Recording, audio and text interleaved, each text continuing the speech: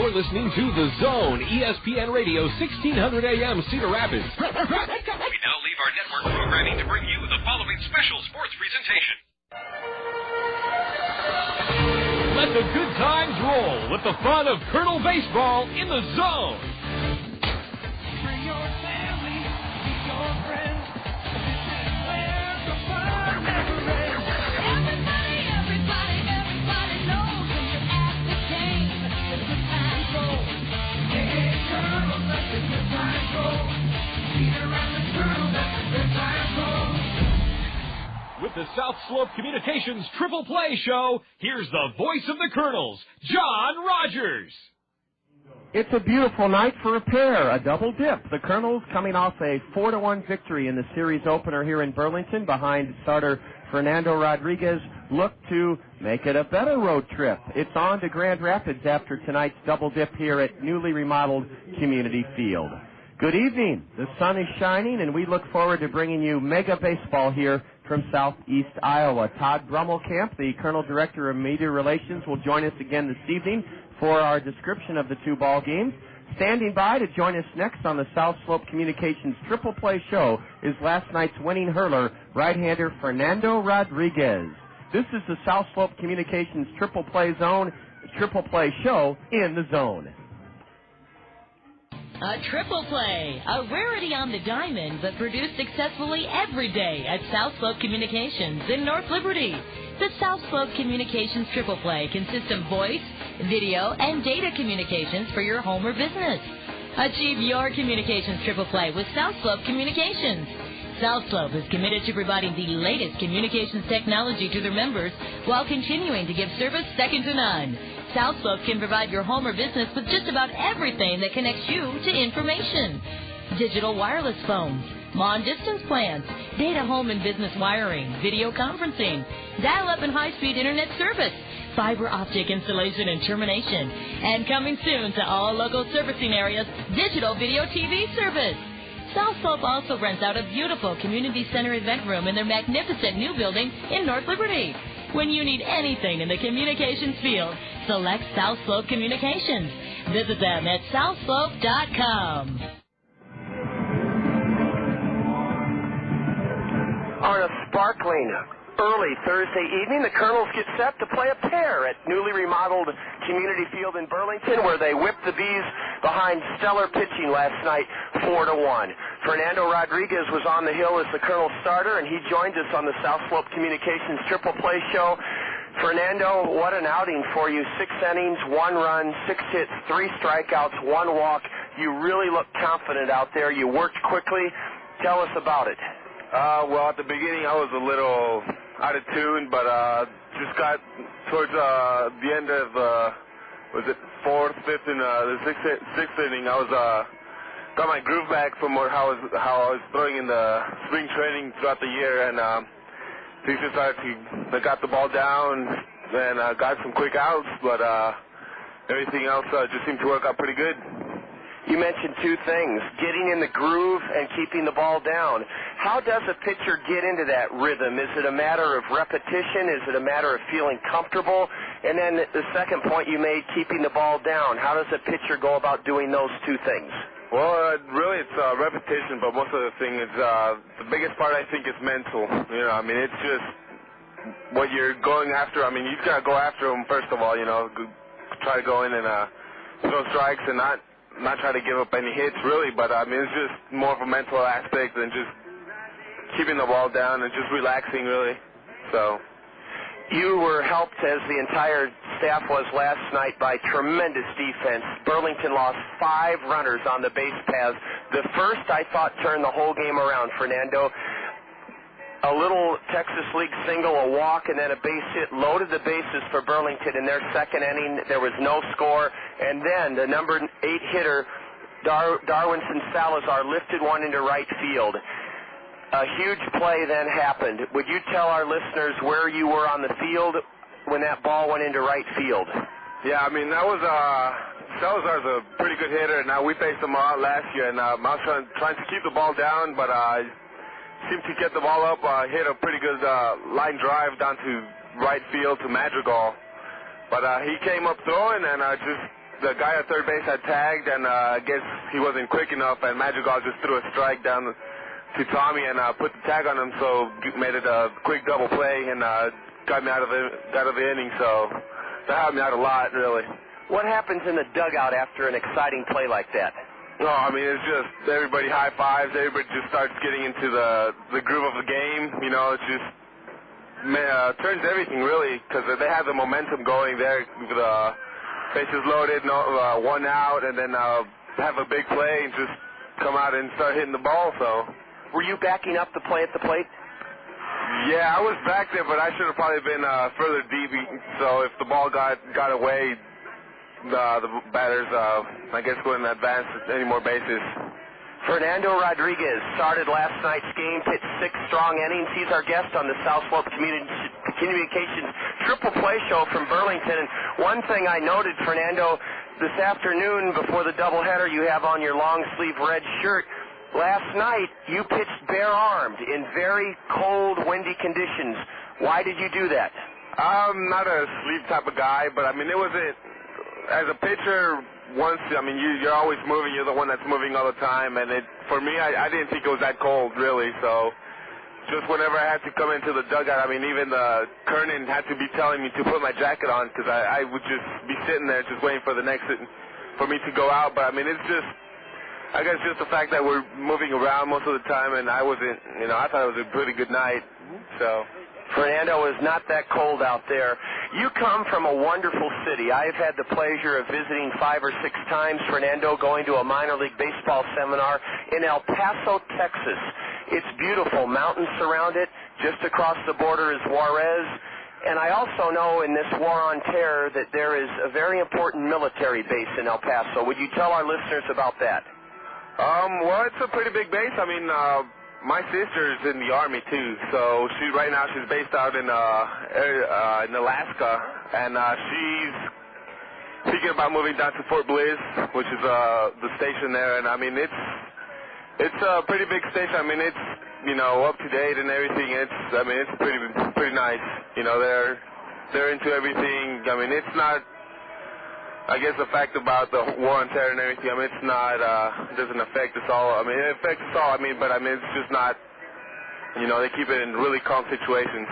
It's a big military base. I think it employs, Fernando, something like 10 or 12,000 people, doesn't it, Fort Bliss? Yeah, and I think I've been hearing that they might even bring in some more, probably like about 1,000 to 5,000 more people into the city. So, I mean, it's a pretty big city. Right now, it's just going to keep growing, thanks to Fort Bliss. Anyone in our military volunteers? When and why did your sister volunteer?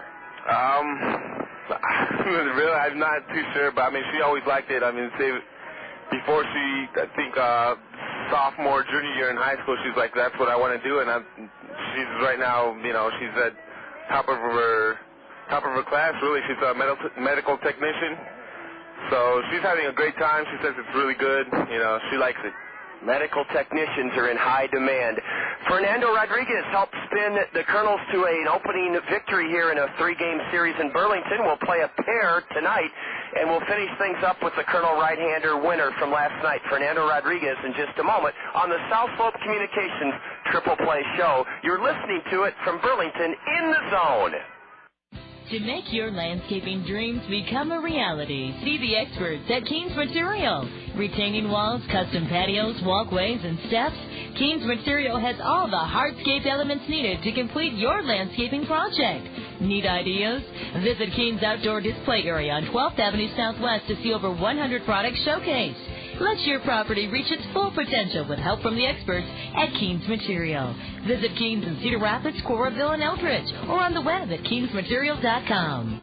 When it comes to fun in the new Veterans Memorial Stadium, nothing compares to the Westdale Mall Mix 96.5 FM Home Run Hot Tub. As you bask in the soothing comfort of the Westdale Mall Mix 96.5 FM Home Run Hot Tub, you'll be taking in the action from a breathtaking perch just above the left field wall. Register for your chance to be drawn as the winner of the Westdale Mall Mix 96.5 FM Home Run Hot Tub by visiting Westdale Mall.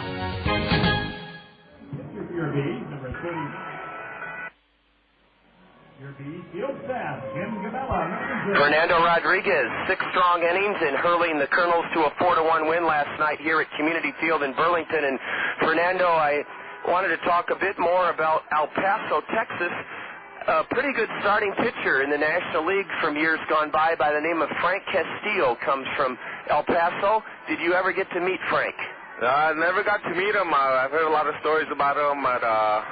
I guess he's one of the first ones to go up to the big leagues from El Paso, but I mean, there's been a couple more guys that have been coming out to there. I mean, there's was it my year when I got drafted, Omar Quintanilla, which is with the A's. He's a big prospect down there. 2 of my best friends got drafted. He's one of them signed with the Mariners, and one's in OSU. But he got drafted by the Pirates, and I mean, there's been little by little, there's been more baseball guys coming out of there. I mean, that's really good because I mean, it's more of a football city. Yes, the Sun Bowl's there, right? Yeah, that's a really big part. I mean, I guess that's what makes it a really football city because I mean, the football teams around there, I mean, aren't that good throughout the years. High school guys, football, I mean, they have pretty good teams, but once we get out of the area, I mean, we just get swept. But on the other side, I mean, baseball's just been getting tougher and tougher throughout the years, and guys have been, developing out of El Paso too. So have a really good community college down there that's really strong. That's where you went? Yeah, that's where I went. I went there for a year, and throughout the years, I mean, that program's just been getting stronger and better. All the sophomore guys that come out through there, they go to 4-year schools, so they have pretty good talent down there. You can hear Fernando saying football is king even down in the tip of Texas where El Paso is, but baseball is on the rise. Fernando, congratulations on a terrific performance last evening here in Burlington. When we get back from this road trip to southeast Iowa and then from Grand Rapids, Michigan, please use this certificate from Zio Giano's to treat yourself to perfect pasta homemade bread, the best Italian cuisine at any of our Zio Giano's spaghetti houses. Fernando Rodriguez, thank you so much. Thank you. It's been a pleasure. Fernando Rodriguez, last night's winning pitcher with us on the South Slope Communications Triple Play Show. Colonel Director of Media Relations Todd Brummelkamp will join us again this evening from the newly remodeled Community Field in Burlington, and we'll have first game starting lineups of the Twin Bill when we return. This is Colonel Baseball in the Zone. And it is done. We attack at lunch. No, they will expect that.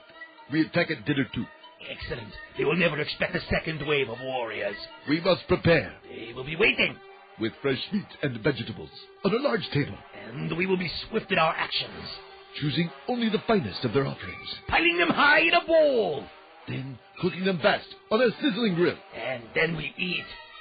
Gaze upon your fresh meat and vegetables for the final time. The attack will be successful, and we will be satisfied. The plan is done.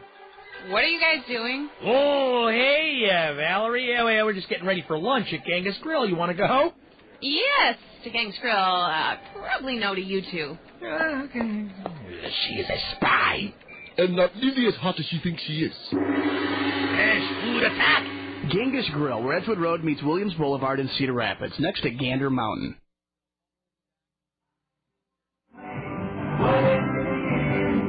A cloudless blue sky, bright sunshine greets the Kernels, the first of a pair from Burlington, and we welcome you to this doubleheader in the zone. I'm John Rogers. Along shortly will be Todd Brummelkamp, our Director of Media Relations, to set the Allen Motor Company Kernels starting lineup. Let's take a look at the first game lineup for the Burlington Bees and their skipper, Jim Gabella. They have a little different look tonight. They're in royal blue knit tops with bumblebee yellow or gold letters and gold numbers. Leading off for the Bees is their second baseman, Irving Falou. Alan Moy, who came over to the Kansas City organization in a deal with Cincinnati's in center field, he'll bat second.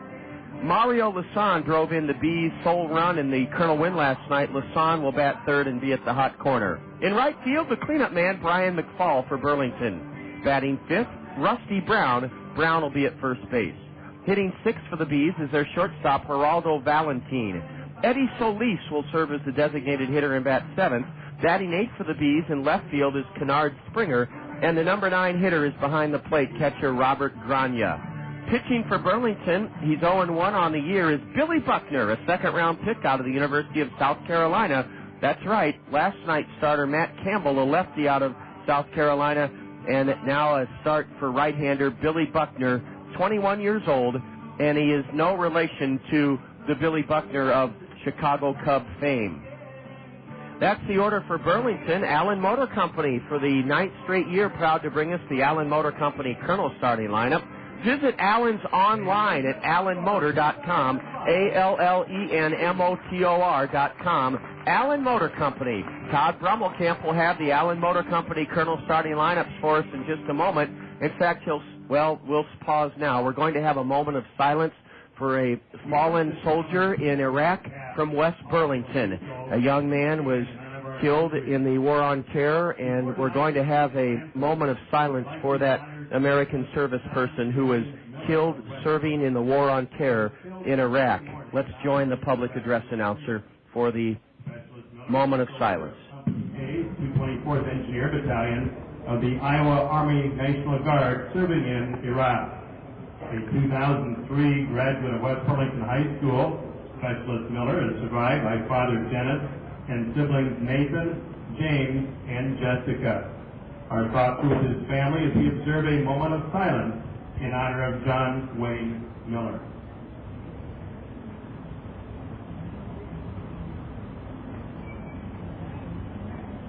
Thank you. We now ask that you remain standing as Letitia McCampbell sings our national anthem. And again, we will have the Allen Motor Company Kernel starting lineup for Game 1 after we honor America with the singing of the Star-Spangled Banner. By the dawn's early light, what so proudly we tell, at the twilight's last gleaming, who brought bright and bright stars through the perilous fight. For the ramparts we watched were so gallantly streaming, and the rockets went away, the bombs bursting in there, gay through the night, that our flag was still there. Oh, saved us that star-spangled banner yet waves. Oh, the land of the free and the home of the brave. The singing of the Star-Spangled Banner. We're going to give the Allen Motor Company Kernel starting lineup to you as we bat in the top of the first. That'll happen in just a minute. From Burlington, the first game of a doubleheader comes your way in a minute. This is Kernel Baseball in the Zone. A triple play, a rarity on the diamond, but produced successfully every day at South Slope Communications in North Liberty. The South Slope Communications triple play consists of voice, video, and data communications for your home or business. Achieve your communications triple play with South Slope Communications. South Slope is committed to providing the latest communications technology to their members while continuing to give service second to none. South Slope can provide your home or business with just about everything that connects you to information. Digital wireless phones, long-distance plans, data home and business wiring, video conferencing, dial-up and high-speed internet service, fiber optic installation and termination, and coming soon to all local servicing areas, digital video TV service. South Slope also rents out a beautiful community center event room in their magnificent new building in North Liberty. When you need anything in the communications field, select South Slope Communications. Visit them at southslope.com. Kernels in their red knit batting practice tops with navy blue caps, and Todd Brummelkamp, Director of Media Relations, with a look at the Allen Motor Company Kernels starting lineup in the first game. As John said, Billy Buckner on the hill for the Bees tonight. Here's who he'll face. Leading off for the Bees and playing second base, Josh LeBlanc. Batting second and playing third, Freddie Sandoval. Shortstop Sean Rodriguez bats third. Aaron Peel is in left field. He'll bat cleanup tonight. Clifton Remele bats fifth and plays first base. Jordan Renz, who blasted a home run out of here in the 9th inning last night, is tonight's designated hitter, batting 6th. Batting 7th is Warner Madrigal in right field. We saw his arm last night in action. Catcher Tommy Duenas bats 8th, and Richard Giannotti is in center field in the 9-hole, the starting pitcher with a 1-0 record for the Kernels, left-hander Nic Touchstone. And the game's first 2 pitches have sunk low to Josh LeBlanc, left-handed hitting second baseman. We're underway in Burlington under ideal early mid-April conditions. There's a strike on a 2-0 pitch. Taking all the way, Josh LeBlanc. LeBlanc was 2 for 5 in the Colonel win last night, tripled with 2 outs in the 5th inning. Billy Buckner delivers low, a fireballing right-hander out of the University of South Carolina, a second-round pick of the Kansas City Royals. One of 3 Gamecocks on the roster here in Burlington this year. He pumps one down the middle of the plate, and it's a full count to Josh LeBlanc. All starting pitchers last night, Campbell and then Blackwell also. Swing and a miss. Some gas from the right-hander Billy Buckner, and he blew it by Josh LeBlanc on a full count delivery. 1 away here in the Colonel first inning. These doubleheaders go quickly because they're 7-inning contests. Well, you said ideal conditions earlier, but apparently the folks in Burlington did not get the memo on that tonight, John. A sparse crowd here for the start of the first game. And hopefully things will fill up as we go. 1,049 were on hand here last night to see the Kernels spoil the season opener for the Bees. Ball 1 is low to Freddie Sandoval. Freddie takes a strike, according to David Warren, the plate umpire. Our plate umpire is David Warren, and our umpiring crew is brought to you by Anderson and Brown Eye Care. On the diamond, Mark Evans in Game 1. A strike to Sandoval. Now Freddie shoots one to left. Kennard Springer drifts back, and way back, it's off his glove for extra bases. Freddie Sandoval will hustle into second with a stand-up double. And I'll tell you what, Todd, that ball fooled me off the bat. Surprising opposite field power by the switch hitter Sandoval. Kennard Springer just kept going back, further back, and then in front of the warning track, the ball hit his mitt and popped out. They have not ruled on it yet. Still waiting for that ruling. I would give that an error most likely, but we'll wait and see what the official score here in Burlington has to say about it. The ball did glance off his glove. No extraordinary effort, and there's the E7 flashing on the board right now. Again, no extraordinary effort, a ball that should have been caught, and he will take the error in left field. Freddie was 0 for 4 last night. He's at second on that 2-base error, and a breaking pitch just misses inside to Sean Rodriguez, who was 1 for 3 last night with a base on balls, right-handed hitter. Sean keeps his bat parallel to the ground, if you can believe that. His bat is parallel to the ground. That's how his launch position looks from behind home plate. Rodriguez looks at a strike, and it's 1-1 to Sean. Reminds me somewhat of how Cal Ripken used to bat. Kernels with a chance to break out on top here in the top of the first inning. The first of 2. Glad you're with us. Steve Reich, 2 on the outside corner. It looks like Billy Buckner, the right-hander, has some good hop on his fastball. Sean is very quick to get that bat through the zone, a product of his father, Johnny, who's a roving instructor with the Marlins organization. Slider down and away. It's 2-2 to Rodriguez. The B right-hander is wearing a long-sleeve royal blue shirt underneath his royal blue top. The B's in royal blue caps with gold bills and gold numbers on the back of those royal blue jerseys. Sandoval running, and a shot into right center may carry out, and it does. It's caught, and it's going to be a double play. No, as Sandoval forgot how many outs, Todd, or he just didn't want to retrace his steps? I think it was a hit and run, and he was just too far gone and he knew he would not get back in time, so they just sort of ran up the white flag on that and head to the bottom of the first. It's a double play as the runner Sandoval was going. Rodriguez, a long drive into right. It was caught by Brian McFall, and then he threw back in behind Sandoval for a 9-6 double play that ends the Colonel first inning. We're underway. A beautiful mid-April evening in Burlington. The first of a doubleheader, and after 1/2 inning, Colonel's nothing. Bees coming up. This is Colonel Baseball in the Zone. Hey, Mark. Hey, Jen. What's up? Your hair looks great. Did you get it cut? Sure did. I went to Cost Cutters. Wait, are those highlights? Yeah, I've always wanted to try. Interesting. It looks really good. Don't you just love how you can stop into Cost Cutters anytime and get a great cut or color? Yeah, you don't have to plan out the next month of your life to fit in a haircut. Right. With Cost Cutters, you can go after work. Yeah, on weekends. Hey, on your lunch break, it's great when you forget you have like an afternoon meeting. You are such a procrastinator. No, I am not. Okay, maybe I am. Yeah. Now, Mark, are those chestnut or caramel highlights? I don't know what color they are. All I know is that it looks good. Cost Cutters is the only salon for me. You should be like the official spokesmodel for Cost Cutters. Spokesmodel. No, exactly. Don't you He's think? working on it. Oh, guys, come on. Work a little. Stop into your neighborhood Cost Cutters anytime. Convenience is Cost Cutters' trademark. Cost Cutters, just your style. Cost Cutters is proud to support Eastern Iowa's most wholesome, affordable family entertainment. Cedar Rapids Kernels Baseball. Multitasking is today's buzzword. With parents, employees, board members, spouses, caregivers, the list goes on. Your local Pekin Insurance Agency, Sheets Forest Draper Insurance in Marion, is great at multitasking, too. Sheets Forest Draper will find the right insurance coverages for you. See Scott Draper of Sheets Forest Draper for coverages on your home, auto, life, health, and business. Finding the right insurance is one less task for you to do when you depend on your hometown professionals with Pekin Insurance.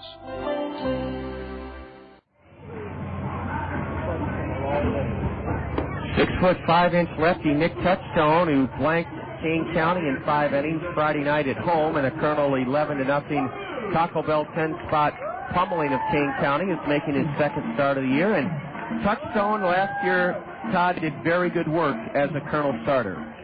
That's right, John. His record a little deceiving. He was 7-7 over the 4.22 ERA in 24 games. 22 of those starts did see 3 games at High A Rancho Cucamonga as well last season.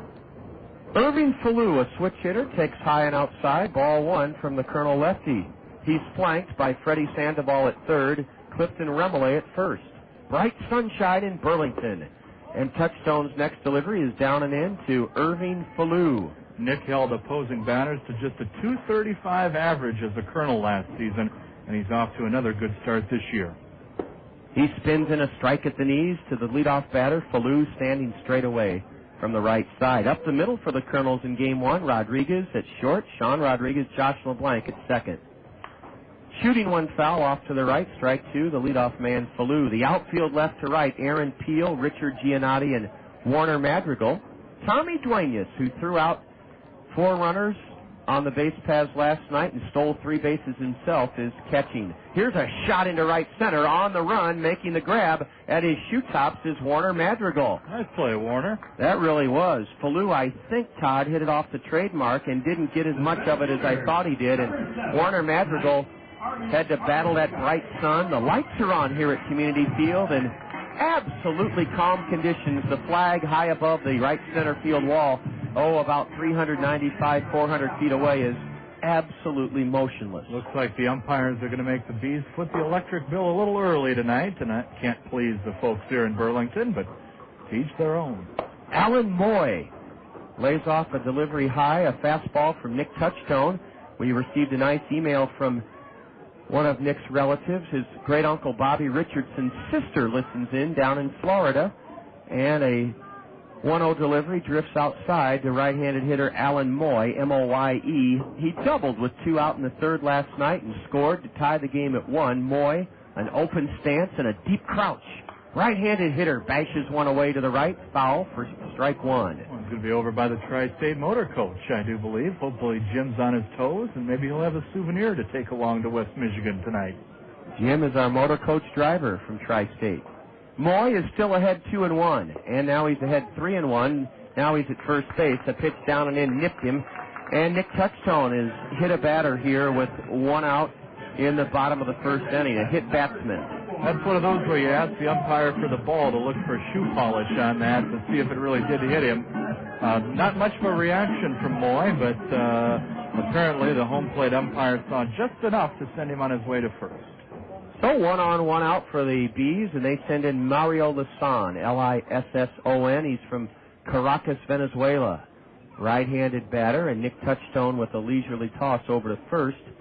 Alan Moy has been hit by a pitch.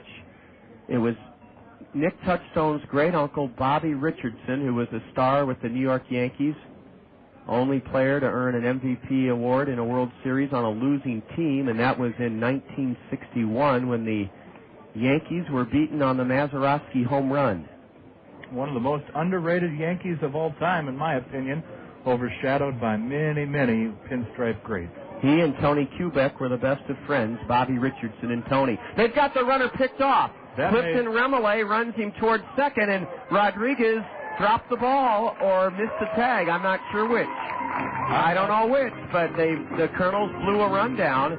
Nic Touchstone almost balked, I thought, Todd. That's what I was going to say, John, about as close to the 45-degree angle rule as you can come. And I believe that's what home plate umpire David Warren may have been heading up the baseline about. All in all, it's when everything's said and done, the runner's safe at second base anyway. But it did appear about as close to a balk as one can come. But instead, it's a stolen base for Alan Moy. We had him picked off and let him off the hook. Ball one is high and away to Mario Lasan, right-handed batter. .289 hitter with Idaho Falls last year in rookie ball with 8 homers, 49 RBIs in 71 games. Well, last night the Kernels seemed to get a lot of the breaks, and this, maybe it's the Bees' night tonight. A high, deep drive into the Colonel right field bullpen evens the count 1-1 to Mario Lasan. The outfield, Richard Giannotti shading this right-handed batter to hit the other way. Giannotti is shifted into right center. A plywood outfield wall here at Community Field. Ball two sails way high and outside. You can visit your local lumber yard if you'd like to build a replica in your own backyard. They do have those nice vinyl advertisements plastered over the plywood. They really stand out nicely. 56 billboards here. Ball three high. Duenas shoots a throw down the center of the diamond, but not in time to get Alan Moy. And a rough start for Nic Touchstone. He's in the wrong side of a 3-1 count. A runner at second with one out as Burlington bats in their half of the first inning. Duenas proving he's going to be aggressive on defense once again tonight with that throw down. There's ball four, and it's 2 on, 1 out for Brian McFall. The Kernels look for a double play. The pitch was low and inside, a fastball. No sign of Colonel pitching coach Kernan Ronan, but Tommy Duenas does go out to the hill to try to pump up Nic Touchstone and get him through this first inning jam. Brian McFall, a cleanup batter who tore up the Pioneer League last year with Idaho Falls, hit .359, but struggled here as a B, hit .172. McFall was nothing for 4 last night, a high draft pick by the Royals out of Chandler Gilbert Community College in Arizona, a 3rd-round pick in 2003. Brian McFall, a right-handed batter. Straightaway stance. Big Uncle Charlie is high, ball one. Nic Touchstone is fallen behind. He's wearing a long-sleeve red shirt, and he's working from the stretch. We'll get Todd's comment here after this 1-0 pitch. Curve, low, ball two. That 0 for last night by McFall has dropped him out of the Midwest League's top 10 batting standings. Still David Winfrey from Beloit on top. He's got 10 hits and 20 at-bats for a nice even .500 batting average. Moy at second, Lasan at first. McFall hits a double play ball to short. Rodriguez underhands to second. LeBlanc throws in the dirt, but dug out by Clifton Remole, and the Kernels turn a double play. They turned 3 last night en route to a win. McFall rips into a 6-4-3 twin killing. What a pickup in the dirt. LeBlanc's throw really handcuffed Clifton Remole, but Clifton came up with it to help the Kernels out of the first inning. The Bees threaten but don't score, and we're in game 1 of a doubleheader heading to the second inning. No score, Kernels and Bees, and you're enjoying Kernel baseball in the zone. Coldwell Banker agents are always working to give you every advantage. And this Saturday and Sunday, we're having a major real estate event for that very reason. You're invited to the Coldwell Banker National Open House Weekend. This weekend. One weekend, thousands of open houses all across the country. Homes in a variety of styles and price ranges, including new construction, all over your neighborhood. If you're searching for a new home or just curious about the local real estate market, You won't want to miss this opportunity. The more homes you see, the more likely you are to find the home that's absolutely perfect for you. One weekend, thousands of open houses all across the country. Brought to you by Coldwell Banker. It's the Coldwell Banker National Open House Weekend this Saturday and Sunday. To find the homes you want to see this weekend, visit ColdwellBanker.com. All offices independently owned and operated, except offices owned and operated by NRT Incorporated. When we met in spaghetti, we would never forget Zio Giano's. Now it's where mi amore and I dine in. We carry out the lunch and the dinner all the time for lasagna, ravioli, mandacati, cannelloni, tortellini, or try their delicious salads and sub sandwiches too. Zio Giano's is the hometown taste of Italy. For your next meal with friends and a family, remember Zio Giano's with 5 convenient locations for the pasta that makes you sing.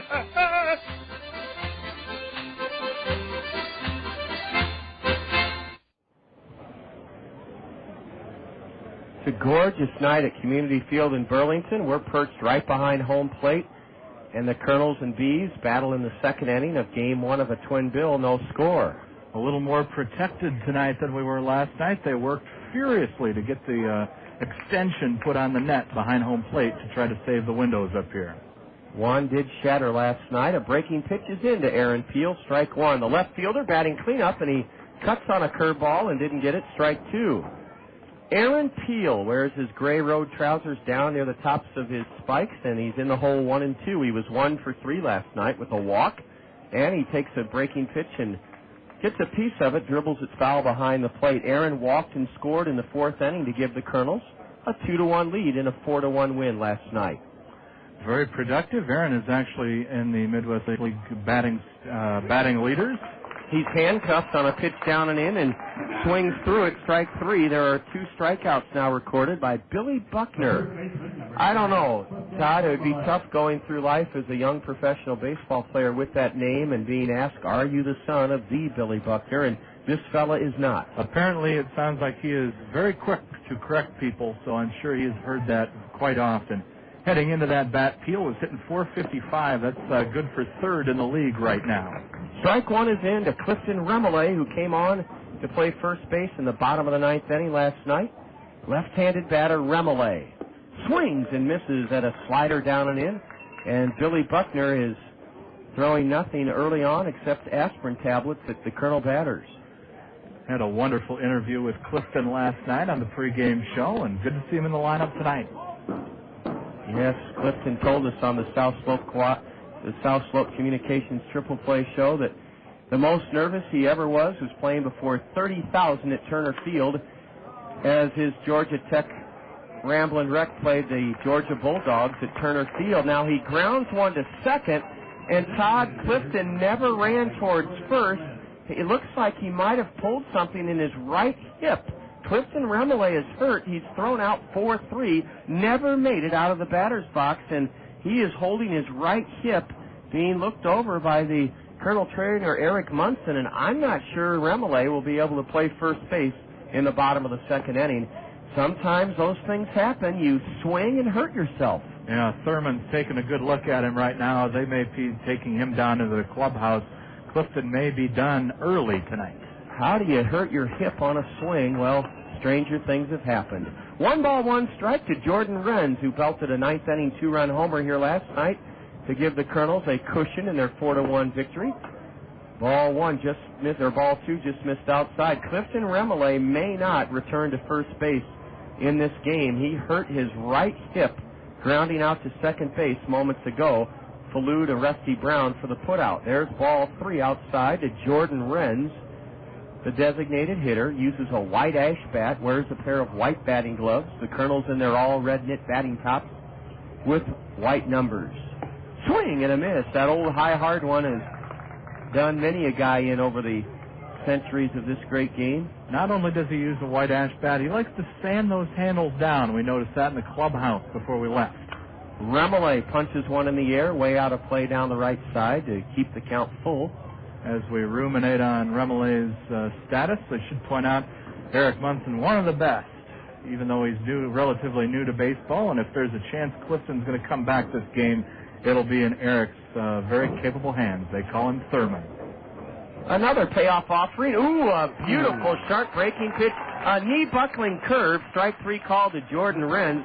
That was a big league breaking pitch from Billy Buckner, who sets the Kernels down in order in the top half of the second. First game of the twin bill is scoreless as Burlington comes to bat for the second time. You're listening to Kernel Baseball in the Zone. Hey, Dad, did you catch the game last night? Wow! Oh, no, the wind was messing up my dish. Oh, man, too bad. Maybe next time. Hey, Dad, did you see that documentary on fire ants? Oh, fantastic stuff. Oh, no, I had a little problem with the old dish. Too bad. You really missed something special. Say, Ted, remember that episode of Nip Tuck last week, the one with the doctors? No, afraid not. I think it was raining that night or something. Hi, Teddy. Hi. Hey, I saw this romantic movie the other night. It made me think of you. Oh, I meant to, but I think there was some bad weather going on. You know, Ted, I could really see getting together once in a while, but, I don't know if I want a dish relationship. Oh, man. Want a weatherproof way to watch television? Get rid of that dish and call Mediacom to learn about our 12-month $29.95 offers. Call today at 1-800-800-CABLE. That's 1-800-800-CABLE. When it comes to insurance and financial services, think smart. Think about Farm Bureau Financial Services. For auto, home, life, farm and ranch, retirement funding, and business protection, call Barb Seek in Center Point. More products, more services, more of your needs met. So for more information, call Barb Seek in Center Point. Farm Bureau Financial Services, more than you think. Farm Bureau Life Insurance Company, West Des Moines, Iowa. Number 39, Rusty Begnaud. Todd Brummelkamp is with us, Colonel Director of Media Relations. We go to the bottom of the second on a beautiful, sunshiny, early Thursday evening, the first of two in Burlington, and as Rusty Brown bats against Nic Touchstone and swings and misses strike one. Indeed, Todd, some tough news to report about Clifton Remele. He's not out there. Well, we have no update on his status other than to realize that Ben Johnson, number 33, now playing first base for the Kernels. A high can of corn sent into right center field where Richard Giannotti scoots over to his left and makes the grab for the first out of the second inning. Rusty Brown has started the B second by flying out to center. Physicians Clinic of Iowa is the partner of the Kernels and Angels, and they'll look at Clifton Remele when we get back into the City of Five Seasons. Physicians Clinic of Iowa, quality health care close to home. They have almost 50 board-certified physicians who provide quality care in over 11 specialties, and Physicians Clinic of Iowa may be taking a look at Clifton Remele's right hip upon return from this road trip. Strike one is in to Geraldo Valentin, and now Touchstone moves him off the dish for ball one. Valentin's a right-handed hitting shortstop. He did not play in last night's series opener. Well, Clifton may have a while to wait. You got to go to West Michigan tonight. Dashing one foul onto the picnic deck down the right field line is the right-handed batter, Valentin. And as Todd and I thought, more fans are funneling in here to the newly remodeled community field in Burlington as the evening progresses. Funny you should notice, John. A pitch tomahawk foul past first to keep the count 0-2 to Geraldo Valentin. 338 down the left field line, an 8-foot-high plywood wall there, a 16-foot-high plywood fence down the right field line, 318. And in the left center field power alley, it's 375. 365 to right center, and a big royal blue scoreboard with red numbers in right center. Ball two up and away, a curveball from Touchstone. Now a breaking pitch, and this one is rolled foul into the B third base dugout. Seems like he did a better job of coming over the top on that curveball than the one that he threw before. Didn't finish it off, finished high for a ball. Big gap in left center for the right-handed hitting shortstop Valentin. He corks one into the net in front of the Colonel first base dugout. The dugouts here are the smallest in the league. They are tiny. They're like World War II pillboxes. Only not quite as comfortable, according to reports. A shot down the right field line is trouble. If it's fair, it's a foul ball, and Warner Madrigal makes a good running effort in foul ground. We mentioned here last night, Community Field has the most foul ball ground room of any diamond in the league. Plenty of room to roam over there, but Warner just couldn't get to it, and helped out by the little tail on that ball as it just fell on the other side of that white line out there. The most foul ball ground room in the big leagues, at least in my opinion, is still Oakland Alameda County Stadium. Or Networks Associate, or whatever the heck they call it these days. Ball 3 is a fastball, and it's a good at-bat for Geraldo Valentin. No score, bottom of the second from Burlington, where the sun is shining and the weather is delightful. Nic Touchstone steps off the rubber. Valentin's not a big guy. Geraldo's listed at 6 feet 185 from Puerto Rico. He went to Southern Arkansas University. Black lacquer bat. And ball 4 down and in. Second walk to go along with the hit batter by Nic Touchstone. That'll bring in Eddie Solis. As Harry Carey might say, how does a guy from Puerto Rico find his way to Southern Arkansas? Well, they found him because Puerto Rico is ripe with great ball players. John Lewis of Kirkwood Community College often brings several ball players up to Cedar Rapids from Puerto Rico. Here's Eddie Solis, S-O-L-I-S. He's from Los Angeles, the designated hitter. Ooh, a fastball just outside, ball 1. Solis was taken in the 39th round by Kansas City in 2003. Nick looks like he might be a little tentative on some of his pitches tonight. Hopefully he'll warm up as the game progresses. A comebacker. Touchstone fields, throws to second out. Throw to first to complete the double play. Nic Touchstone helps himself with a good fielding play on a comebacker, starting a 1-6-3 twin killing. Second inning in a row, the lefty has gotten out of trouble by getting the old wholesaler. 1-6-3 to end the B's second inning. We go to the top of the third, a fast-moving first game of a doubleheader. It finds the Kernels and B's scoreless in Burlington. And this is Kernel Baseball in the zone. How would you like your next home buying or selling experience and lending process to be handled beautifully under one roof? If that's the way you want your real estate and mortgage needs to be met, select Todd Financial Services. Securing your loan and helping you find or sell your home is what Todd Financial Services does better than traditional banks and real estate firms. You'll be fully informed, supported, and taken care of so that buying, selling, or financing your home will be a pleasurable experience. Todd Financial Services, eager to meet all of your mortgage and real estate needs under one roof. Spring signals the beginning of baseball and yard work. City crews will not be collecting yard waste raked into the street this spring. You need to use your Yardie cart to collect your spring yard waste. You can save space in your Yardie by mulching leaves and yard waste with your lawnmower or leaf blower. You can also save room in your Yardie by bundling and tying brush and branches, then setting them beside your Yardie. Finally, remember that yard waste bags will only be collected after you've filled up your Yardie. Thanks for using your Yardie this spring. To make your landscaping dreams become a reality, see the experts at Keen's Material. Retaining walls, custom patios, walkways, and steps, Keen's Material has all the hardscape elements needed to complete your landscaping project. Need ideas? Visit Keen's Outdoor Display Area on 12th Avenue Southwest to see over 100 products showcased. Let your property reach its full potential with help from the experts at Keen's Material. Visit Keen's in Cedar Rapids, Coralville, and Eldridge, or on the web at keensmaterial.com. Warner Madrigal, wearing Willie Mays' number 24, will bat here in the third inning. We'll have a press box baseball trivia question for you in each of these games of the doubleheader. We'll do it in the Kernel fourth inning, so stay tuned for that. I don't think Willie has to worry about Warner usurping him as far as range goes, but he does have a heck of a cannon, as we saw last night. Ball 1 inside, now a shot into the right field corner for extra bases. Warner Madrigal will go to second, digging it out of the foul ground area, Brian McFall, and he does so and holds Madrigal to a leadoff double. Warner went the other way and hammered it hard into the right field corner. Fair by Todd, I'd say 5 feet. I would say so as well, and Justin Bachman will come out and get the batting gloves, and here comes the hottest hitter on the Kernels team. What is he doing out there? He's going to go get the batting gloves.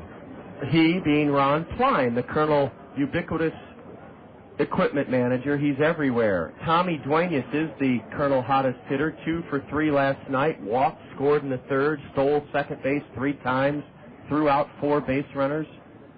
And John, the only Colonel to get a base hit in all of the games that he's played in. He did not play in the third game of the season against the Cougars, but he has gotten a safety in each of the games he has played in.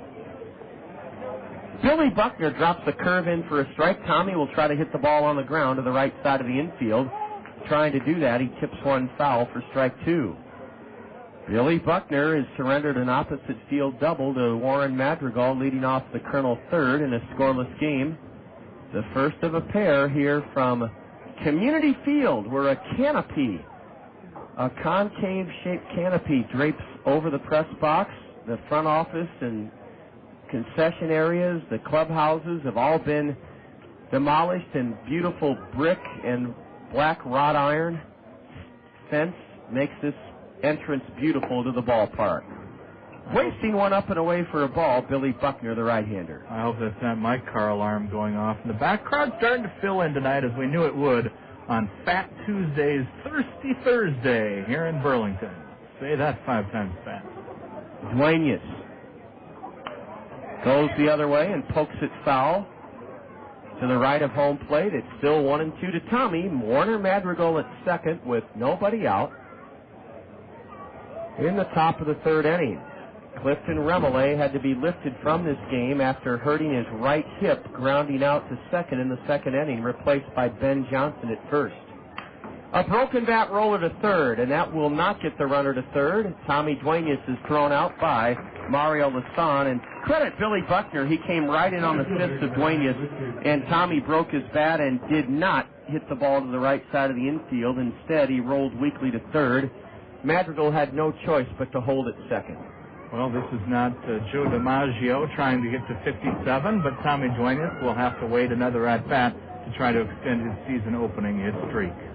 Richard Giannotti has an RBI chance now in the third inning. Ball one is just low from Billy Buckner. We have yet to see Richard trying to bunt this series, but before the night is over, since we're playing two, we'll probably see him at least show it. Maybe not here with one out, though. Richard was 0 for 4 last night, and he's ahead 2-0, taking low and in, a new baseball requested by the pitcher Billy Buckner. Burlington's record is 2-3. The Colonel record is 2-3. It's on to Grand Rapids, and we'll have the South Slope Communications Triple Play show for you tomorrow at 5:15. Giannotti goes the other way and lines it foul down behind the Burlington left field bullpen for a long strike one. Where a shirtless man on a bicycle is heading over to pick it up.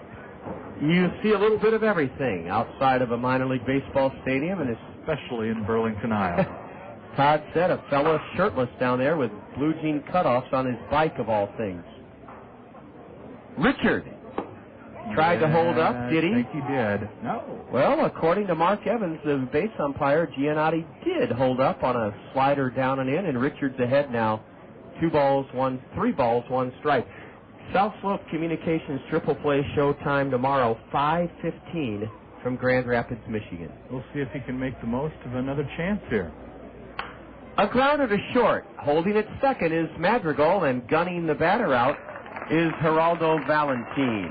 Valentin has a nice arm over there. He got his feet set under him and fired a missile over to first base, but Rusty Brown didn't really have to make all that much of an effort to catch.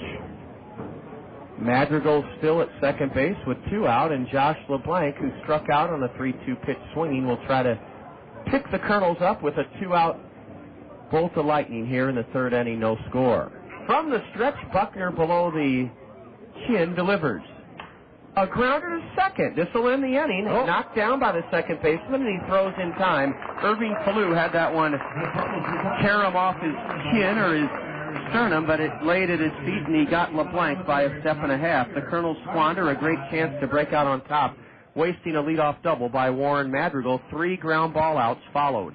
As we go to the home half of the third at Community Field, it's the Colonels nothing, the Bees nothing. You're enjoying Colonel Baseball in the Zone. I live for you, I feed your cats, I fold your undies at the laundromat, unless you want me to have them dry. I get paid for that. I'll work things out, spend and get back. I'll save my soul cash before I meet your dad.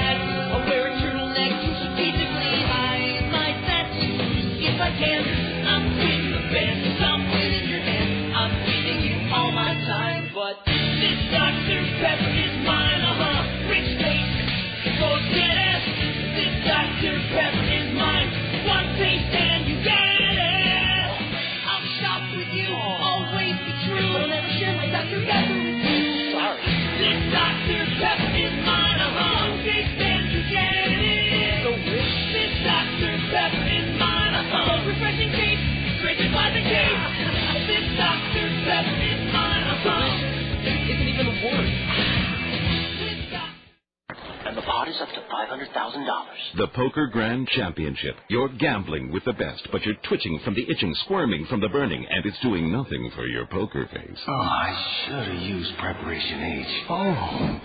Now, wherever you go, cleanse, cool, and soothe with new Preparation H portable wipes. 4 times bigger than Tux pads and individually wrapped to take anywhere discreetly. I'll raise $5,000. New Preparation H portable wipes. Big relief. To go. Use as directed.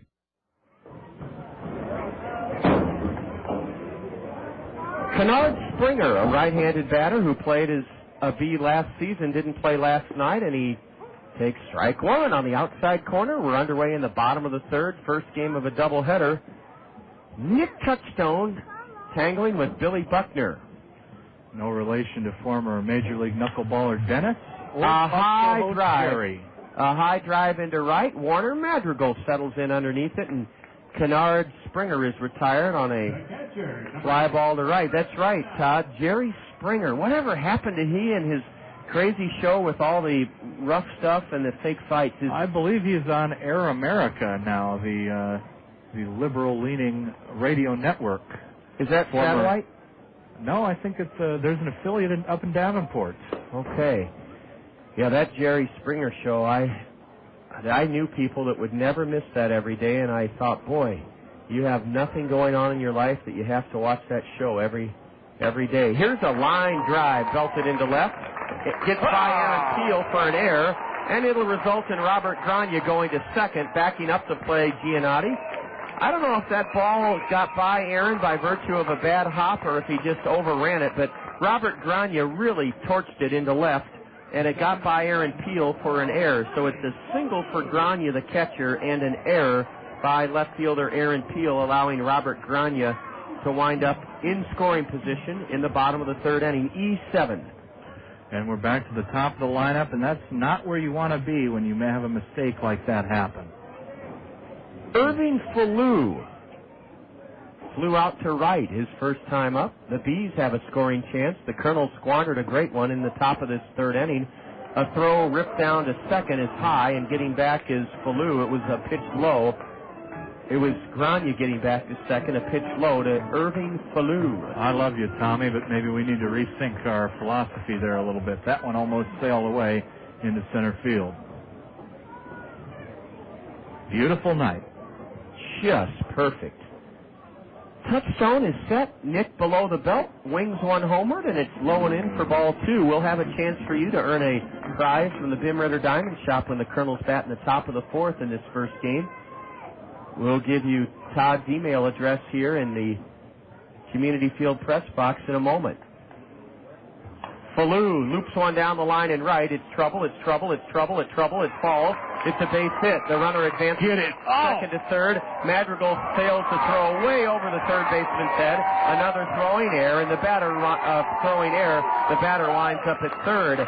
Warner Madrigal showcasing that arm of his, and he heaved it about 30 feet over the head of Freddie Sandoval. No reason for him to throw to third. Robert Grania scores, and the Colonel defense at the corner outfield positions have come apart here and cost the Kernels a run. More importantly, the Bees have a runner at third with only one out.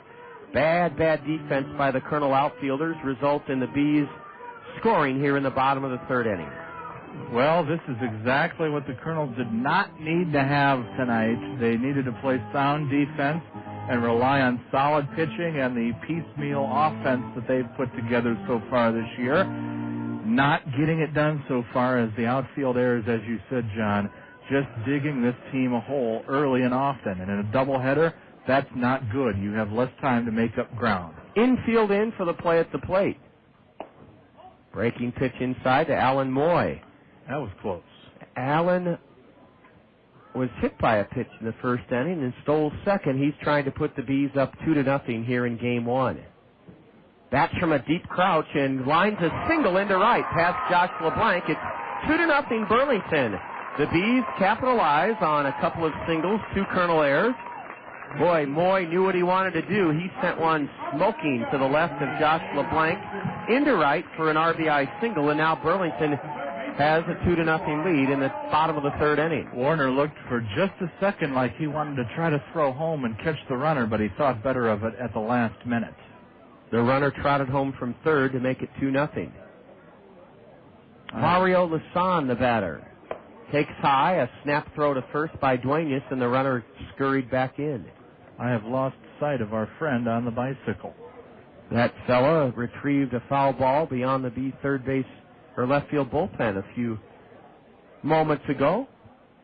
They have their share of characters and then some here in Burlington. A throw to first and the runner back standing up. Ben Johnson is at first base. He took over there in the second inning after Clifton Remole hurt himself, his right hip, on a ground ball out in the top of the second inning. Johnson primarily a catcher last year at Provo. Ball 2 is high and outside to Mario Lasan. 3 straight singles and a couple of Kernel errors have resulted in 2 B tallies here in their half of the third. It's 2-0 Burlington. No more tallies. We need to get out of this. Throw to first, and again, Alan Moy returns standing up.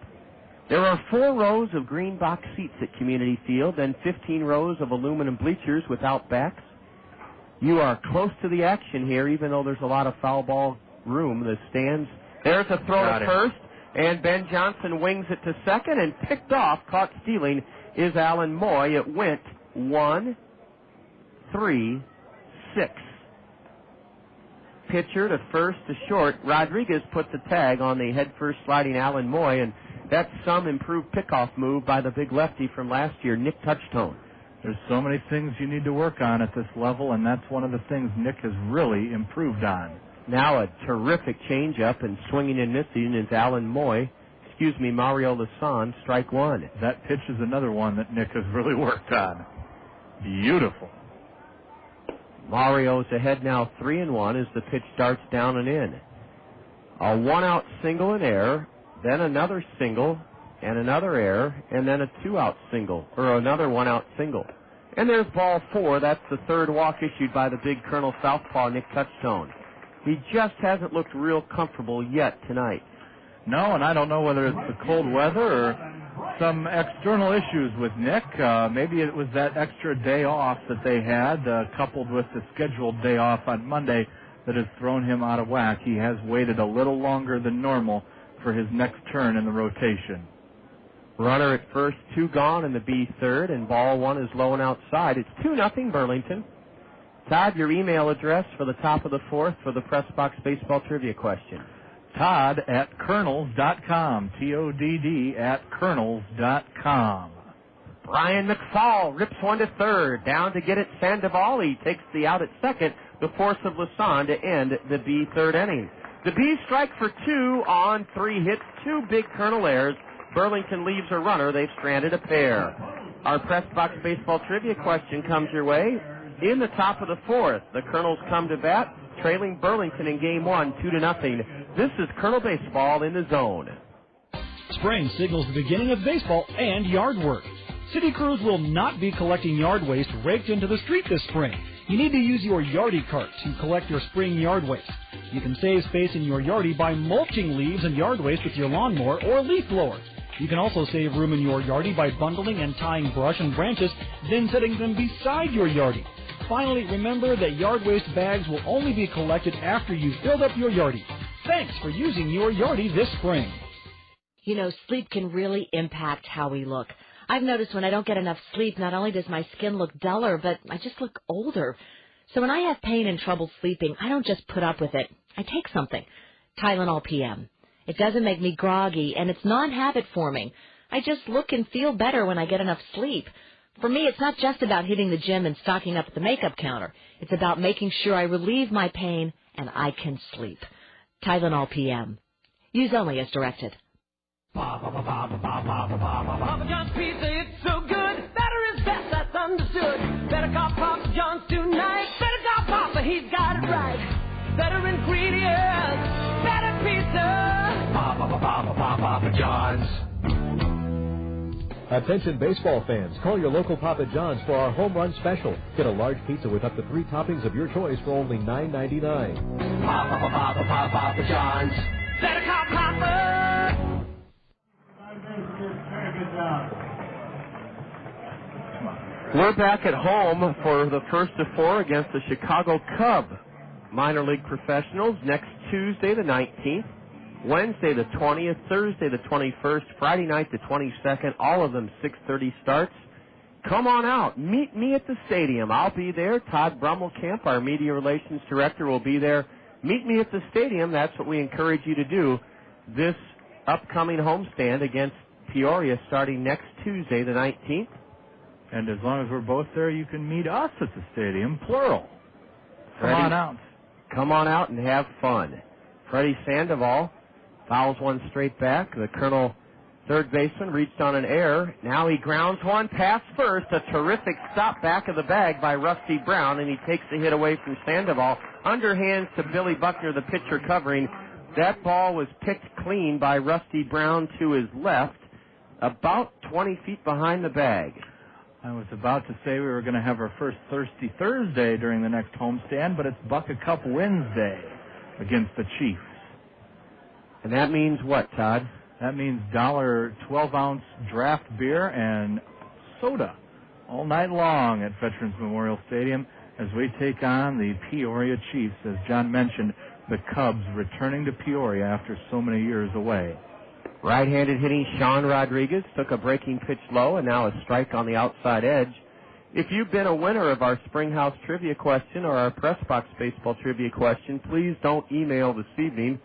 That'll give all the scorers and legions of other baseball lovers their chance to earn a prize from the Bim Ritter Diamond Shop. I'll give you the question here in a moment. Ball two is outside to Sean. Now Rodriguez tries to golf one and missed the low pitch, strike two. 2-0 Bees. 3 singles and 2 Colonel errors resulted in the Bees breaking out on top in the bottom of the third. Remember, these are only 7-inning games, so they go quickly. Sean fists one back to the mound. It's backhanded by Billy Buckner, and the toss in time to get Rodriguez. Billy Buckner has pitched terrific baseball through 3 2/3 innings. He retires Rodriguez on a weak comebacker. Here's our Press Box Baseball Trivia question. This 5'4" dynamo was a cornerstone of the Royals' 3 consecutive AL West championship teams of the mid-1970s. Who was he? This 5'4" dynamo was a cornerstone of the Royals' 3 consecutive AL West championship teams of the mid-1970s. Who was he? Todd, how can folks email you? They can email me at todd@kernels.com with the answer. Again, if you've won before, please do not answer the trivia question. todd@kernels.com as Aaron Peel steps into bat. And he's in the hole 0-2 on 2 breaking pitches. Ball 1 is low to Aaron. He led off the second by Fanning. 2-0 Bees. They are in command of this game because they have a commanding pitcher on the hill. Ball 2 is low and away. And John, I think I know the answer to the trivia question, so we'll wait and see if anybody else can match my intellect. We will. Which is not really that hard to do if you're at home trying. Peel cuts on a curve and misses strike 3. Aaron down on strikes for the second straight time. Colonels go in order for the second time in this game 1 of a twin bill. Burlington, after 3.5, leads the Colonels from Community Field 2-0. Our Press Box Baseball Trivia question. This 5'4" dynamo was a cornerstone of the Royals' 3 consecutive AL West championship teams of the mid-1970s. Who was he? Email Todd right here at todd@kernels.com for your chance to earn a prize from the Bim Ritter Diamond Shop. Burlington comes to bat in the home half of the 4th. In game 1, they're on top of the Colonels 2-0. And you're listening to Colonel Baseball in the Zone. A triple play, a rarity on the diamond, but produced successfully every day at South Slope Communications in North Liberty. The South Slope Communications triple play consists of voice, video, and data communications for your home or business. Achieve your communications triple play with South Slope Communications. South Slope is committed to providing the latest communications technology to their members while continuing to give service second to none. South Slope can provide your home or business with just about everything that connects you to information. Digital wireless phones, long-distance plans, data home and business wiring, video conferencing, dial-up and high-speed internet service, fiber optic installation and termination, and coming soon to all local servicing areas, digital video TV service. South Slope also rents out a beautiful community center event room in their magnificent new building in North Liberty. When you need anything in the communications field, select South Slope Communications. Visit them at southslope.com. When it comes to insurance and financial services, think smart. Think about Farm Bureau Financial Services. For auto, home, life, farm and ranch, retirement funding, and business protection, call Brian Berg and Marion. More products, more services, more of your needs met. So for more information, call Brian Berg and Marion. Farm Bureau Financial Services, more than you think. Farm Bureau Life Insurance Company, West Des Moines, Iowa.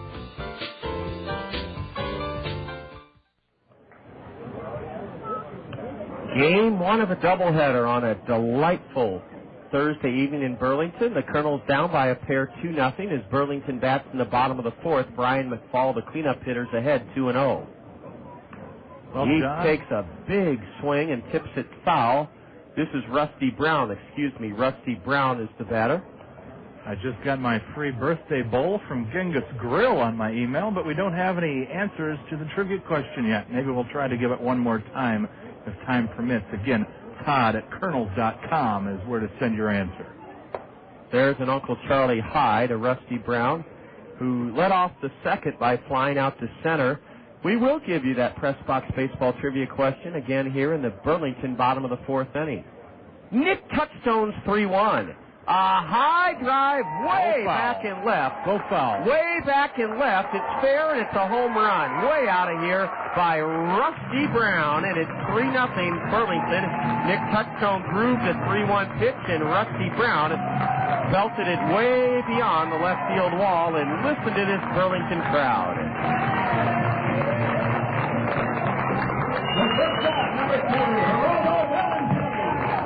It's 3-0 Bees. Hearing that music in the background makes me long for an exploding scoreboard here at Community Field.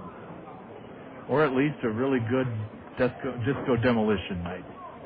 That, of course, the na-na, hey-hey goodbye from Comiskey Park. Here's our press box baseball trivia question. This 5-foot 4-inch dynamo, 5 feet 4 inches tall. He was a shortstop for the Royals, 3 consecutive AL West championship teams in the 70s, 76, 77, and 78. Who was he? He was only 5 feet 4 inches tall. I also remember him playing with the Angels, among other teams. Here's a swinging bunt, and it's thrown away by Nic Touchstone. Blinded was Ben Johnson backing up to play the second baseman. The throw there gets by Rodriguez into left field, and everybody's safe. The Kernels have a pill that's too hot to handle. The baseball, that is. They're throwing it all over the place here in Game 1. That'll be an infield single and then an error on either Touchstone or Ben Johnson. I'm not sure which. Ben lost it in the sun, the first baseman. It's going to be ruled an infield single for Geraldo Valentin, a swinging bunt single. Nic Touchstone got to it about 30 feet in front of home plate to the left of the dish, then winged it to first off the glove of Ben Johnson. They put E7, but Aaron Peel was not involved in that play. So, Todd, is your guess that the error is on Touchstone or Ben Johnson? I would guess Ben Johnson myself, but Touchstone's probably Touchstone would likely be the man to receive it. Again, that Clifton Remole is in at first base. Maybe that error doesn't happen.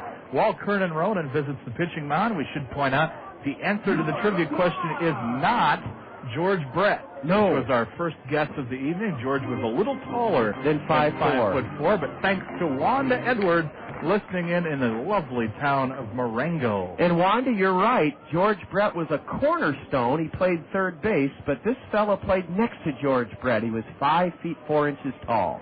The answers are rolling in. Let's open up another one and see if we've got it. Lanny Peterson.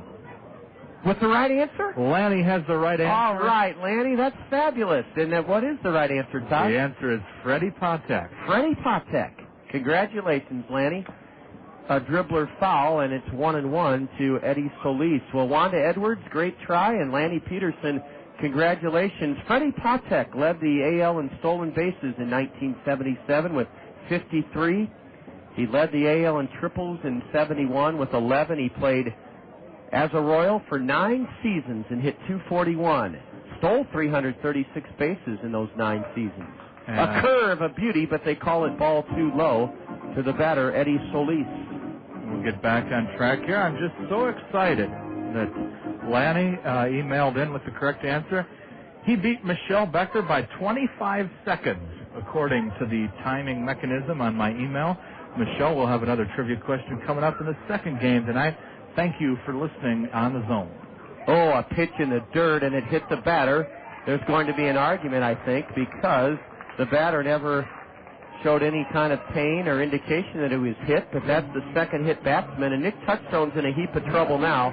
He and the Kernels trail 3-0 in the bottom of the fourth, and the Bees are threatening to break this one wide open. Runners at first and second with nobody out. Everybody in the ballpark expects Kennard Springer to lay a bunt down. T.J. Stanton looks like he is beginning to limber up down in the Kernel bullpen. Number 35, the big right-hander, signed out of Winnipeg. Looks like he will begin warming up here shortly. Kennard Springer.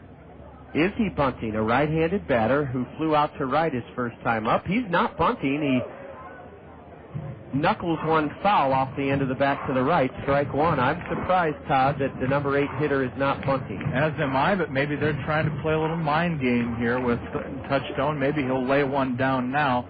Sandoval back at third base, as is Johnson at first, playing slightly behind the runner. Shot into left, a base hit. Aaron Peel will throw home, and they hold the runner up at third. Jim Gabella does. A good, strong relay peg by Aaron Peel, and the wheels are coming off Nic Touchstone's outing here in the fourth inning.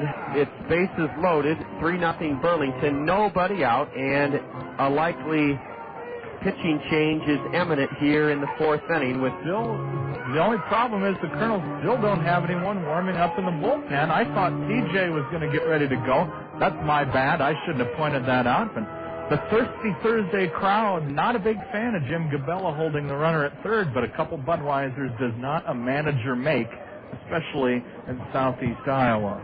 Robert Grania, the catcher, singled and scored his first time up. Nick's curveball is swung on and missed, strike one. Nic Touchstone is capable of getting out of this. He needs a pop-up strikeout or double play to keep the Bees from adding to their 3-0 lead. Actually, a double play would score a run. The Kernels are playing halfway on the infield. Yeah, there's not much to do to get out of this without any damage. Ball one is high and inside to Robert Grania, right-handed hitting catcher. Bees in a position to break this thing wide open. We do have a little action down there now. Maybe Jesse Smith. I don't have the binoculars in front of me, but it sure looks like Jesse down there beginning to warm. Curve and a home run cut by Grania. He didn't get it. Strike two. Lanny Peterson has earned a prize from the Bim Ritter Diamond Shop by identifying Freddie Patek as the 5'4" dynamo shortstop for the Royals in their 3 consecutive AL West championship run at 76, 77, and 78. Ooh, a curve in the dirt. Grania held up, and Duenas saved a run with a good block, and Nic Touchstone is on the ropes here in the bottom of the fourth inning. Again, if you've won in the past, we ask that you please give some other people a chance to win. So, Lanny, early in the season, you're out of the running, my friend, but you are a winner tonight. Another trivia question coming up in Game 2 from Community Field. The 2-2. Swing and a foul straight back. Kernels have been out hit 6-1, have hurt themselves by making 3 errors. The ball club arrived home last night around midnight, and they were in the weight room this morning at 10 and 10:30. Back on the Tri-State Travel Motor Coach for this twin bill at 12:15 this afternoon. Curve, and that one's dribbled to the on-deck hitter.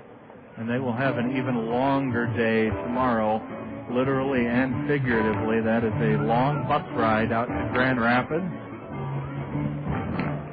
About 7 hours, John, is that correct? Well, Jim, our Tri-State Travel Motor Coach driver is counting on 8 hours with the loss of an hour, so about 9 hours. That is a long evening, especially when you play at 5:30 Central Time, 6:35 Eastern Time at Fifth Third Field Park in Comstock Park, Michigan. Ball 3, a curve in the dirt. This is not looking good, John. Has run the count full with the bases loaded. The Bees trying to break this one open in game 1. They already lead it 3-0. There's ball 4 to make it 4-0. And Nic Touchstone's tough outing continues as he walks his 5th man of the game. And Burlington is going to send the top of their order up. The question is, will they face Nic Touchstone or will they get a shot at right-hander Jesse Smith? No move yet from the Colonel brass in the first base dugout, although Tommy Duenas trying to buy some time, heads out to the hill. Kernan Ronan just took off his cap and signaled down to the bullpen. I think he was trying to get a signal from the bullpen. Duenas will go out to the mound to sort of buy some time here. I would expect this to be the last batter that Touchstone faces, and that's a shame with all his family members listening in tonight. I would have liked to have had a better game out of Nick, but in baseball you can't win them all, and certainly, here comes Bobby. And that'll do it for Nic Touchstone. He goes 3+ innings. Nick has surrendered 4 runs on 6 hits. Nic Touchstone struck out none. The big, tall lefty walked 5. Let's double check that. 1, 2, 3. He walked 4, rather, and he hit 2 batters. So a tough outing for Nic Touchstone. He'll head back into the Colonel first base dugout, and Jesse Smith has come on to relieve Nic Touchstone. Speaking of Lanny Peterson, he's one of 4 State Farm insurance agents that's proud to bring us our first look at the State Farm Major League scoreboard. Lanny Peterson, Dale Thompson, Al Shetler, and Gary Schubat provide us our first look at scores from around the big leagues. And Todd Brummelkamp, what does that State Farm Major League scoreboard look like? Well, John, it's a light menu in the Major Leagues today. A couple games in the senior circuit and just a few more over in the American League. We have one game that is completed this afternoon. Jamie Moyer, the ageless wonder, improving to 2-0 as he pitches the Seattle Mariners to a 10-2 victory over Burlington's parent club, the Kansas City Royals. Cleveland leads the Chicago White Sox 4-1. That game in Cleveland is in the top of the 3rd inning. The Yankees in Boston in another epic battle at Fenway Park. Boston leads 4-1. They have put 2 runs on the board and are still batting in the bottom of the 3rd inning. The big unit facing David Ortiz right now. Baltimore at Tampa Bay. That game is knotted at 3 runs apiece after Baltimore put a couple on the board in the top of the 3rd. That game in the bottom of the 3rd. Games later on tonight, Toronto at Texas and Detroit at Michigan. Over in the National League, we have the Houston Astros ahead of the New York Mets 2-1. That game is in the top of the 3rd inning with Victor Zambrano on the hill for the Mets. And a historic day in our nation's capital. Baseball returns to Washington as the Arizona Diamondbacks, a team that did not even exist the last time Washington had baseball, are hosted by the Washington Nationals. That game scoreless in the top of the 4th inning as Livan Hernandez gets the historic start for the Nationals. And that's a look at your State Farm Major League scoreboard. Thanks so much. What Detroit is where tonight, Todd? That's the only one I didn't catch. Detroit is off tonight, I do believe. Okay. Let me double check that. I'm sorry, they are at Minnesota. At the Metrodome, yeah, where they always play. Irving Falou facing Jesse Smith, Colonel right-hander, on in relief with the bases loaded, and he fires outside, ball 1. Jesse's appeared twice out of the Colonel bullpen, most recently Sunday at home in a loss to Kane County. He pitched 1 inning, surrendered a run on 4 hits, struck out 2, walked none. Jesse was 4-7 as a Colonel a year ago in 38 appearances, 6 as a starter. Ball 2 outside, throw to third, the runner out! Out at third, and Tommy Duenas continues to sparkle behind the plate. Eddie Solis was caught napping at third, and Duenas ripped one down there, and he is out. Eddie Solis caught stealing 2-5. Well, that is a big play, Todd. That's a huge play for the Colonels. because it removes one of those runners from scoring position, and now a ground ball will get a double play to get us out of the inning. And keep us in the game, 4-0 Burlington. Fallu takes a pitch high, ball 3 from Jesse Smith. Fallu faked a bunt. It's 4-0 Bees. Eddie Solis was picked off third, of all things, by Tommy Duenas. How in the world do you get picked off third with the bases loaded and nobody out? I have no idea, but that throw reminds me of a young man that used to catch here in Burlington by the name of Javier Lopez back in 1990 when the Burlington Braves called Community Field home. Javi, of course, famous for his snap throws, now a member of the Baltimore Orioles. There's ball 4 to load the bases. Jesse Smith has come on and walked the first man he's faced to load the bases with 1 out for Alan Moy. Moy has been hit by a pitch and delivered an RBI single in this game.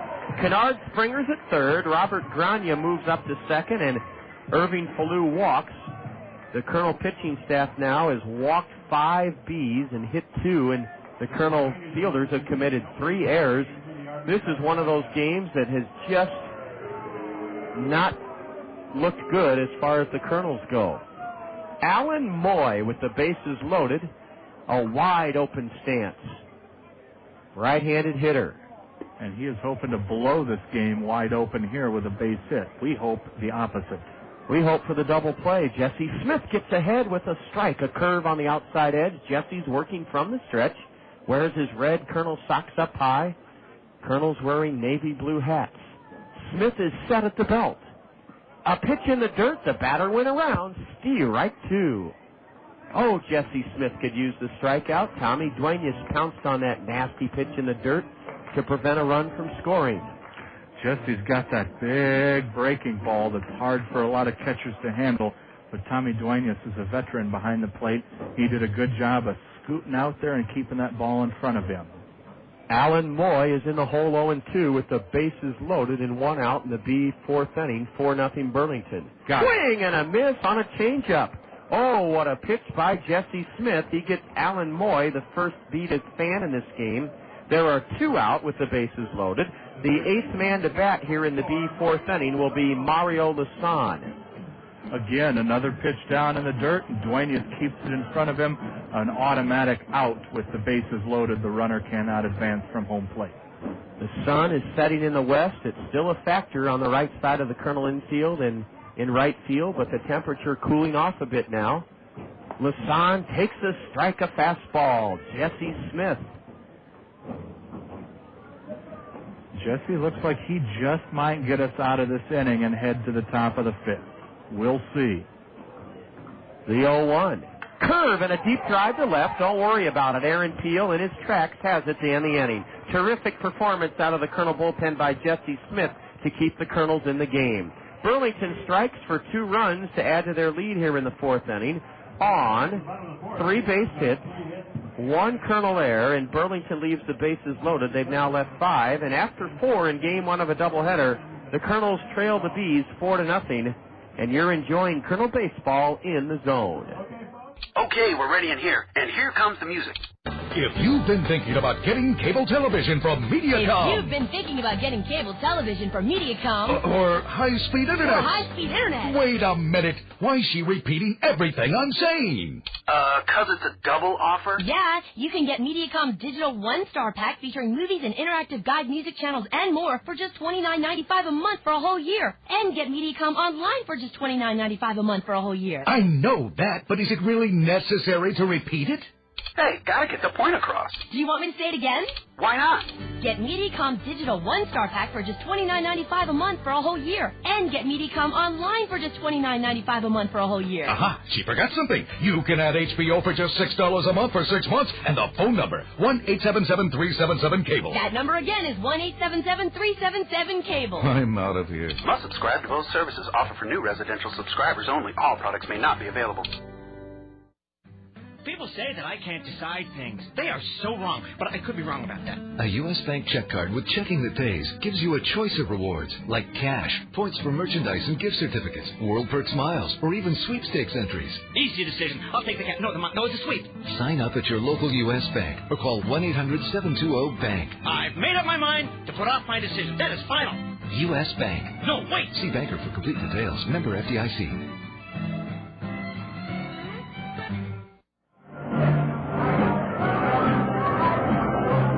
The sounds of the Beach Boys here at Community Field in Burlington, where the Kernels have fallen behind in Game 1 after 4 innings, 4-0. Ben Johnson will bat for the first time. Ben had to come into the game in the second inning to replace an injured Clifton Remole. Clifton hurt his right hip swinging at a pitch and grounding it to second for an out, his only at bat. Billy Buckner cruising right along here, only allowed 1 Kernel hit. Buckner was a 9th-round draft pick out of high school by the Devil Rays of Tampa Bay, but chose to attend South Carolina, as did teammates Chad Blackwell and Campbell, who we saw last night. They have 3 Gamecocks on the roster. We had, a few years ago, 5 members of Florida Atlantic's long winning streak team as Kernels. The Kernels had 5 members of their team at one point, I believe in '99, from Florida Atlantic. Strike 1 to Ben Johnson after taking a ball. Ben's a left-handed hitting catcher who's playing first base tonight.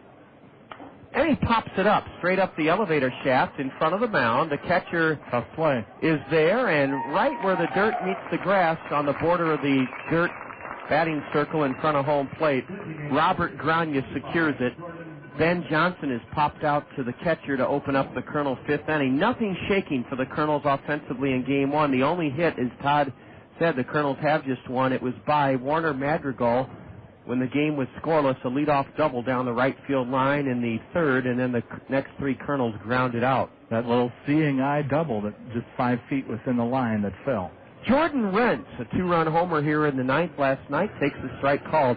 Billy Buckner is cruising. The right-hander working quickly.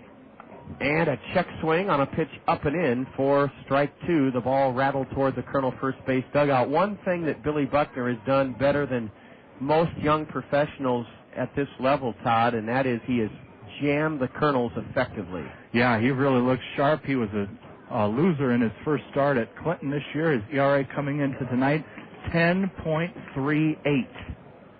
He will lower that significantly if he completes the shutout here. On Friday at Alliant Energy Field. On Friday, Buckner went 4 1/3, gave up 5 runs on 10 hits, struck out 4, walked none, and he's been dynamite tonight. A high pop foul slicing down the right field line. Get out of there play. May be a play. Oh, running out of room was Rusty Brown. Actually, it fell in fair ground, Todd, but Rusty Brown couldn't make the most of that opportunity.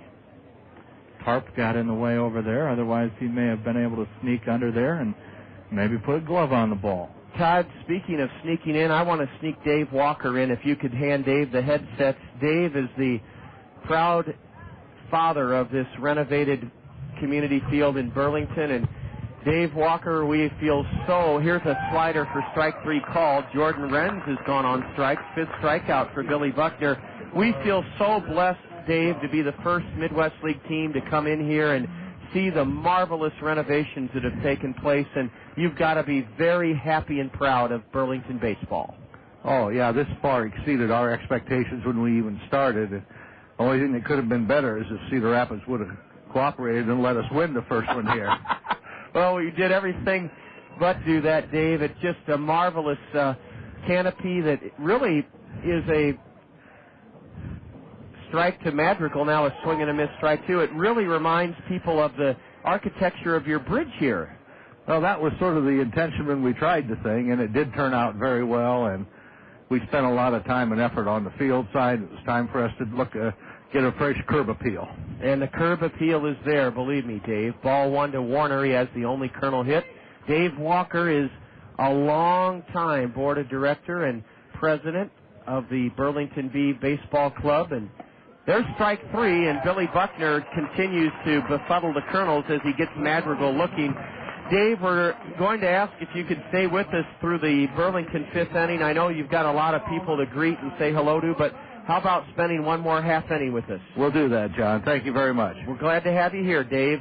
Game one is going Burlington's way after 4.5 at the newly renovated community field. It's the Bees 4, the Kernels nothing, and you're enjoying Kernel baseball in the zone. None of us can do anything about a bad day, but we can make certain nothing happens to all of our tomorrows. Take everything out of the hands of chance with a well-planned insurance program tailored specifically to your needs. Phil Andrews, your local Pekin insurance agent at Weidenhammer Andrews Agency, is an expert in insurance matters. Phil Andrews will develop the right insurance plan for your home, car, business, and life. Depend on Phil Andrews, your hometown professional with Pekin Insurance. This is your 30-second Vanguard Insight on taxes. When comparing tax advantages, how a mutual fund is managed matters. What to watch for? Turnover. Funds that turn over a lot can mean higher taxes.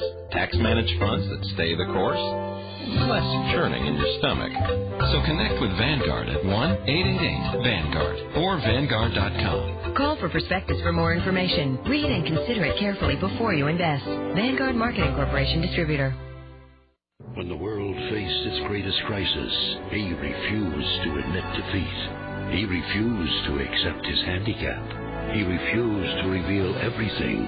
His hidden diplomacy, his plans to take us to war, his failing health.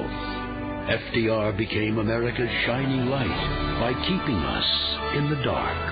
FDR, a presidency revealed. This Sunday night at 9, 8 Central on the History Channel.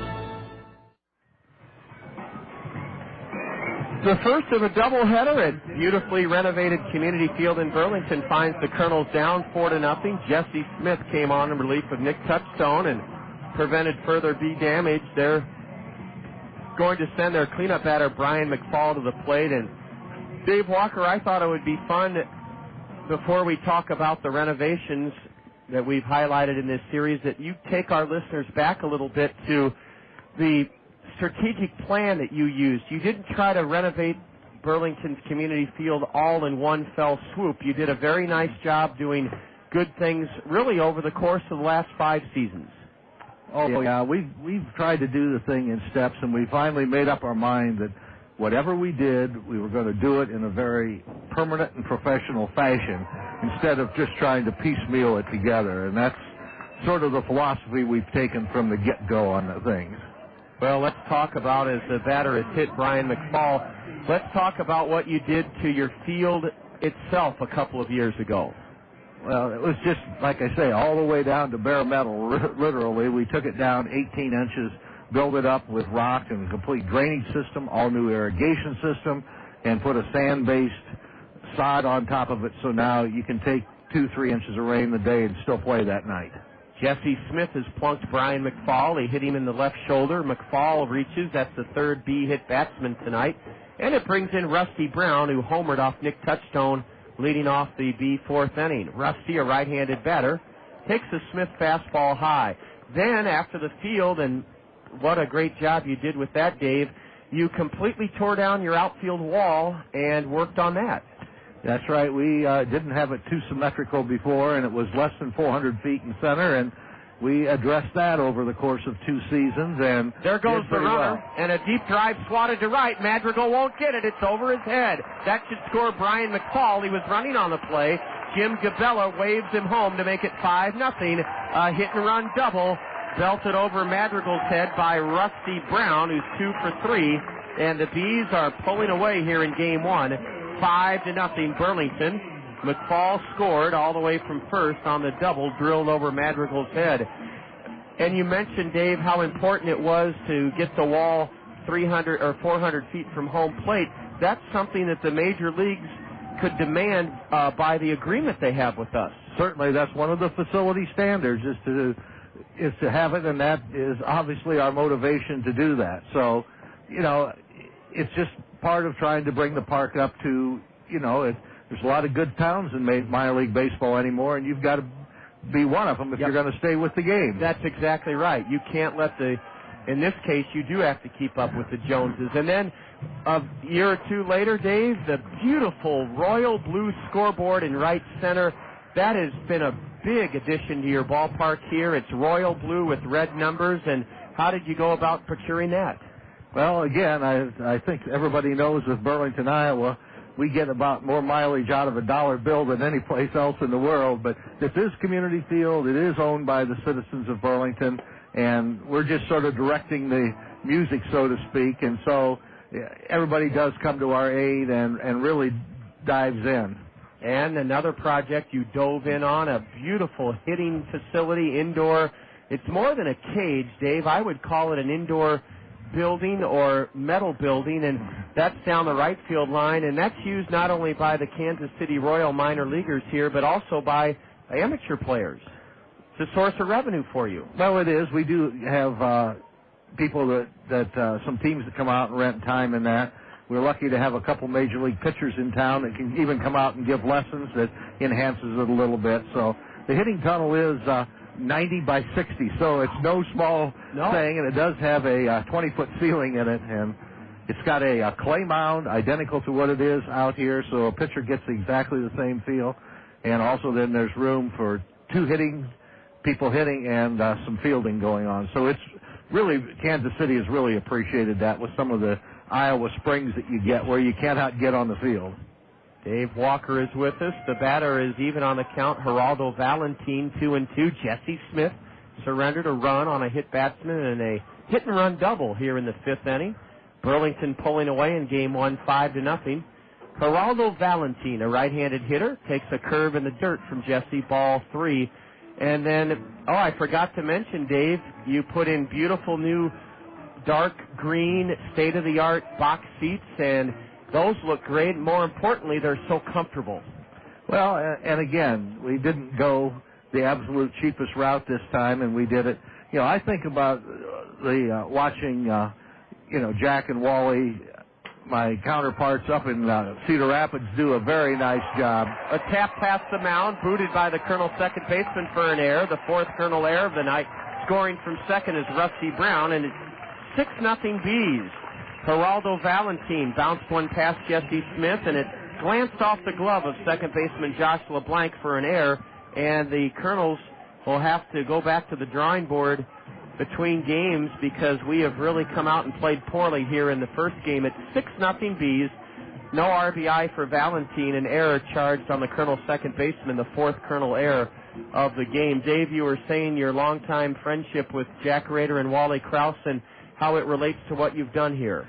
Well, I mean, you people in Cedar Rapids, just demolished one stadium more or less and just built right on top of it. And in my opinion, it's one of the finer stadiums in the Midwest League right now. Thank you, Dave. A real, it really does itself proud. We knew that we couldn't do that. We're not looking for a $13 million stadium, but we tried to do what was necessary to make it fan-friendly and look nice and look professional. And a double play ball to short. Rodriguez vacuums it up, steps on second, throws to first to get Eddie Solis. The double play went 6-3. Sean Rodriguez turning the double play. The third double play ordered up by the Kernels tonight, and there are two out. The base is empty. 6-0 Burlington. Dave Walker is with us. And Dave, I commend your philosophy because it's so refreshing to see a community of Burlington size thriving not only as a wonderful place to raise a family and earn a living, but to have professional baseball in this facility. You guys have really performed, I think, something short of a miracle here, because not that people said you couldn't do it, but in every community there are people who say, can we really do that here? And the answer in Burlington and Cedar Rapids is an unequivocal yes, we can do it. Yeah, and I'm glad both of us have, because, Iowa is not deluged with professional sports, as we well know, and, we don't want to be shorting ourselves, and the communities that have lost professional baseball at this level have really regretted it, and luckily we've been able to convince our community fellows here that we're in it for the long run. That's right. A sharply hit grounder. Rodriguez at short has it and throws out Kennard Springer, and that ends the B fifth inning, but not before Burlington tacks on another pair, 6-0. You're enjoying Colonel Baseball in the Zone.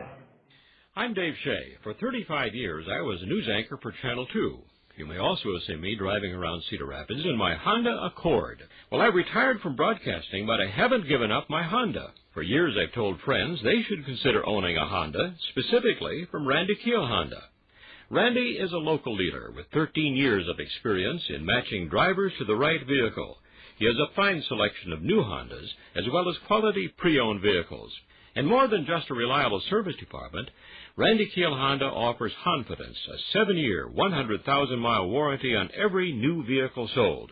You can take my word for it, but you may also want to talk with other Honda owners. They're people you know, your friends, your neighbors, maybe even your relatives. And you can do more homework by logging on to Randy's website at www.randykeel.com. I'm a satisfied Honda owner, and I'm sure you will be too. See Randy Keel Honda today on Center Point Road Northeast.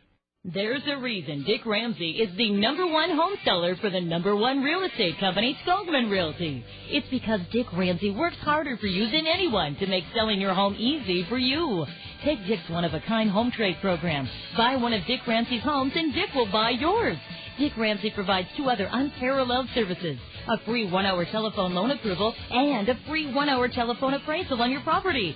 Dick Ramsey of Skogman Realty, the #1 home seller for the #1 real estate company.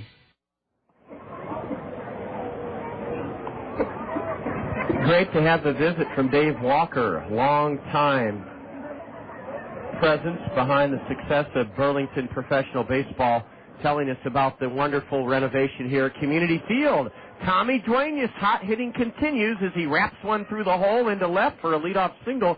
Todd Brummelkamp, Tommy has his hitting streak alive.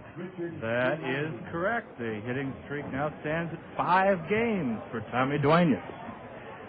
Let's give you the final line on Nic Touchstone. It's not a pretty one. 3 innings pitched. He gave up 4 runs, 3 earned on 6 hits, struck out none, walked 4, and hit 2 batters. It's 6-0 Bees, game 1 of a doubleheader, and stepping in is Richard Giannotti. The Bees do not hold Duenas at first base. Richard pounds the first one foul straight back here. The lights are on. The sun is no longer a factor, but it was earlier in this game.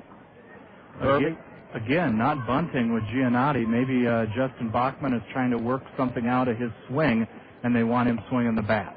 A changeup drifts outside from Billy Buckner, who has had a low enough pitch count that he'll try to go the distance here. A 7-inning game, each of these games of a doubleheader.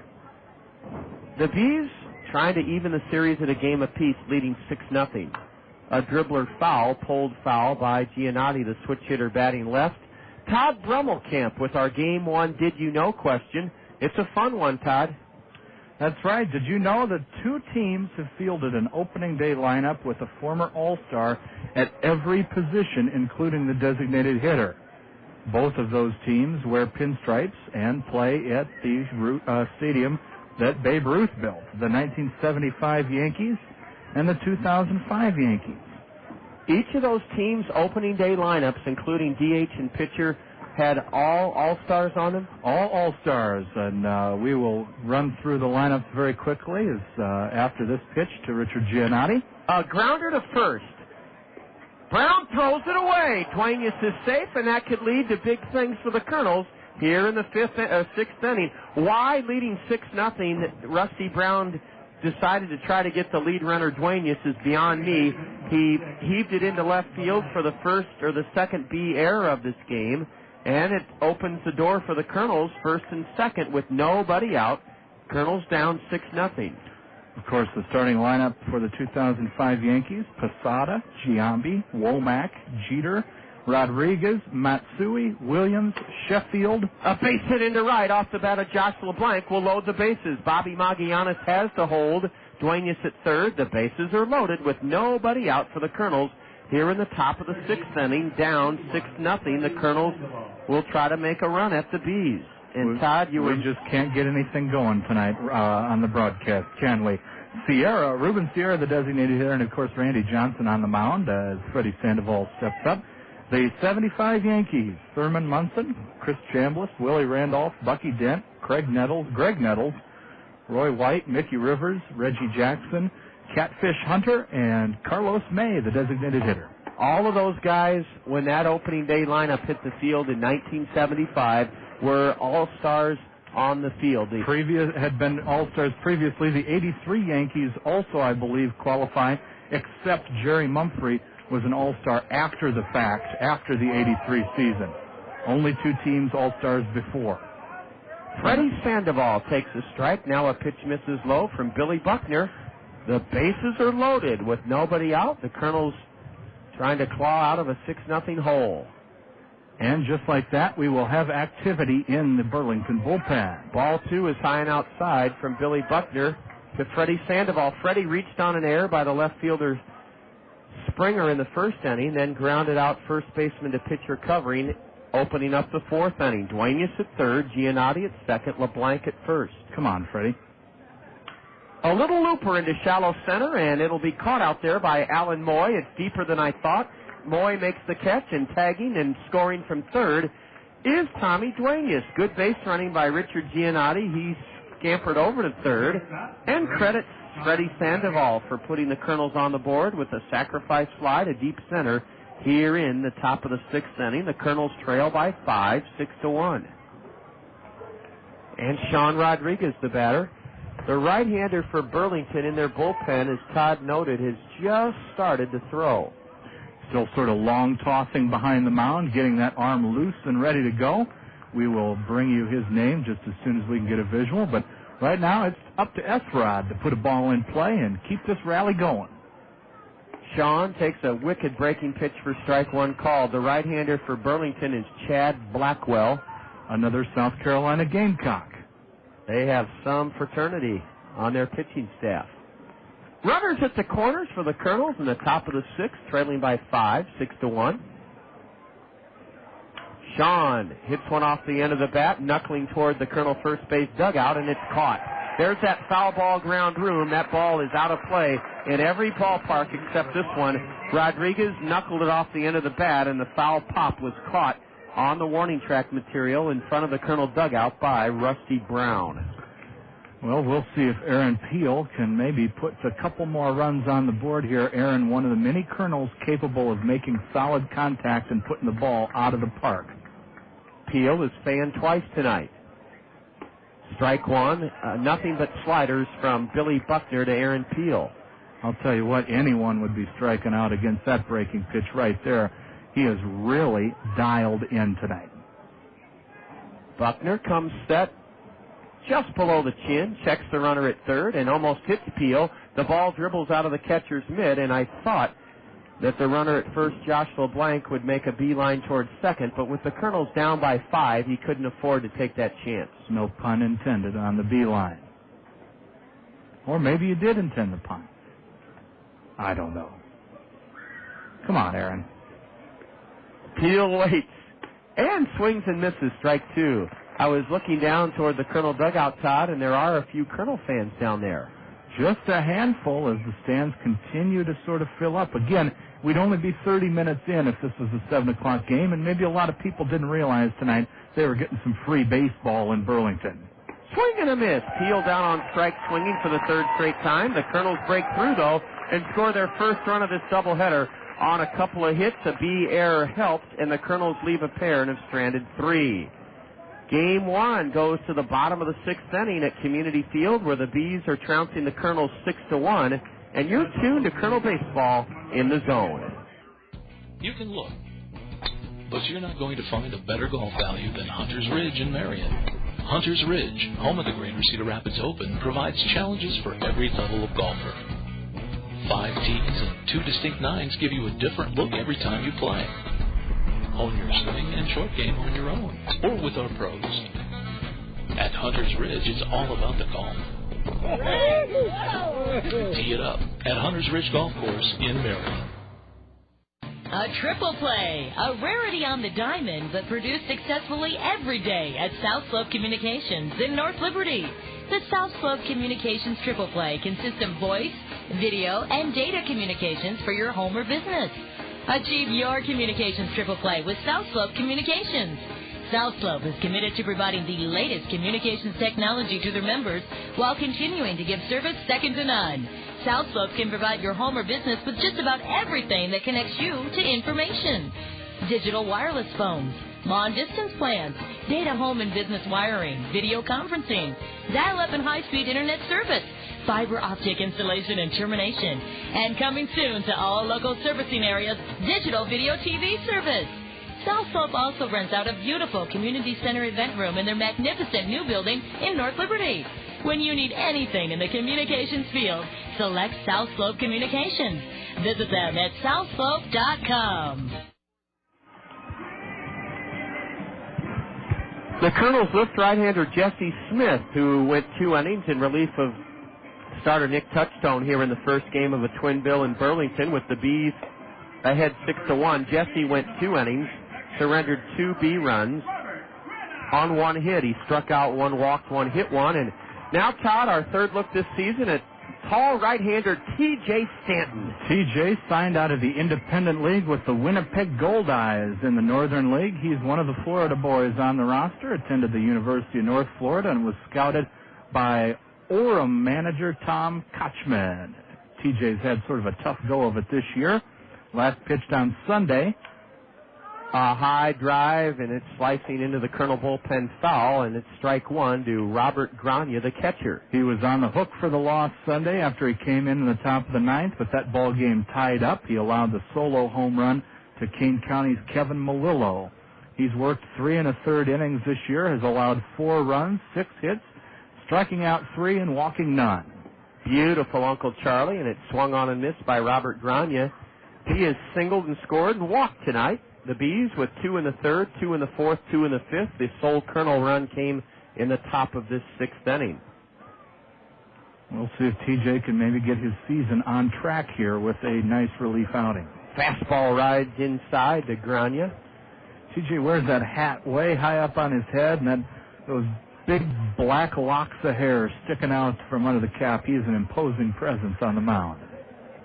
Robert Grania lays off a curve for ball 2. We're in the bottom of the 6th. The Kernels have one more crack at it. Yeah, these doubleheaders go quickly. And the Kernels are on the short end of a 6-1 count right now. TJ misses low, and it's a full count now to the B number 9 hitter. Burlington trying to climb back to the 500 mark and even this series at a game apiece. It's a pretty long end of the short side of that one. That's a long way to go, 5 runs. Swing and a tip foul. Tommy Duenas couldn't hold on to it. In fact, that one might have bit Tommy in the right thigh. He's tough. He'll shake it off. He gets a little break from the umpire. Takes time out to throw the ball back to Stanton. Allows Tommy to shake it off a little bit. Grania certainly understanding, being a catcher himself. Roberts, a right-handed batter. Slightly open stance. And a payoff pitch is knocked foul into the net above home plate. Good thing they put that up today. The little extension on the net possibly saving another window here in the new press box. And I'm sure Dave Walker was reaching for his wallet there before that ball was deflected into the stands. Here's another payoff pitch from the tall Colonel right-hander. He walks Grania. Walks have hurt the Kernels tonight. That is the 6th walk to go along with 3 hit batters. Bees have been all over the base paths in this game. TJ has a very deliberate motion to the plate, and when a guy works that slow, it doesn't take much to get him out of sync and out of rhythm with his motions. That's something Kernan Ronan will have to work with him on, and I'm sure he has already tried to do so. Top of the order, and Irving Falou, switch hitter batting left. Stanton delivers, and a chopper foul up to the first base coach and hitting instructor of the Bees, and that's Patrick Anderson. Tom Bergmeyer's the pitching coach here. We interviewed him last season on the South Slope Communications Triple Play Show. He pitched 17 years in the big leagues and was an original Kansas City Royal in 1969. Tom Bergmeyer. I believe Tom closed out his career with the Oakland Athletics back in 1983 or 84, somewhere around there, but a very long, successful career as a big leaguer. a left-handed reliever. Ball one is high to Falou. And a very affable fella. A drive into right center will fall for a base hit. Cutting it off is Richard Giannotti, the center fielder. Hits the cutoff man, Rodriguez, and the Bees are threatening to add to their lead here in the sixth inning as they have runners at first and second with nobody out. That base hit by Irving Falou, his second of the game. The Bees have now out-hit the Kernels 8-3 and lead 6-1. Just not a good game for the Kernels so far. And the crowd here in Burlington is sort of feeding off this. They may seem quiet on the other end of the radio, but they're out here bundled up, enjoying themselves, having a good time as Tommy Duenas will head out and run things over with T.J. Stanton real quickly. Tommy is wearing a red chest protector, red shin guards, and a Charlie O'Brien hockey-like mask. I love those masks. I think every catcher should wear one. Really improves your vision of the field out there. Can the Kernels turn their fourth double play of game one? Big Bender drops in low, ball one to Alan Moy. He has an RBI tonight. In fact, he drove in the second B run of this game. Charlie O'Brien will go down as the Roger Brezhnehan of this era. Brezhnehan, of course, Todd invented shin guards. Being a former catcher, I can appreciate that. Also, Steve Yeager's invention of the throat guard. And they still call them the tools of ignorance, don't they? That's right, because you've got to be a pretty ignorant SOB to stand behind the plate and play that position. A tough hombre is what Todd is saying, a tough character. We've seen some great ones in my 10 years with the Kernels, including Tommy Duenas in his third year, off to a great start. He's catching game one here tonight. Ball two to Moy. Now a dribbler foul towards the B third base dugout. Who got to Cedar Rapids first, John, you or Tommy? Well, I've served, this is my 10th season with the Kernels, and Tommy is in his third year as a Colonel, looking to make his mark. The Angels paid him a high amount of respect by inviting him to Instructional League this past fall. Moy pops one foul off to the right. T.J. Stanton, and he is 23 years old. An old-looking 23. He looks like a veteran out there on the mound. I think that has a lot to do with his size. And, of course, that comment about Tommy is made solely in jest. He is a nice kid, and we do like him. He's spent many a year in Cedar Rapids, and hopefully we'll move on and up. A broken bat fly ball into shallow center. Rodriguez backpedaling, and Sean has it in shallow left center. The business end of the bat, Todd, almost hit Jim Gabella, the B skipper coaching at third. That was a scary moment there, a little almost Tommy Lasorda-esque in the way that Gabella had to backpedal to get away from being hit by, as you said, the business end of that thing. That thing it's really a lethal weapon hurtling at you when it shatters off, and Gabella gets out of the way, and unfortunately, the Bees still threatening here. But a big first out recorded by T.J. Stanton.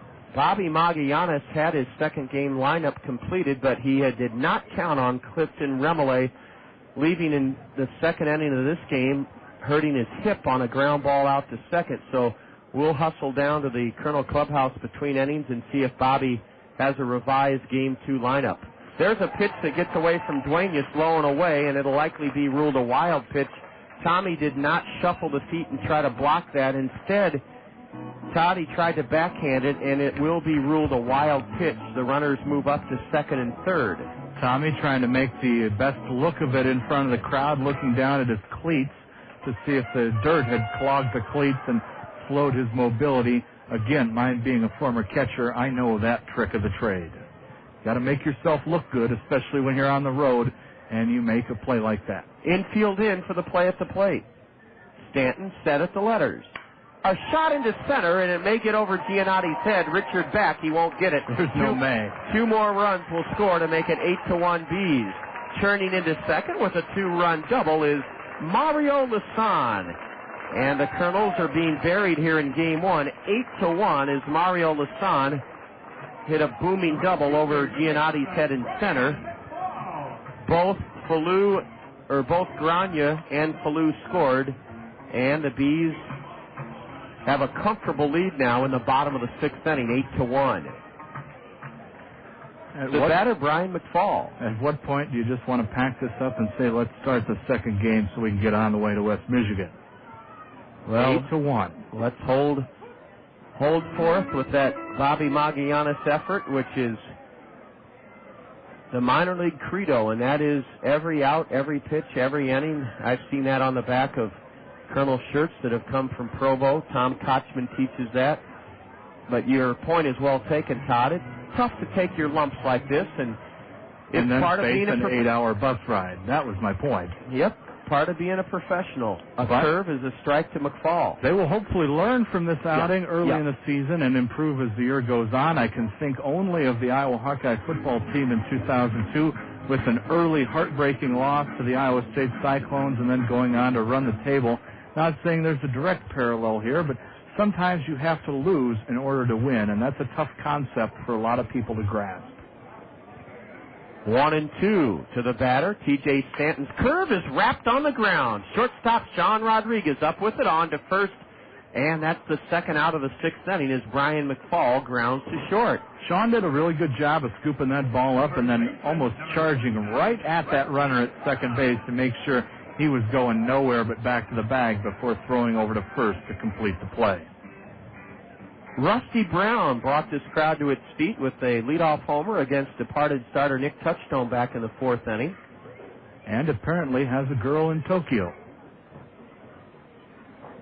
Rusty, a right-handed batter, takes a strike, and Todd, I think you were alluding to the little theme song they played for him, right? Little Rolling Stones playing in the background. Okay. Some people at home may not get my sense of humor or my keen observational abilities. Sometimes I think the guy sitting next to me struggles as well, but that's more of a byproduct of my lack of polish than it is anything else. We'll see what he can do here with 2 outs. That's Rusty Brown. He scored twice, driven in a pair. The 1-1 from TJ, a curve, and it's drilled to deep right. Madrigal on his horse gallops back, and he has it. Warner Madrigal had that one measured and took it in front of the track and right to end the B6th inning. But Burlington tacks on a pair with 2 hits, a walk. There were no Kernel errors, and Burlington leaves a runner. They've stranded 6. We go to the top of the 7th, game 1 of a doubleheader, and it finds the Bees ahead 8-1.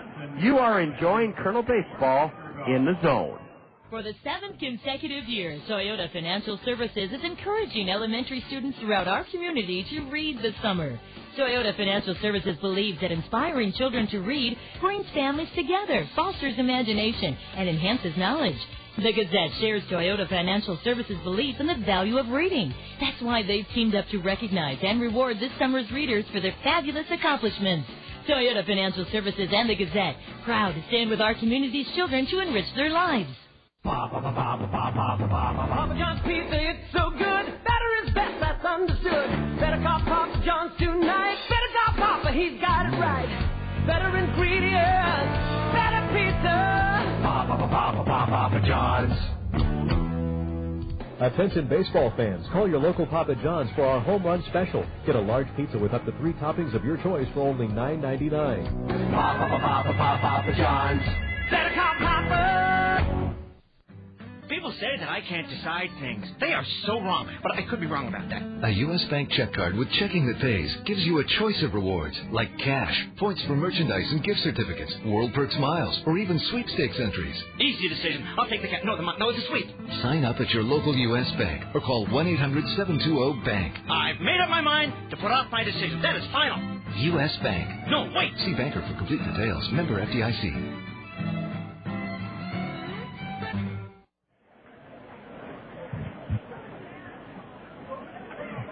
First baseman Ben Johnson will try to get something going. If nothing else, set the table for a positive second game. 8-1 Burlington in the top of the 7th, and Ben takes a strike from a new pitcher, Todd. Chad Blackwell, the 3rd South Carolina Gamecock that the Kernels have seen this series. The 22-year-old right-hander out of Clewiston, Florida, was 1-1 with a 3.27 ERA for the Idaho Falls Chookers a year ago. He has pitched 3 innings so far this year, stellar against right-handers, has been lit up by left-handers. Strike 2 to Ben, and now a pitch high and away. And that could be a good thing because Ben Johnson is standing in the left side of the batter's box. Blackwell has a 13.5 ERA, 1 1/3 innings, 2 hits, 2 runs against left-handers. Ben Johnson lines one into left, right at Kennard Springer. He misplayed it and then winds up backhanding it at his shoe top. Kennard Springer took that sinking liner and made a circus catch, Todd. Yeah, he just misplayed that one out in left field, and I thought that would be a perfect rally starter for the Kernels. Instead, he finds it at the last minute and throws that glove down there and makes the catch. 1 out in the 7th inning. This first game belongs to Burlington so far, 8-1, and fouling one off the chest protector of catcher Robert Grania is Jordan Renz, who struck out twice looking against starter Billy Buckner, who was sensational. The right-hander 6 innings gave the Kernels a run on only 3 hits. Fans 7, walked none, hit none. Blackwell's pitch hit Jordan Renz. It was a breaking pitch. Jordan ducked, and not sure if it got him in the shoulder or the... Well, I don't think, Todd, it got him in the batting helmet. No, I would say right above the 2 and the 5 on the square of the back. As you said, it was a breaking ball, so it won't sting that much, and Jordan does the manly thing and doesn't rub it. But anytime you see a ball heading for a guy's head, you ooh. Yeah, or say, look out. Jordan ducked and was hit. The first Kernel hit batsman. Ball 1 to Madrigal. Warren started the Kernel third by doubling down the right field line, but was stranded. Warner has prodigious power. Let's see if he can change the game. Down 8-1, you're not going to change the game with one swing of the bat, but he could do a good job of getting the Kernels on the right track to get back into this one. As you pointed out, John, it's never too late in minor league baseball, especially at this level. Smacking one into the screen behind the plate, Madrigal. Now he pops one foul off to the right. That's going to be a souvenir. Catcher Robert Grania chases back, but it's out of play, and it's 1-2 to Warner Madrigal. 8-1 Bees, top of the 7th, game 1 of a doubleheader. Delighted you decided to spend part of your Thursday night with us here in the zone. John Rogers and Todd Brummelkamp reporting from the newly renovated community field in southeastern Iowa on the banks of the Mississippi. Now the catcher Grania has to tie his shoe or adjust a shin guard. I'm not sure which. He's lodged outside the dirt batting circle to the right, and now Roberts ready to go. I thought he was going to do some yoga there for a little bit. He was stretching. Madrigal in the hole, 1-2. Warner with a big loopy swing, but when he makes contact, watch out. He swings and misses, strike 3. That's the 8th Kernel to go down on strikes this evening in game 1, and the Bee fans will come to their feet and try to root Chad Blackwell across the finish line here. It'll be Tommy Duenas, who has a 5-game hitting streak now, singled and scored the only Kernel run of this game in the 6th inning. Tommy Duenas at the plate with the Kernels trailing by 7. Actually, John, they're just getting on their feet because it's Thirsty Thursday here, and they're going to go get a couple more Budweisers. Swing and a tip foul by Tommy. Oh, it's nice to know every stadium has its traditions, Todd. Of course, Wrigley Field has made that 9th inning 2-out standing roar a tradition. It's definitely not a standing roar here. More like a sitting lull. Tommy swings and misses at a breaking pitch, strike 2. So the Bees are on the threshold of evening this series at a game apiece, and the Kernels trying to stave off a first-game loss with Tommy Duenas in the hole. Ball 1 just missed low, and the crowd on home plate umpire David Warren. Actually, I think they were just groaning to try to stay warm as the temperature has dropped several degrees since 6 o'clock when we started. And now they're getting into it a little bit. Now they realize the game's almost over. Tommy Duenas dribbles one foul, and that time Chad Blackwell came down just above submarine release point and tried to get Tommy Duenas to bail out that front foot, but Tommy did not bail out. It's a sign of a veteran hitter at this level, hacking away, just fouling pitches off, staying alive, and hoping he can see one that he knows he can put into play. The Bees do not hold Jordan Renz at first. The right fielder, Brian McFall, extremely shallow. The 1-2 to Duenas. Swing and a miss. Strike three, and the Kernels are gone in this one in the seventh inning. And bow to Burlington, 8-1 the final. We'll be back with a quick recap of Game 1, a B 8-1 victory from Community Field in a moment. This is Kernel Baseball in the Zone. Spring signals the beginning of baseball and yard work. City crews will not be collecting yard waste raked into the street this spring. You need to use your Yardie cart to collect your spring yard waste. You can save space in your Yardie by mulching leaves and yard waste with your lawnmower or leaf blower. You can also save room in your Yardie by bundling and tying brush and branches, then setting them beside your Yardie. Finally, remember that yard waste bags will only be collected after you've filled up your Yardie. Thanks for using your Yardie this spring.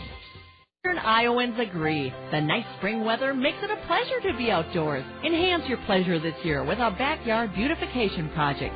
Let Peck's Landscaping design and install the perfect landscape for your backyard, an outdoor space that's just right for you and your family. Peck's carries the best quality and hardiest nursery stock available. Combine that with a wide variety of landscape products and expert advice, and you'll have the yard of your dreams. Just imagine what it could be.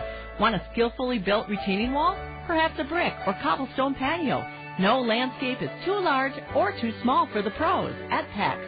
Call or stop in and arrange a time for your free estimate. Don't let another spring go by without new landscaping for your backyard. Beautiful, affordable landscapes designed and installed by Peck's. Peck's Flower Shop and Garden Center, Nursery and Landscaping, corner of Blairs Ferry and Edgewood Road Northeast, landscaping Eastern Iowa since 1956.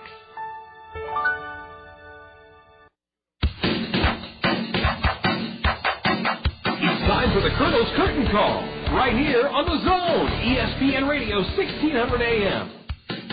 With a recap of all the action, the State Farm Major League scoreboard, plus a look ahead to the next Kernels game, let's rejoin the voice of the Kernels, the one, the only John Rogers, here on the Zone, ESPN Radio 1600 AM. Burlington jumps on the Kernels for 2 in the third, 2 in the fourth, 2 in the fifth, and 2 in the sixth, and the Bees cruise home to an 8-1 doubleheader Game 1 victory. Let's give you the final line score for the Bees, who now have evened the series at a game apiece. 8 runs, 9 hits, 2 errors. They left 6. The Kernels 1 run, 3 hits, 4 errors. The Kernels stranded 4. Winning pitcher, Billy Buckner, not related to the former Dodger, Cub, and Red Sox star. Billy Buckner, the winner, 1-1. Nic Touchstone, the loser, slips to 1-1 for the Kernels. The game took 1 hour and 54 minutes, and the Kernels will regroup in their first base clubhouse and try to come back and make that long tri-state travel motor coach drive to Grand Rapids overnight a lot more pleasant by gaining a split. They'll need to win Game 2 in order to win this series. Todd Brummelkamp and I are going to hustle down to the Kernel clubhouse and get Game 2 lineups. Clifton Remele was injured in the opener on a swing in the second inning. He was penciled into Bobby Magallanes' Game 2 lineup, but I have a feeling that will be vastly different now that Remele has been shelved. I'm going to go out on a limb and say maybe it was a hip flexor or something along those lines, that if you just twist it just wrong, you're going to have a lot of pain, and those unfortunately can be a relatively nasty injury. Well, we'll send it back to Jake Lentz for some ESPN programming that'll take you through the top of the hour, and we'll be in touch with Jake online. I would estimate that we'll roll the theme for Game 2 at about 8:15, but again, we'll be standing by with Jake to let him know the status of when Game 2 first pitch will open. The Bees trounced the Kernels in the first one 8-1, and for Kernel Director of Media Relations Todd Brummelkamp, I'm John Rogers, looking forward to rejoining you here from Community Field in Burlington in just a bit for the nightcap. 8-1 Burlington, this is Kernel Baseball in the Zone. How would you like your next home buying or selling experience and lending process to be handled beautifully under one roof? If that's the way you want your real estate and mortgage needs to be met, select Todd Financial Services. Securing your loan and helping you find or sell your home is what Todd Financial Services does better than traditional banks and real estate firms. You'll be fully informed, supported, and taken care of so that buying, selling, or financing your home will be a pleasurable experience. Todd Financial Services, eager to meet all of your mortgage and real estate needs under one roof. Spring signals the beginning of baseball and yard work. City crews will not be collecting yard waste raked into the street this spring. You need to use your yardie cart to collect your spring yard waste. You can save space in your yardie by mulching leaves and yard waste with your lawnmower or leaf blower. You can also save room in your yardie by bundling and tying brush and branches, then setting them beside your yardie. Finally, remember that yard waste bags will only be collected after you've filled up your yardie. Thanks for using your yardie this spring. You can look, but you're not going to find a better golf value than Hunter's Ridge in Marion. Hunter's Ridge, home of the Greater Cedar Rapids Open, provides challenges for every level of golfer. 5 tees and 2 distinct nines give you a different look every time you play. Hone your swing and short game on your own, or with our pros. At Hunter's Ridge, it's all about the golf. Tee it up at Hunter's Ridge Golf Course in Marion. This has been a special sports presentation from The Zone, ESPN Radio, 1600 AM, Cedar Rapids. Now back to our regularly scheduled ESPN programming, already in progress. 5-0 in the 7th inning. Levon Hernandez allowed only 1 hit. Meanwhile, Vinny Castilla's got a 2-run triple and a 2-run homer and needs only a single to complete the cycle. One of the National League games, Houston leads the Mets 3-1, 6th inning due to the pitching and hitting of the Astros' Brandon Backey. He tripled and scored later a run-scoring single. American League, Yankees and Red Sox 5-5, 6th inning at Fenway.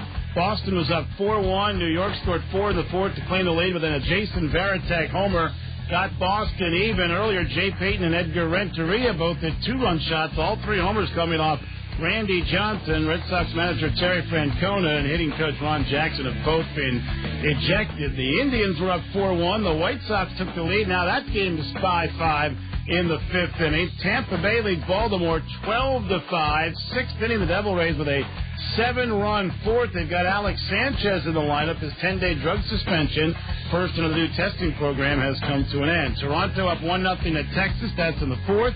Detroit and Minnesota are 2-2 in the 3rd. This afternoon, Seattle beat Kansas City 10-2. Jeremy Reed a 3-run double and a 6-run 4th inning. NBA, Shaquille O'Neal back in the Heat lineup in Philadelphia. Had missed the last 3 games.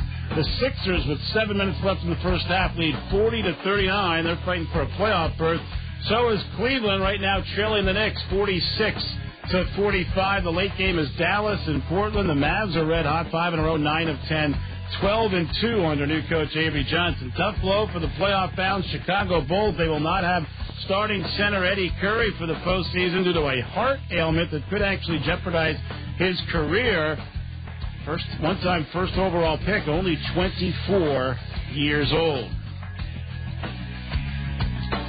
Dick Vitale has learned DePaul's Dave Lato will be the new coach at Virginia. Marshall has a new football coach, Ohio State assistant Mark Snyder. I'm John Stashauer. Sports Center, every 20 minutes. ESPN Radio. ESPN Pay-Per-View Boxing presents 4 great fights Saturday, April 23rd, live from Caesars Palace, Las Vegas. Kermit Cintron takes on Antonio Margarito in a welterweight title fight. Sugar Shane Mosley versus David Estrada. WBA lightweight champion Juan Diaz versus Evo Elder. And heavyweights Brock versus McCline. To order, call your local cable company at 1-877-ONLY-CABLE. DirecTV at 1-800-GET-SPORTS. Dish Network at 1-800-333-DISH. Or log on to ESPN.com. Card subject to change.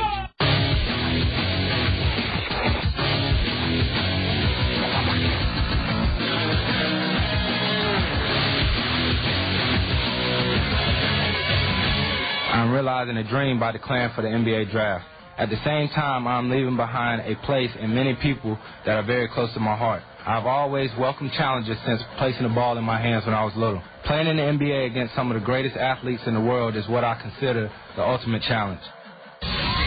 7 nights a week, 52 weeks a year, 13 years and counting. Sports news, highlights, live updates coast to coast, in-depth analysis, the guests you want to hear, and other stuff. Live from the worldwide leader in sports. This is Game Night on ESPN Radio. You heard Chris Paul. He's headed to the NBA. We'll get the point guard's thought on how good a move that is. This is Game Night on ESPN Radio. Plenty of baseball to get to. A lot going on tonight in the NBA as well.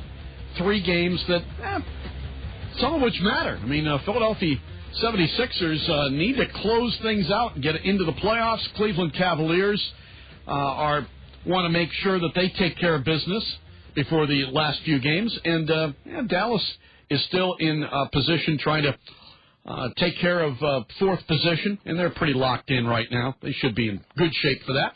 Let's start off the hour, as we usually do, with our starting lineup.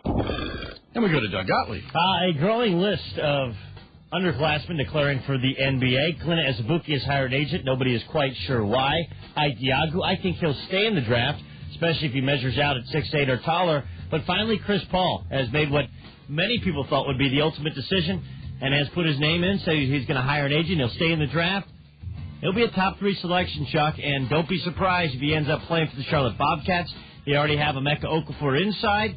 Now they get the North Carolina high school product as their point guard, the beginnings of a nice inside-outside combination in the NBA. John Seibel, what do you got? Thank you, sir. I, as an employee, always am excited when my new boss is excited to have me on board. And generally, employers are openly excited about bringing in a new employee. They bring in the new guy and say, this is what they're going to do. This is how we're going to benefit. This is what they bring. This is why we're so much better. Not the New York Yankees. They recently hired a gentleman we'll call Chad for right now. And Brian Cashman said this of Chad. I don't want to get into too much about what Chad is going to provide for us. That isn't a ringing endorsement of your employer if you're the employee. The deal is this. Chad, and his last name is Bowling, is going to be a motivator of sorts for the New York Yankees.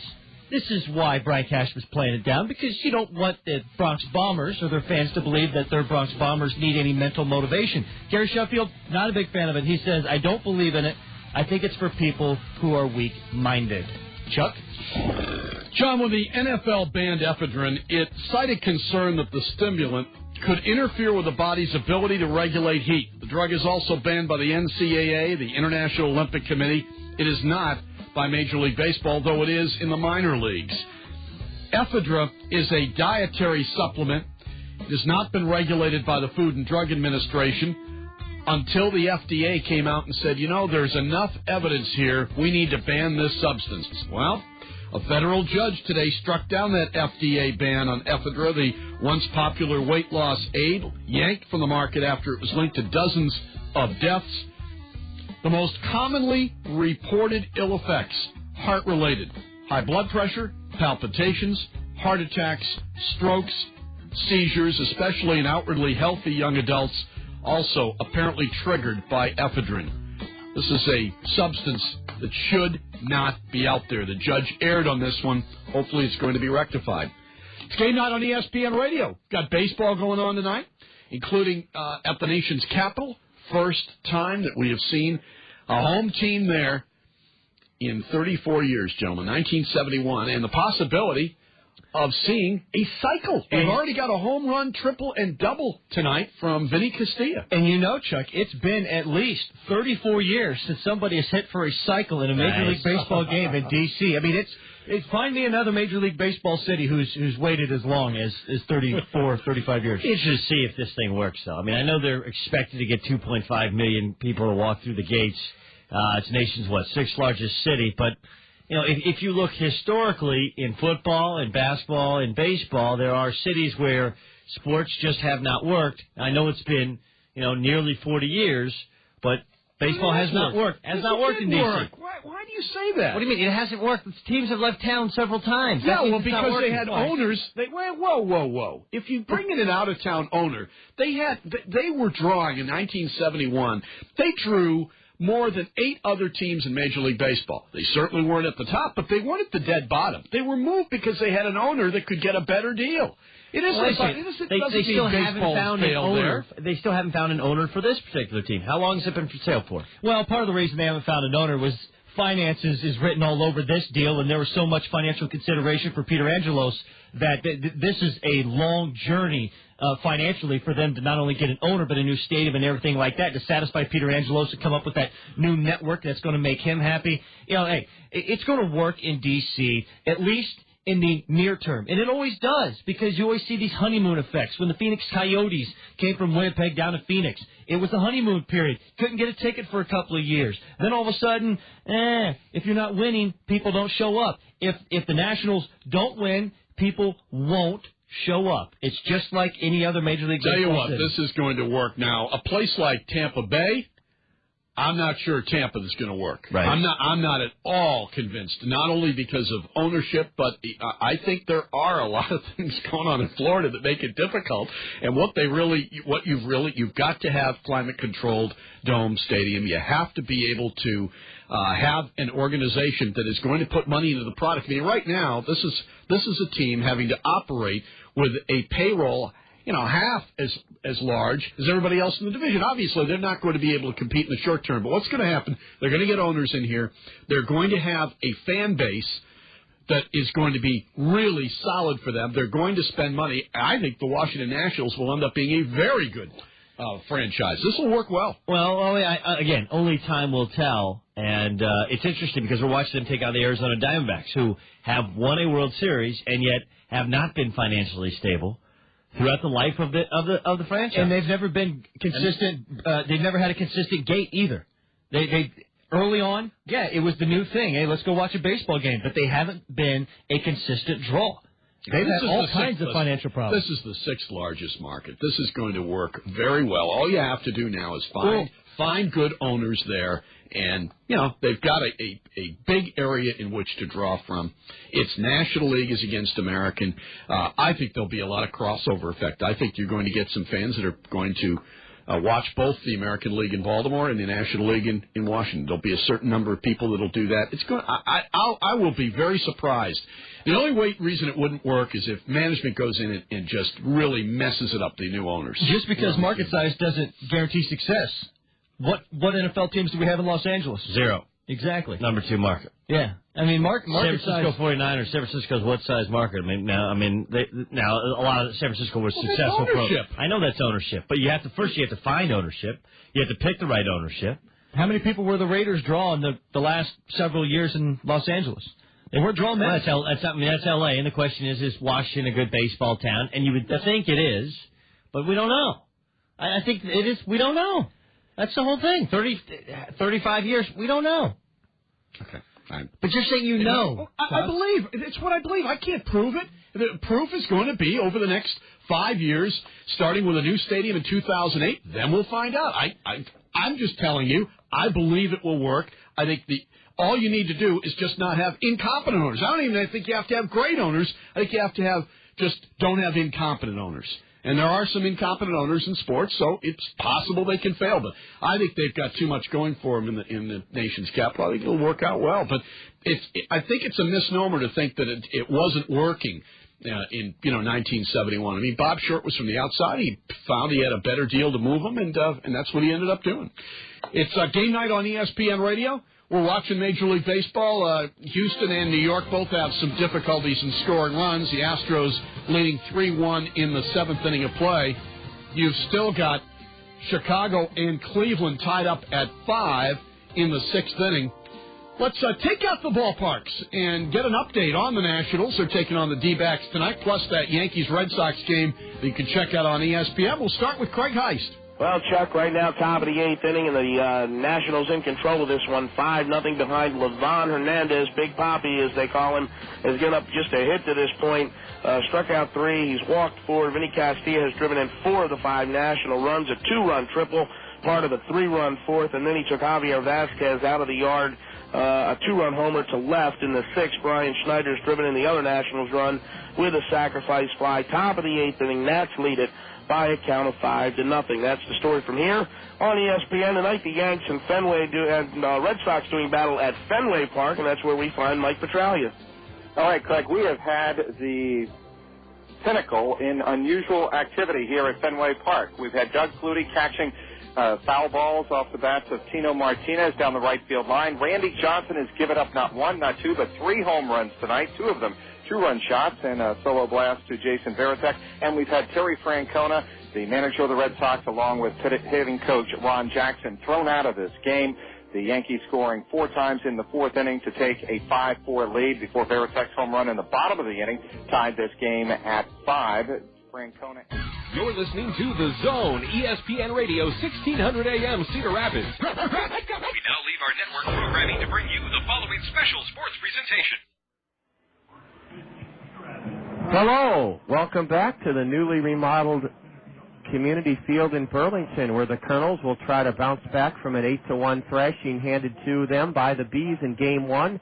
That evens the series at a game apiece. The Kernels won here last night impressively 4-1, but were drubbed 8-1 in the first game this evening. Todd Brummelkamp, Colonel Director of Media Relations, is with us this evening. He'll set the Allen Motor Company Kernel starting lineup in Game 2 in a moment.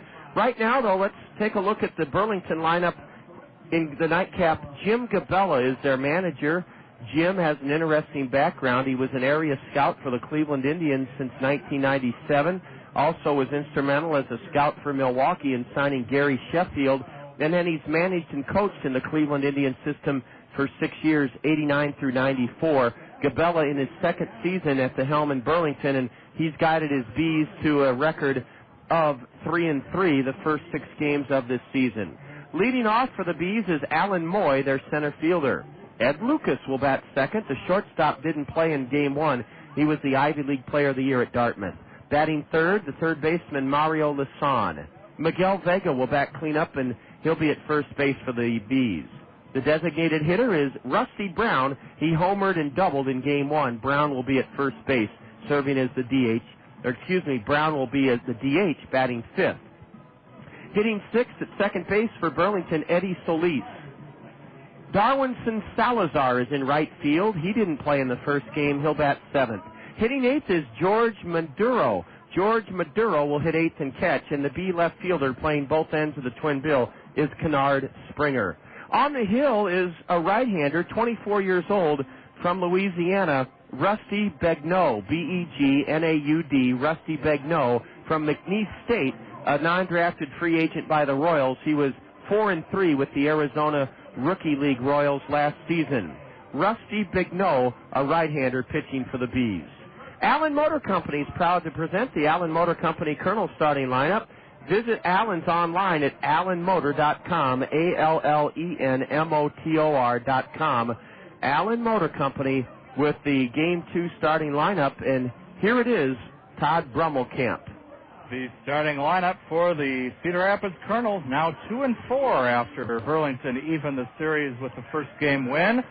Leading off for Bobby Magianis' Kernels, and center field will be the second baseman Josh LeBlanc, trying out a new position tonight out there in center and leading off. Batting second and playing second base in LeBlanc's absence will be Nate Sutton. The shortstop remains the same in the number 3 hole. That's Sean Rodriguez. The designated hitter once again hitting cleanup this game, Aaron Peel. The new catcher for the Kernels in Game 2, batting fifth, is the Australian Michael Collins. Batting sixth was supposed to be Clifton Remolay in left field. He, of course, has a hip injury and will not play in the second game. He has been scratched in the lineup in favor of Jordan Rand. Batting seventh and playing right field will be Warner Madrigal. The first baseman will be Ben Johnson once again this game. He filled in admirably for Remolay in the first game. And Billy Boyer, the utility infielder, will draw the start at third base in place of Freddie Sandoval in Game 2. Our starter for the Kernels in sort of a spot start situation in the second game back end of a doubleheader, number 12, Bill Edwards, the right-hander that pitched at Provo last year. He has a spotless record of 0-0 so far in 2005 and an ERA of an even 3 runs in relief for the Kernels. And that is your Allen Motors starting lineup. The Anderson and Brown Eye Care umpiring crew, Mark Evans, is behind the plate. His partner on the diamond, David Warren. The Kernel record now stands at 2-4 on the season.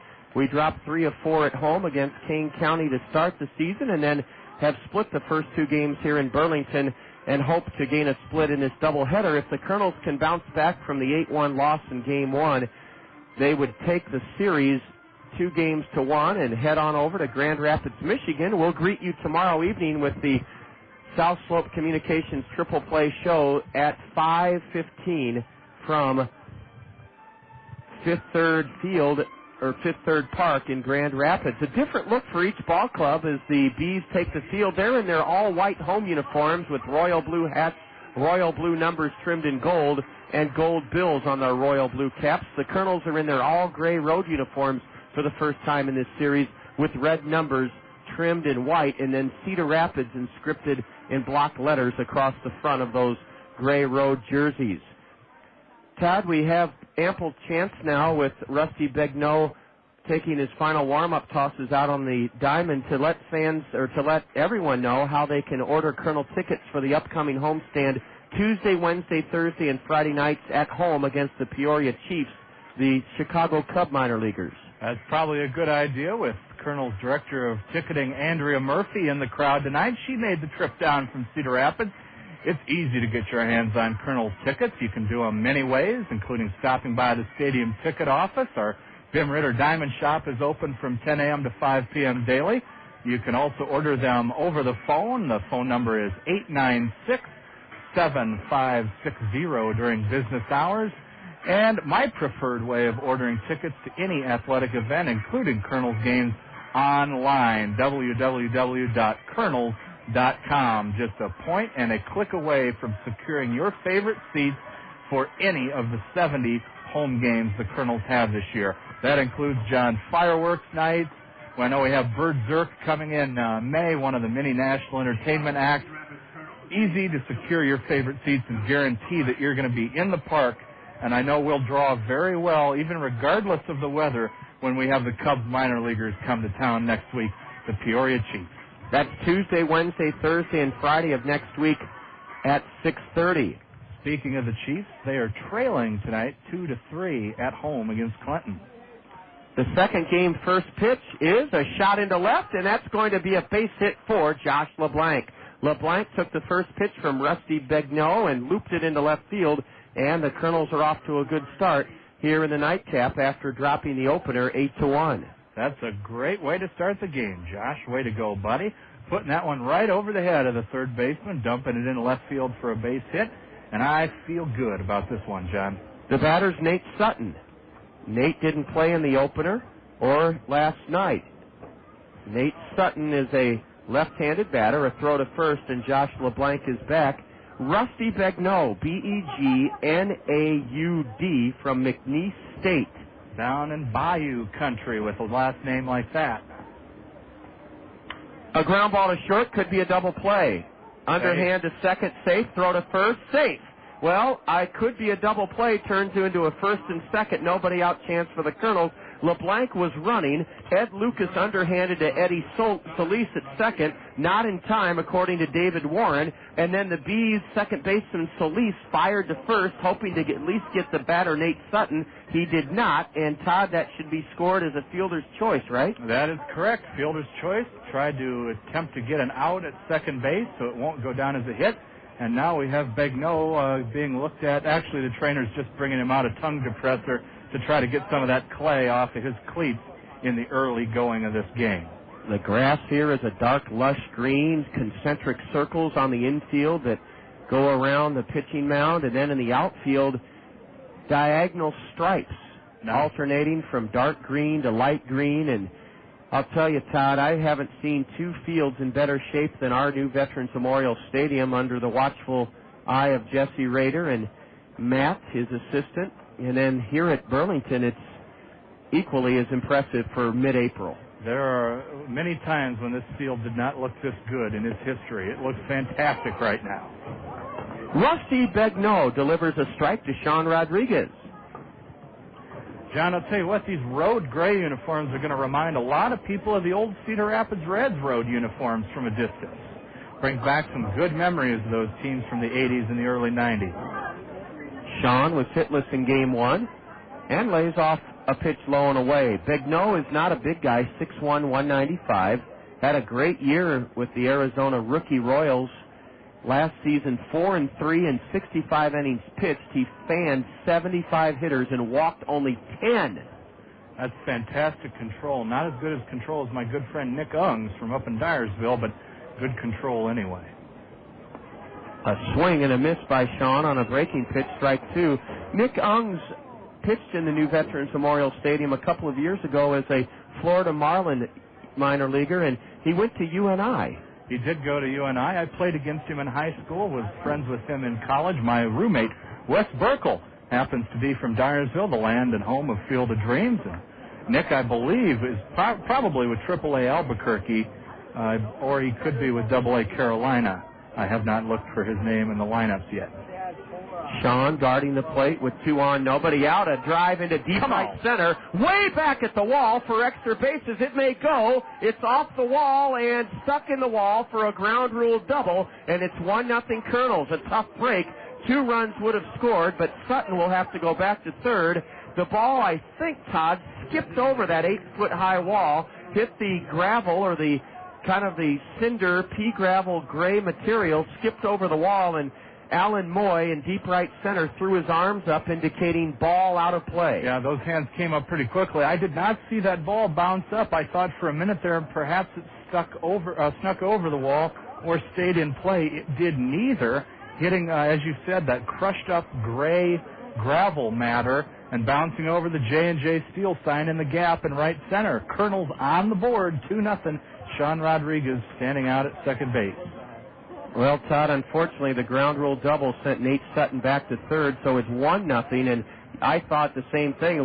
Sutton would have scored easily, but that darn ground rule means that you can only advance 2, so I have a feeling it's going to be 2-0 very quickly, maybe 3-0 with Aaron Peel at the plate. Peel, just so I don't look like a moron, they still have 2-0 up on the scoreboard here. Exactly.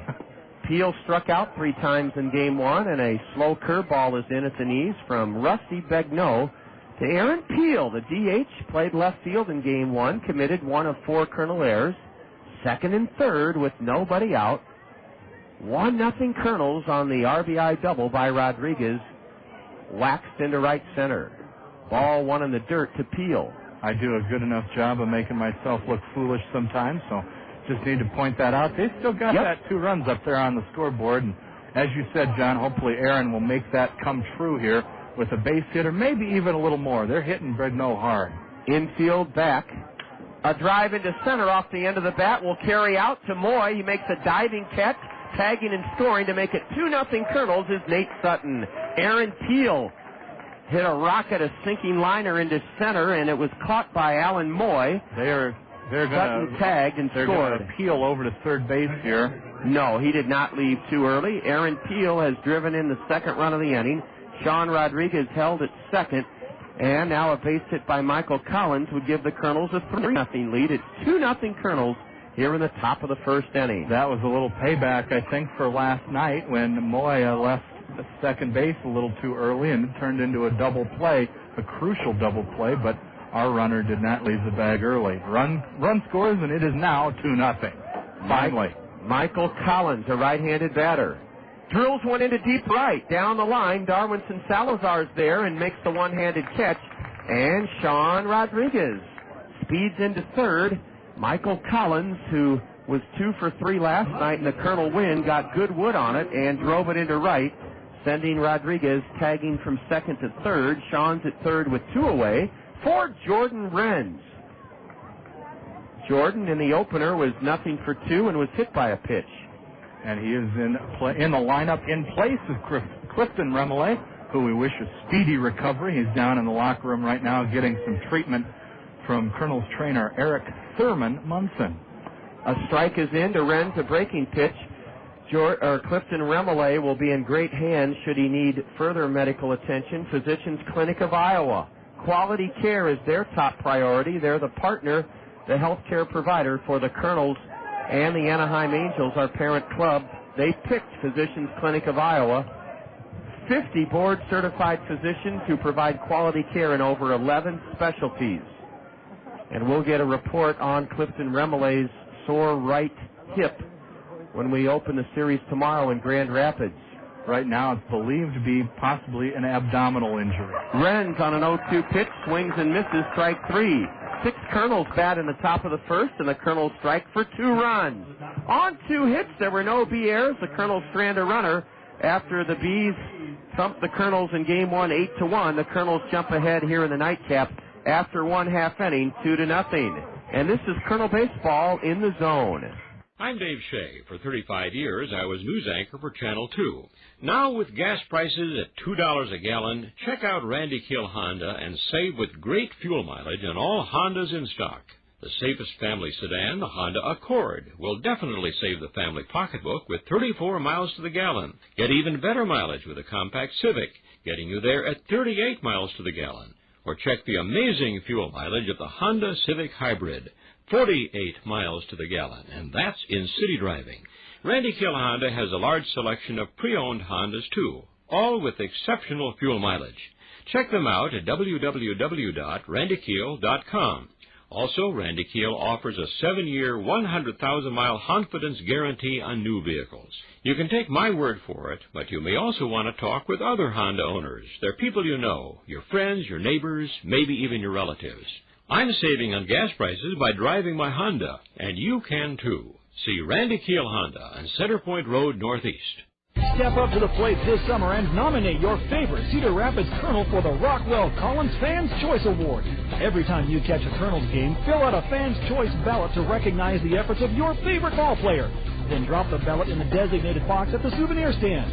During the season's final homestand, Rockwell Collins will present the Fans Choice Trophy to the player with the most votes and make a donation to that player's favorite charity. Rockwell Collins and the Cedar Rapids Kernels, partners on and off the field.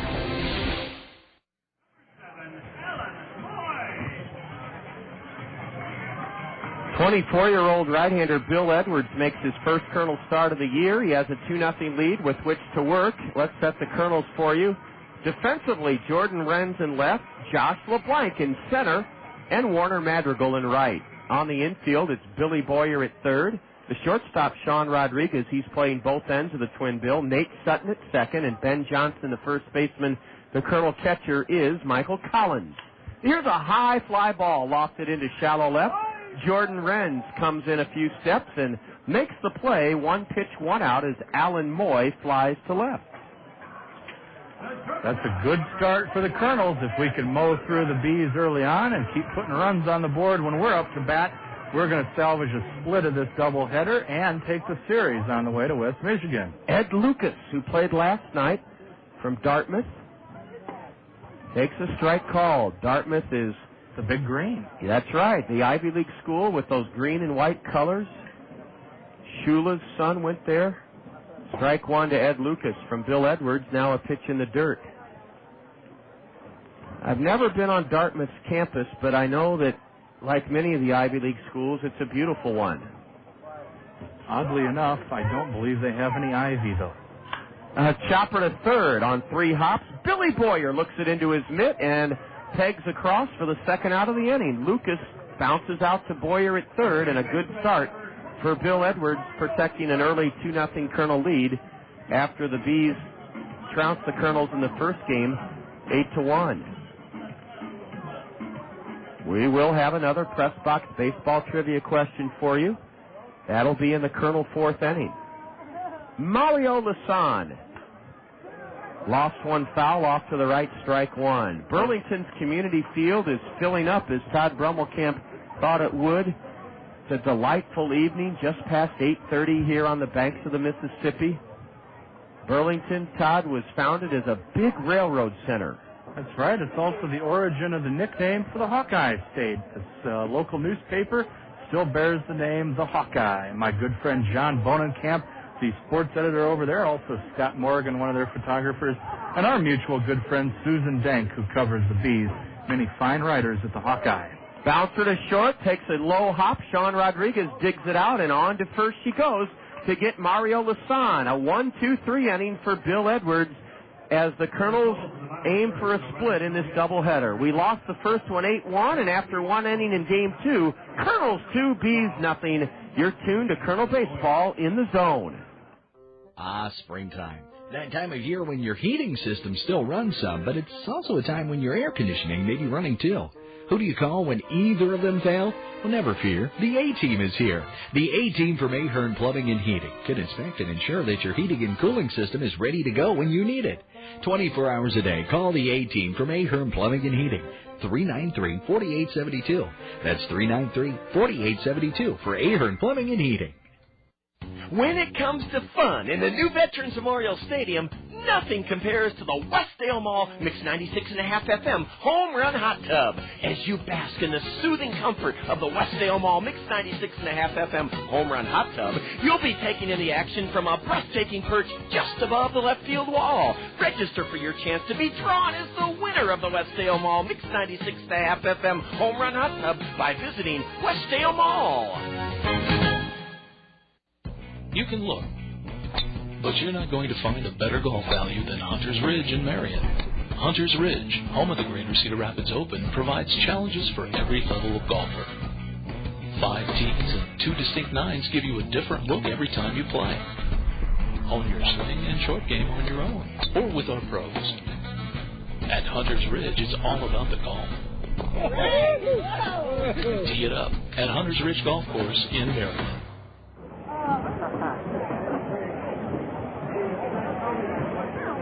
Warner Madrigal has taken strike one to open the Kernels' second, 2-0 Kernels.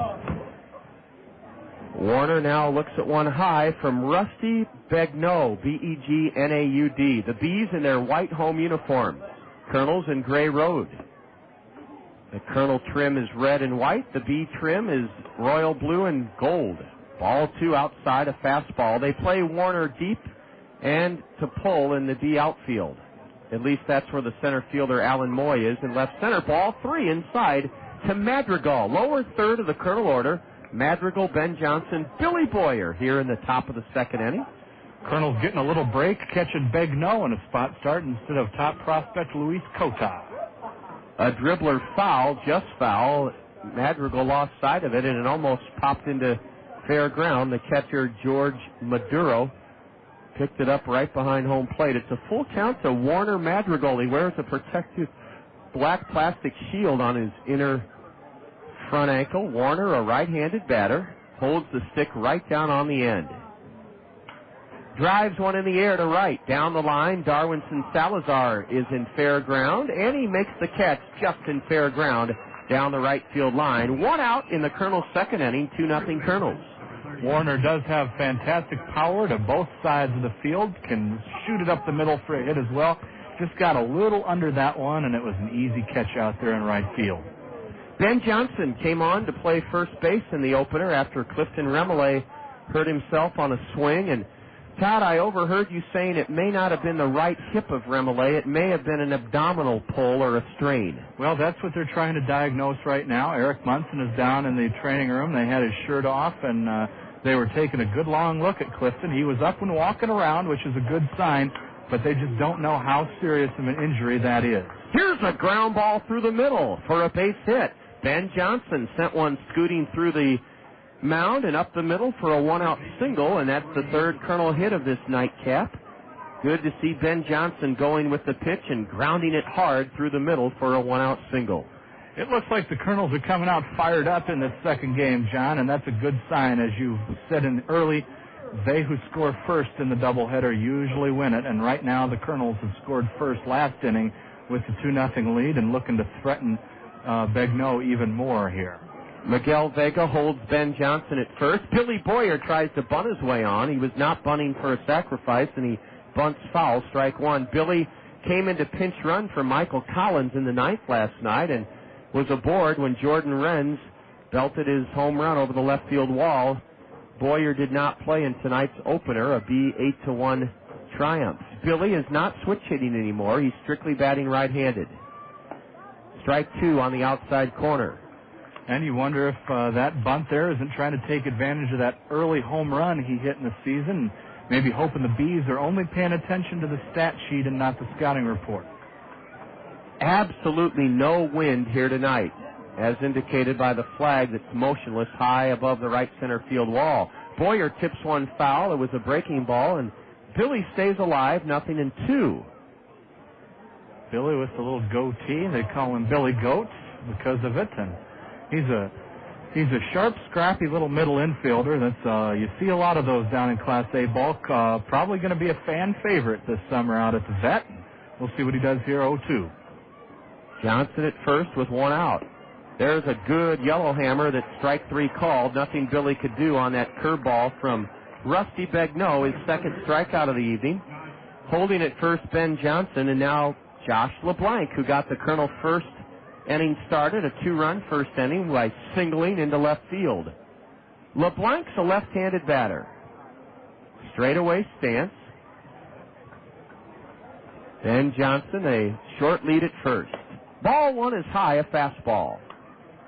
I do not think they will send Johnson here. It didn't appear to me that the Kernels were very aggressive on the bases in the first game. Probably won't be here either. They got to save up their energy. Ball two is low and inside. Of course, referring to that 8-hour bus ride out to Comstock Park, Michigan, a suburb of Grand Rapids, and Fifth Third Field, home of the West Michigan Whitecaps, the 2004 Midwest League champions. A line drive to short, and it eats up Ed Lucas, dribbles into left center, and on his horse galloping to third is Ben Johnson. It's another scalding base hit for Josh LeBlanc. He hit that ball so hard that it ate up Ed Lucas, and it's a base hit for LeBlanc. Good base running with 2 outs. Ben Johnson didn't hesitate and went to third. Nice station-to-station base running. And we're going to have a visit from Tom Bergmeyer out to the mound right now. And while we do that, maybe we can take a look at the Midwest League scoreboard. Go right ahead, Todd. They're going to have to lift Rusty Begnaud, and that'll give us a chance not only to look at the Midwest League scoreboard, but a prolonged delay here. Rusty Begnaud, I think, either strained a hamstring or Achilles. He is walking very gingerly off the field, and Burlington will have to go to the bullpen, and this reliever, Todd, will have as much time as he needs to get ready. Tom Bergmeyer spotted it immediately coming out of the dugout. He knew something was wrong. Let's take a look while we've got a break around Midwest League action tonight. Of course, Burlington topping our Kernels in Game 1, 8-1. Billy Buckner, the second-round draft pick, getting the win, improving to 1-1. Nic Touchstone takes the loss for the Kernels. He's also 1-1. South Bend prevails over Lansing 5-1 in the Michigan Capitol this evening. Mercado and Reynolds both hitting home runs in that game. Fort Wayne is currently clobbering Southwest Michigan in Battle Creek. The Wizards, the Padres affiliate, are up 11-4 in the top of the 7th. Beloit and Kane County. Beloit just continues to go at Kane County, John. They are tied at 1-1 in the top of the 8th inning. Derek Sark pitching for the Cougars. We saw him last week. Again, that game is tied. Our next opponent, West Michigan. The Whitecaps are in Dayton tonight. They are leading the Dragons 5-3. That game is in the top of the 9th. Clinton, the Lumber Kings at Peoria. Peoria, of course, visiting the Vet next week. And the Lumber Kings laying the lumber to the Chiefs right now, 4-2. That game is in the top of the 7th. The swing of the Quad Cities continue to struggle this year. They are trailing the Wisconsin Timber Rattlers 1-0. That game is headed towards the top of the 8th. And Todd, before we give Major League scores on the State Farm Major League scoreboard, let's let everyone in on the fact that Greg Atenzio has come on in relief of Rusty Begnaud. Begnaud had to leave this game with a lower leg injury to his left leg, and it's Greg Atenzio, Atencio, 7-14 as a starter with the Bees last year, a 5.60 ERA. He's coming out of the bullpen, and State Farm Insurance agents Dale Thompson, Al Shetler, Gary Schubat, and Lanny Peterson bring us a look at the State Farm Major League scoreboard. Again, it's a light day in the Major Leagues. One game already in the books over in the American League. That would be Seattle beating Kansas City 10-2. Right now, Cleveland leads the White Sox 8-5 at Jacobs Field. That game is in the top of the 7th. The Yankees in Boston are deadlocked at 5-5. Terry Francona has been thrown out of that game. Right now, currently, Boston batting in the bottom of the 8th. Tampa Bay leads Baltimore 12-7 at Tropicana Field. Toronto is on top of Texas 2-1 right now. And Minnesota currently leading Detroit 6-2 in the bottom of the 5th. A couple games in the National League. The Mets ahead of the Astros right now 4-3 in the bottom of the 7th.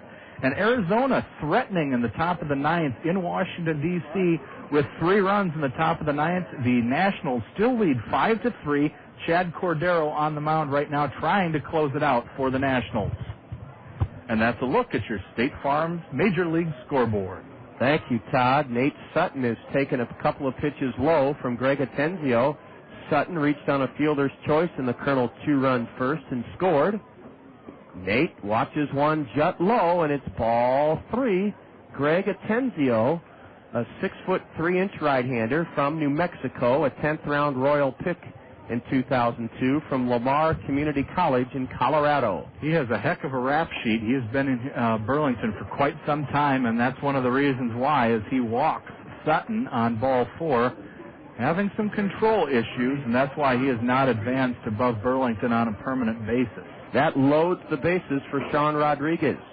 Sean Rodriguez, an RBI double, ground rule double into right center his first time up. And probably the most dangerous hitter in the Cedar Rapids lineup on a consistent basis. We have a lot of guys with potential power, but Sean is dangerous, especially with the bases loaded. Strike one is a fastball at the knees. Rodriguez batting with 2 out, and the base is full in the Kernels' second inning. 2-0 Kernels here in Burlington, where the Bees won the opener 8-1. Rodriguez ready. So's Attenzio. There's strike 2 at the knees from Greg Attenzio.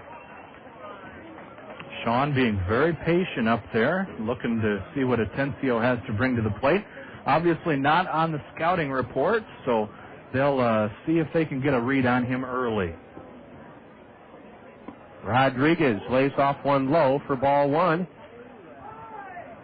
Aaron Peel on deck, the designated hitter, hoping that he can get up with 2 outs and do more damage to the Bees here in the top of the second. Sean in the hole, 1-2. Corks one right at the left fielder to end the inning. He couldn't have hit it harder. Took less than 2 seconds. Did the liner to left by Rodriguez. Kennard Springer caught it to end the inning. Ooh, Rodriguez hit the cover off the ball, but lined it to left.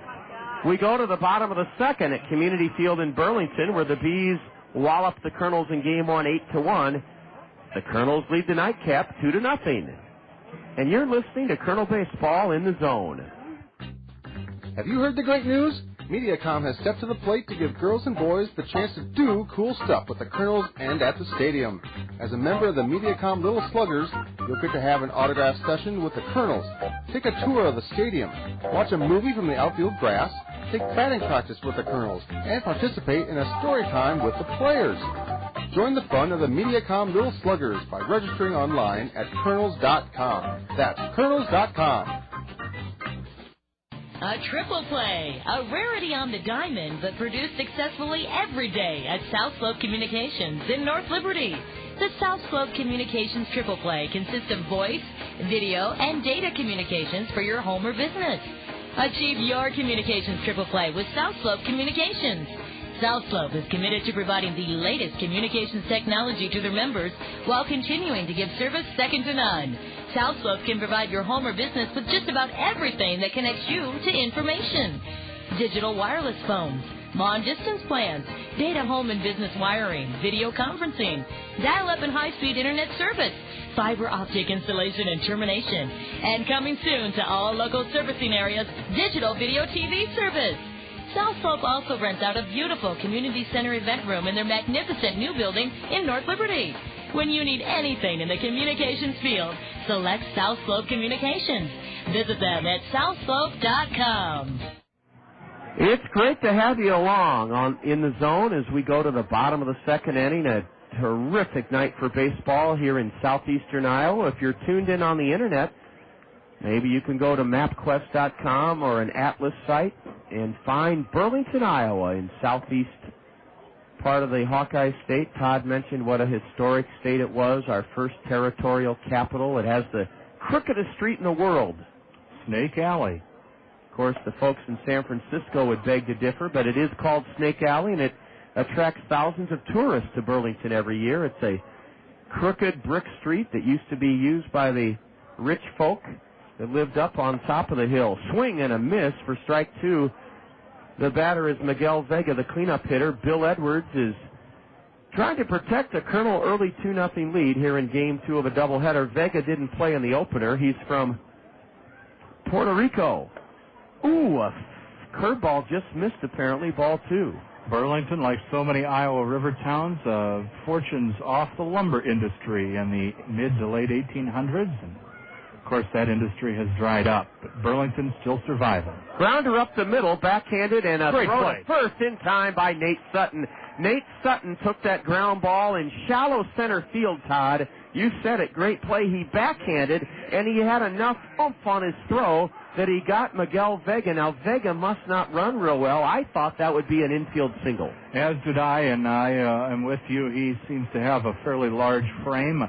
Not a heavy, bulky guy, but a little bigger guy, probably a step slower than your average ball player, but a great play nonetheless by Nate Sutton out there at second base. Here's a drive into shallow center, and back goes Sutton to make the catch. Rusty Brown, who hit the ball with such authority in Game 1, had me fooled on that pitch he hit.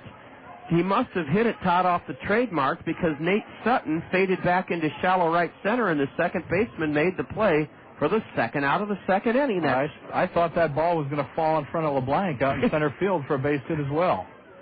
5 in a row set down by Bill Edwards. His first pitch is a fastball low to Eddie Solis, S-O-L-I-S. Eddie played in the first game. Right-handed hitter. Bill Edwards misses outside. Eddie Solis in Game 1 was 0 for 2. Bill Edwards has a very long motion. Once he gets started, it takes him a while to get to the plate as he kicks that leg high and deals. Deals a strike at the knees to Solis. Nobody on, 2 away in the B's second inning. 2-0 Kernels, Game 2 of a doubleheader. Burlington won the first 8-1. There's strike 2 at the knees to Eddie Solis. Edwards, quite possibly the thinnest member of the Kernels. That uniform looks like it's a size small, and it still looks a little baggy on him. He's got those socks pulled way up high to the knees as he deals again. This one misses low, and it's a full count. As Mark Evans, the plate umpire, wearing a long sleeve navy blue shirt underneath his navy blue top, gray trousers. Swing and a miss on a high fastball. Eddie Solis fans, and that's 2 perfect innings for Bill Edwards. Down in order go the Bees for the second time. After 2 in Game 2 of a doubleheader, the Kernels drop the opener 8-1. They lead the nightcap 2-0, and you're enjoying Kernel baseball here in the Zone. Have you heard the great news? Mediacom has stepped to the plate to give girls and boys the chance to do cool stuff with the Kernels and at the stadium. As a member of the Mediacom Little Sluggers, you'll get to have an autograph session with the Kernels, take a tour of the stadium, watch a movie from the outfield grass, take batting practice with the Kernels, and participate in a story time with the players. Join the fun of the Mediacom Little Sluggers by registering online at Kernels.com. That's Kernels.com. You can look, but you're not going to find a better golf value than Hunter's Ridge in Marion. Hunter's Ridge, home of the Greater Cedar Rapids Open, provides challenges for every level of golfer. 5 tees and 2 distinct nines give you a different look every time you play. Hone your swing and short game on your own, or with our pros. At Hunter's Ridge, it's all about the golf. Tee it up at Hunter's Ridge Golf Course in Marion. When it comes to insurance and financial services, think smart. Think about Farm Bureau Financial Services for auto, home, life, farm and ranch, retirement funding, and business protection. Call Vaughn Blythe in Cedar Rapids. More products, more services, more of your needs met. So for more information, call Vaughn Blythe in Cedar Rapids. Farm Bureau Financial Services. More than you think. Farm Bureau Life Insurance Company, West Des Moines, Iowa.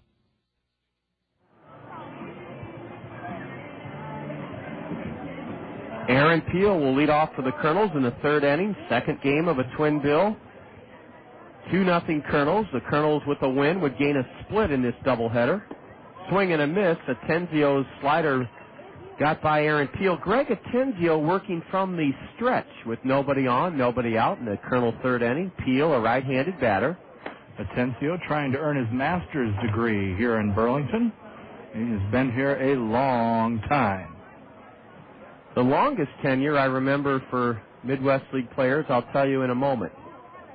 Breaking pitch in for a strike. It's 1-2 to Peel. Chris Truby, who's gone on to have a pretty good big league career with a number of clubs, played 4 years in Quad City and Davenport. And then Tim Lemon for the Peoria Chiefs played 4 years, a high draft pick by the Cardinals. 4 years is about what you're going to max out at this particular level, Todd. And you are usually a high draft pick that they are still waiting for you to reach your potential. Ground ball knocked down at the feet of the pitcher, and Atenzio recovers and tosses to first to get Aaron Peel. A comebacker results in the first out of the Kernel third inning. Here's Michael Collins, who flew out to right his first time up. As you said, Atenzio, a 10th round draft pick, and that's usually the cutoff for a guy that they view as definitely prospect material. So certainly someone in the Kansas City organization sees something in Greg Atenzio. They keep sending him back here instead of sending him on his way home. He hopes to get over the hump, as do our Kernels, who have returned to Cedar Rapids.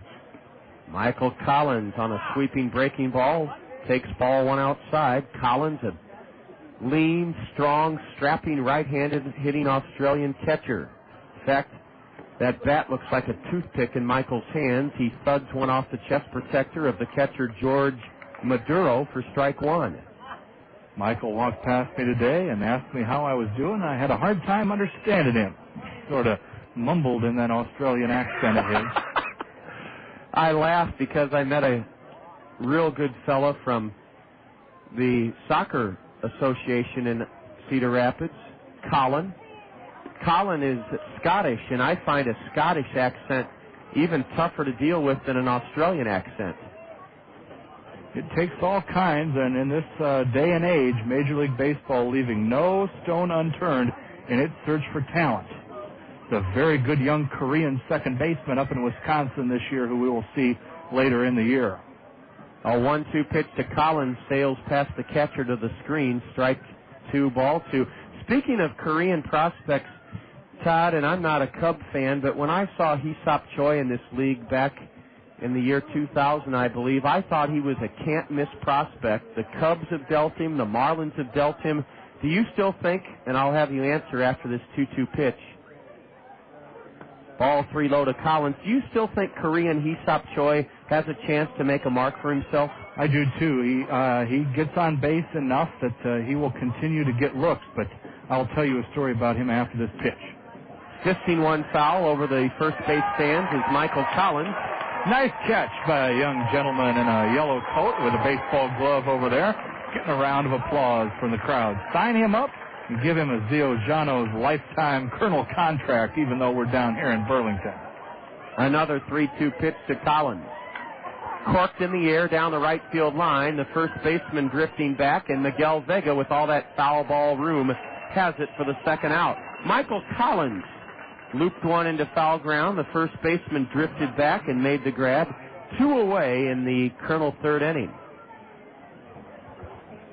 And as Jordan Wren steps to the plate, John, you know in Clinton, Iowa, they have a double-decker billboard out in right field. I once saw Hee-Sop Choi hit a ball that I would estimate about 425 feet to 450 feet over that double-decker billboard. Renz wraps one to the shortstop, Ed Lucas, and Lucas throws to retire Renz. The Kernels go in order in their half of the third inning. Burlington won the opener here 8-1, and in Game 2, the Kernels own a 2-0 lead after 2.5 innings. This is Kernel Baseball from Burlington in the zone. For the 7th consecutive year, Toyota Financial Services is encouraging elementary students throughout our community to read this summer. Toyota Financial Services believes that inspiring children to read brings families together, fosters imagination, and enhances knowledge. The Gazette shares Toyota Financial Services' belief in the value of reading. That's why they've teamed up to recognize and reward this summer's readers for their fabulous accomplishments. Toyota Financial Services and the Gazette, proud to stand with our community's children to enrich their lives. Hey, everybody, gonna get on down to Hometown Restyling. Hometown Restyling. For all your remodeling needs, satisfaction guaranteed. Hometown Restyling specializes in all of your home's interior, exterior needs. Visit our showrooms, one in Hiawatha, one in Coralville, and see the incredible possibilities. Windows, siding, sunrooms. Give us a call at 378-1221. The way to pocket important savings is to take advantage of Chevron motor oils and lubricants from the Otson Oil Company, your local Chevron oil distributor. Chevron lubricants are made from higher quality base oils for better performance, and that means longer life for your engine. Contact the Otson Oil Company in Cedar Rapids for details on how you can save time and money with Chevron lubricants. The Otson Oil Company, serving Iowa with quality lubricants since 1933. Visit Otson Oil Company at www.otson.com.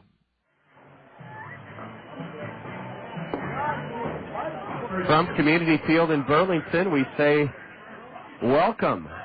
And at the top of the hour, we remind you that you're enjoying professional Midwest League Baseball, Cedar Rapids Kernel Baseball, on 1600 AM, KCRG, Cedar Rapids, Iowa. You're in the zone. Jake Length is our in-studio engineer.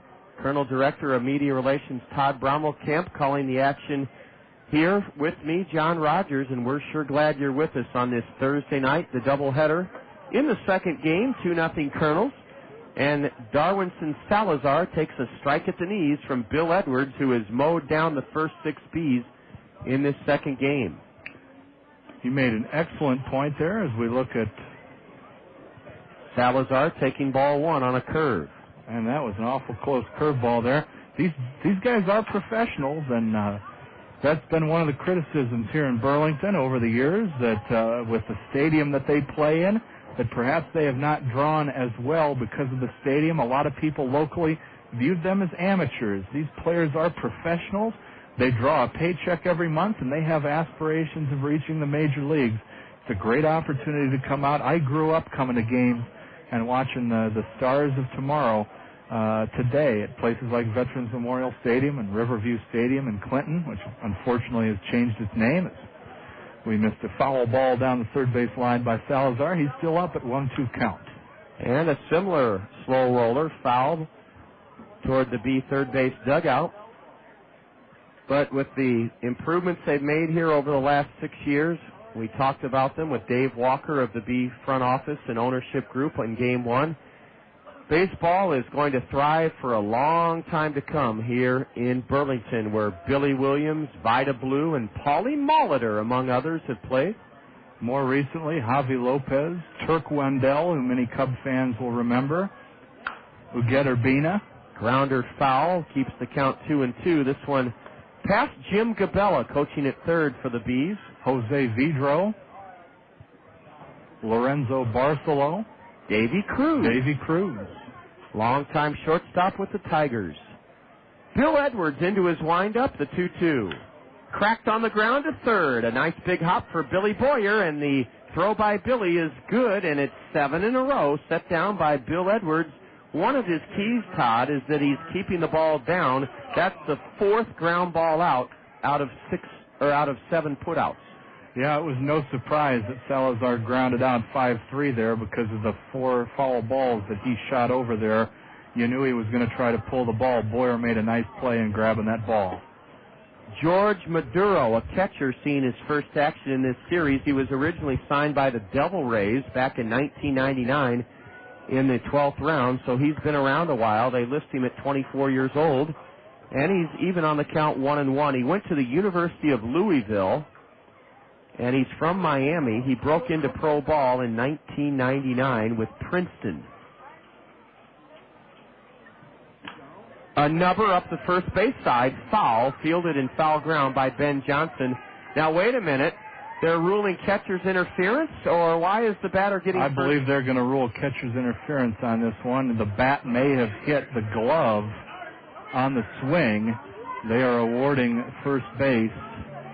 That is an interesting play. It draws no argument from the Kernels dugout. It's an error on Michael Collins, the first Kernel error of this second game. The Kernels committed 4 errors in Game 1 in bowing to the Bees 8-1. So the first base runner, George Maduro, reaches on a ground ball foul outside first. Here's a deep drive to left, sending Rentz way back. It may go. It's at the wall, and Rentz can't get it. It's off the wall. Chugging into third is Maduro. They're going to hold him there on a double that just missed being a 2-run homer by Kennard Springer. And just like that, the Bees are threatening to tie this game in the third inning. A catcher's interference called on Michael Collins. Then Kennard Springer unloaded, hit one 2/3 of the way up the wall and left at the 375 mark. Jordan Renz kept going back, further back, and it's lucky, Todd, that one wasn't a two-run homer. Yeah, that one I kind of lost up in the light standard, and I thought for sure that it was out of here. It falls down in front of a Select Chevy sign out around the 375 mark, kicks up into Jordan Renz's hands, and he's able to get the ball in. Burlington has yet to put a run on the scoreboard, and we'll see what Bill Edwards can do here with one out and two runners in scoring position. Alan Moy, the batter, the Colonel infield, will trade a run for an out here. They're playing back. 2-0 Kernels, but that lead is in peril. A deep drive foul way out of here over one of the 8 light girder structures here. They're steel girders, kind of like if you were a kid and used to own a construction set as a toy. You used to build girders, bridges, lights. That's what they look like here. They're supported, the lights are, by thin steel rails. A bouncer over the hill, a run will score. Nate Sutton makes a nifty play to his right and throws the batter out. Now a throw to third. They've got the runner hung up. Boyer runs him towards the plate, and he's tagged out by Bill Edwards to end the inning. The Colonels turn a nifty double play. The Bees capitalize on an error and score a run. Alan Moy is thrown out 4-3 by Nate Sutton, and then the first baseman, Ben Johnson, 3-5-1, I believe, will be the scoring on the other putout. That's right. First baseman to third baseman, then Boyer to Bill Edwards, and Kennard Springer was caught between third and home, and that keeps the Colonels ahead in this game. One run for the Bees in the third. On, one hit, one Colonel error, catcher's interference, and nobody left for Burlington. We'll have our press box baseball trivia question for you as we head to the fourth. Colonels lead Burlington 2-1. And this is Colonel Baseball in the Zone. Multitasking is today's buzzword. We're parents, employees, board members, spouses, caregivers. The list goes on. Your local Pekin Insurance Agency, Sheets Forest Draper Insurance in Marion, is great at multitasking, too. Sheets Forest Draper will find the right insurance coverages for you. See Scott Draper of Sheets Forest Draper for coverages on your home, auto, life, health, and business. Finding the right insurance is one less task for you to do when you depend on your hometown professionals with Pekin Insurance. Here's a fact about the new Veterans Memorial Stadium I bet you didn't know. All of the grounds surrounding our community's newest source of pride are maintained by Greg's Lawn Service. That's right, it's Greg's Lawn Service that provides you with that initial lift when you approach our magnificent new ballpark. Greg's Lawn Service can put their first-class signature on your yard, elevating it to the same immaculate condition you see around the stadium. Greg's Lawn Service, a cut above the rest since 1983.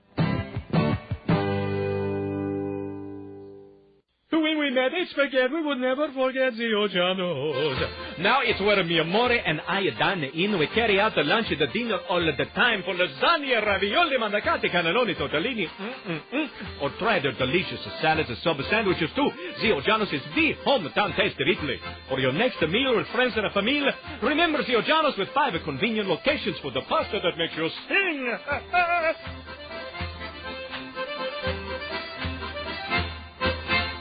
2-1 Colonel lead as we go to the top of the fourth here in Burlington.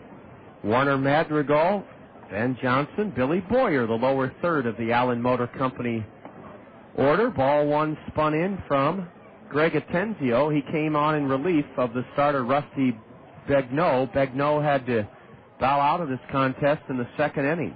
Ball two in the dirt to Madrigal. Todd is with us, and we ask you if you've won the Springhouse Restaurant trivia question or the Press Box Baseball trivia question to certainly play along at home, but don't email Todd with your answer to the Press Box Baseball trivia question. That'll give the legions of other Colonel fans who love to tune in and have fun with us their chance to earn a prize from the Bim Ritter Diamond Shop. Ball three to Warner. They may turn him loose. They may turn him loose. They did, and he skies one into right for the first out of the inning. Darwinson Salazar underneath it, and he has it one out. Well, Todd, what do you think of that, turning the guy loose on 3-0? Well, I don't see much of a problem with it early in the season. Again, they're trying to iron out some swing flaws in some of these guys. And, you know, Bobby, it's early in the season. He's going to let his guys take their cuts and let them get their swings in, especially while the weather is fairly temperate by Iowa standards. And you might as well take advantage of it as we get ready for our dugout press box trivia question. I will give you my email once again. It is Todd@Kernels.com. TODD at Kernels, KERNELS.com. Ben Johnson chops one to first. Backhanded by Vega. Underhand to Atenzio. Close at first, but Ben is out on a 3-1 putout, and Greg Atenzio is now retired. 6 Kernels in a row. The Kernels holding a 2-1 lead here in the top of the 4th. Here is our press box baseball trivia question. Remember, email your answers. There are 2 answers to this question to Todd. A Cedar Rapidian and an Iowa Hawkeye were catchers on the 1985 World Champion Royals. A Cedar Rapidian and an Iowa Hawkeye were catchers on the 1985 World Champion Kansas City Royals. We want to know the names of those 2 receivers. Of course, a Royals-themed question as we are playing a Class A affiliate of the Kansas City Royals. 2 answers to that question as Billy Boyer bats for the Kernels. And he's ahead 2-0. A Cedar Rapidian and an Iowa Hawkeye were catchers on the 1985 World Champion Royals. Email Todd right here in Burlington, Todd@Kernels.com. Boyer swings at a pitch in on his hand, strike 1. Billy struck out looking in the second. 2-1 Kernels, top of the 4th. 8-1 Bees in game 1. I know Lanny Peterson knows the answer to this one, but he already won in the first game. So, Lanny, if you're still listening to us, neither one of your host players have played in this ball game, and you are not allowed to win. The 3-1 to Boyer. There's a walk, and 2 out walks to number 9 hitters usually spell trouble. Let's see if the Kernels can cash in with Josh LeBlanc at the plate. LeBlanc is singled and scored and singled. Your emails to Todd@Kernels.com. A Cedar Rapidian and an Iowa Hawkeye were catchers on the 1985 World Champion Kansas City Royals. 2 separate players. They combined to do the majority of the catching for the Royals in that wonderful, wonderful year. There goes Boyer, a swing and a miss to throw to second, and Billy steals it just ahead of the throw by catcher George Maduro. Billy Boyer. LeBlanc swung and missed, protecting the runner. The scoreboard says now it's corrected, 0-1 to Josh LeBlanc. If he can get his 3rd hit of this game, it would likely give the Kernels their original 2-run lead back. Boy, it's neat to see the Kernels running. Swing and a miss by Josh, strike 2. They did not steal a base in the last game. That is the first game this year where they have not stolen a base. They start the new streak here with Billy Boyer in the top of the 4th. LeBlanc in the hole. There goes Boyer. Swing and a miss. It doesn't matter as LeBlanc strikes out to end the Kernel 4th inning. After 3.5 here in Burlington, the Kernels struck for 2 in the first. The Bees countered with 1 in the third, and we go to the bottom of the 4th. 2-1 Kernels. It was 8-1 Bees in the opener. This is Kernel Baseball in the Zone. When it comes to insurance and financial services, think smart. Think about Farm Bureau Financial Services. For auto, home, life, farm and ranch, retirement funding, and business protection, call Ted Crow in Cedar Rapids. More products, more services, more of your needs met. So for more information, call Ted Crow in Cedar Rapids. Farm Bureau Financial Services. More than you think. Farm Bureau Life Insurance Company, West Des Moines, Iowa.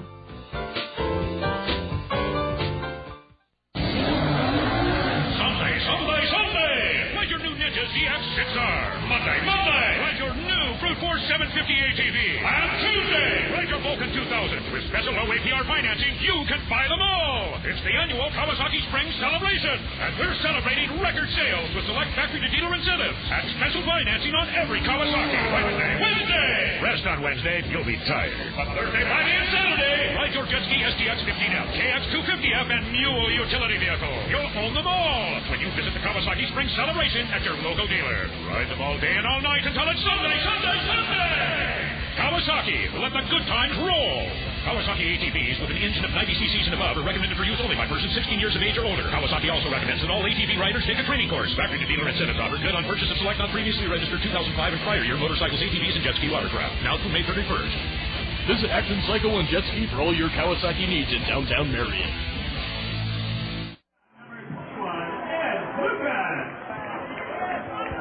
Bill Edwards mops his brow behind the mound wearing a navy blue Colonel Road cap. Now Bill marches up the backside of the slope here at Community Field, and he'll face the shortstop from Dartmouth, Ed Lucas, right-handed hitter. He grounded to third in the first inning, 2-1 Kernels.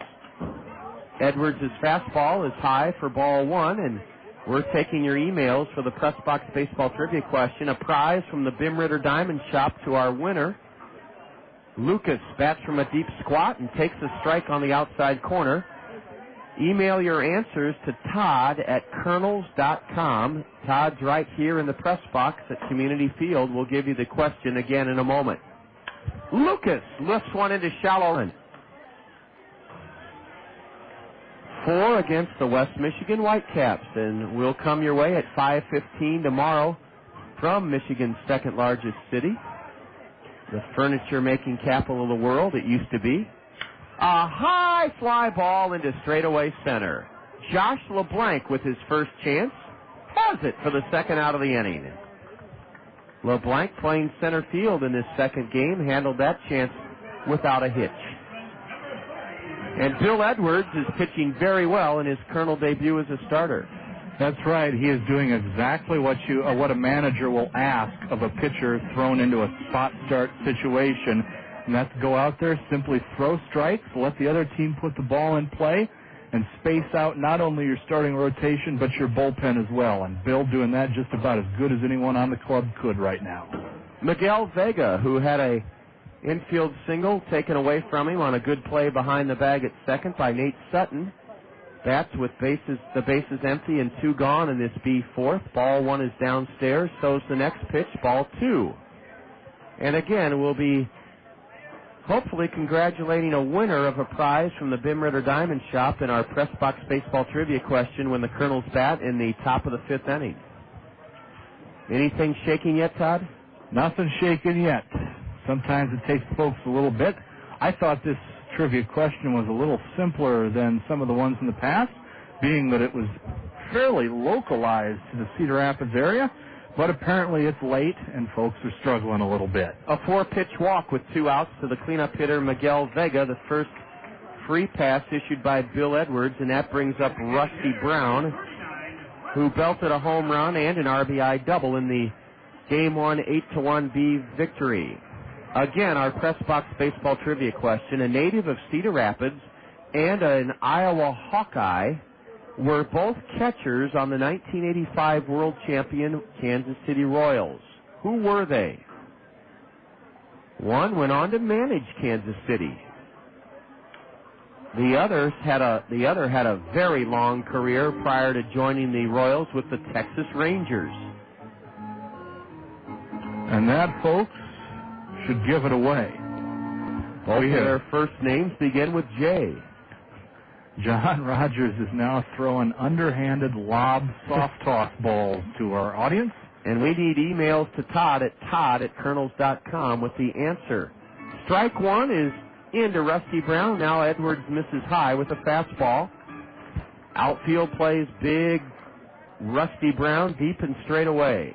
If you are I believe a 1970 graduate of the University of Iowa, I believe you'll know who the Iowa Hawkeye is.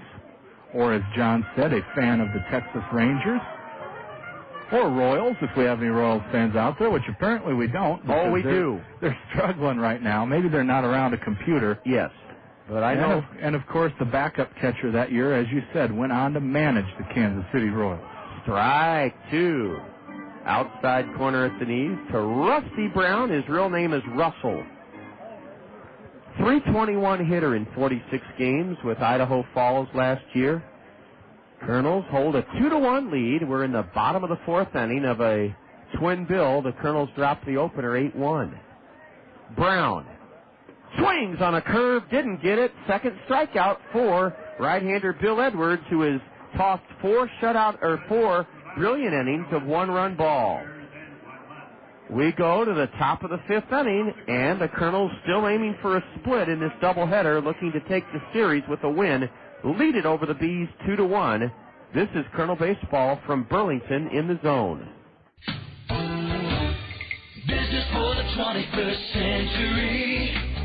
with Advanced Systems. For nearly 50 years, Advanced Systems has been providing office technology solutions. Whether you're looking for a simple multifunctional system or a complex software program, Advanced Systems is your solutions provider. We're continuing to build upon our tradition of providing outstanding service to each and every client. This is for the 21st century with Advanced Systems. Hey, Dad, did you catch the game last night? Wow! Oh, no, the wind was messing up my dish. Oh, man, too bad. Maybe next time. Hey, Dad, did you see that documentary on fire ants? Oh, fantastic stuff. Oh, no, I had a little problem with the old dish. Too bad. You really missed something special. Say, Ted, remember that episode of Nip Tuck last week, the one with the doctors? No, afraid not. I think it was raining that night or something. Hi, Teddy. Hi. Hey, I saw this romantic movie the other night. It made me think of you. Well, I meant to, but I think there was some bad weather going on. You know, Ted, I could really see getting together once in a while, but, I don't know if I want a dish relationship. Oh, man. Want a weatherproof way to watch television? Get rid of that dish and call Mediacom to learn about our 12-month, $29.95 offers. Call today at 1-800-800-CABLE. That's 1-800-800-CABLE.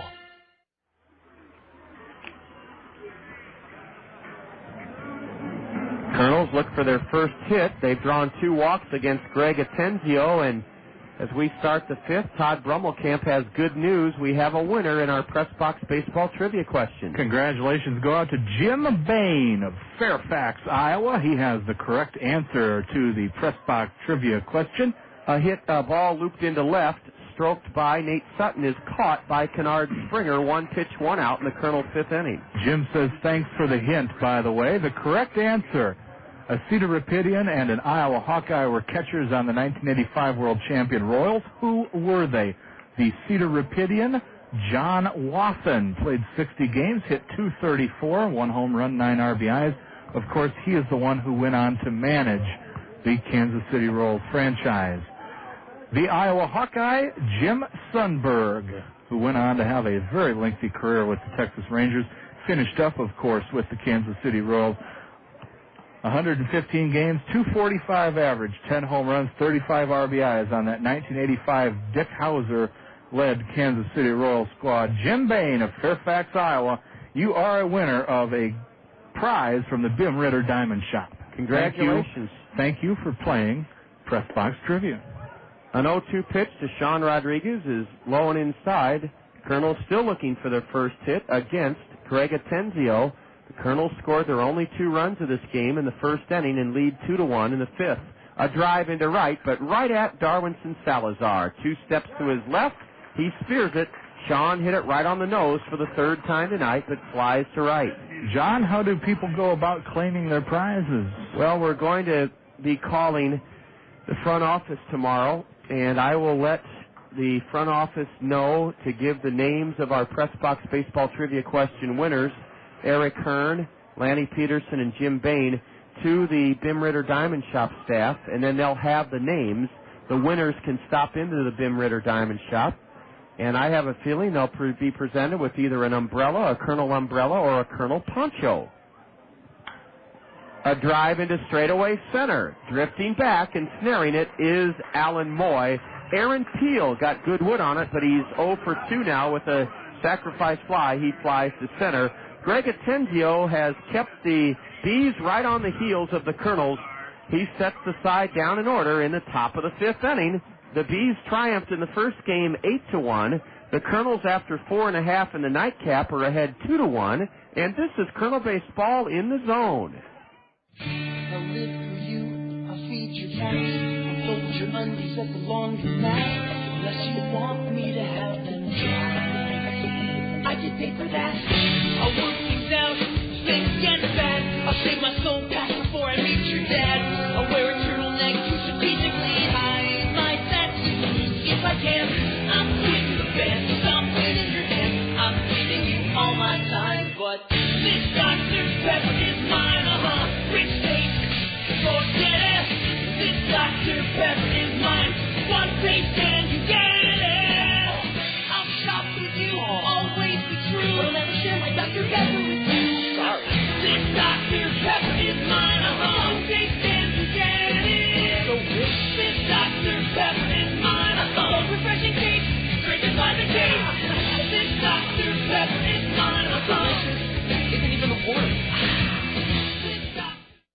Here's a fact about the new Veterans Memorial Stadium I bet you didn't know.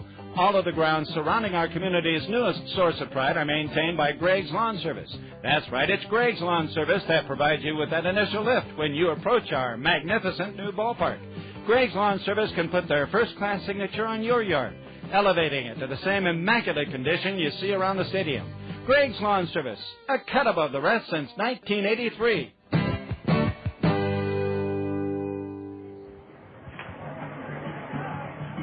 The Kernels will try to get another sparkling inning out of Bill Edwards. He's given up an unearned run on only one hit through 4 innings. 2-1 Kernels. As Bob Brooks would like to say, a honey of a game in the nightcap here in Burlington. Eddie Solis at the plate, ball 1 low and away from the Kernel right-hander. Outfield deep and straight away for the second baseman. He spanks one into the screen for strike 1. Honey, Burlington, bees. There you go again. Tying it in, John. Tying it in. Edwards is set to deal the pitch. Ooh, just low, a fastball. Bill is wearing a long-sleeve red shirt underneath his Colonel Gray road top. The center fielder, Josh LeBlanc, is shifted way into right center. Solis stands straight up at the plate, bloops it foul down the right field line. I want to say hello to Andy Pantini, our Director of Graphics and Technology at the ballpark. He's probably listening in tonight in the zone, 9:26 p.m. Andy, I'll have that information to you immediately following the game. Maybe not immediately, but as quickly as humanly possible. Eddie Solis takes a curve low, and it's a full count. I should take my time. I know he'd appreciate it. Eddie bats 6th in the Burlington order, and he takes strike 3 called, a curve at the knees.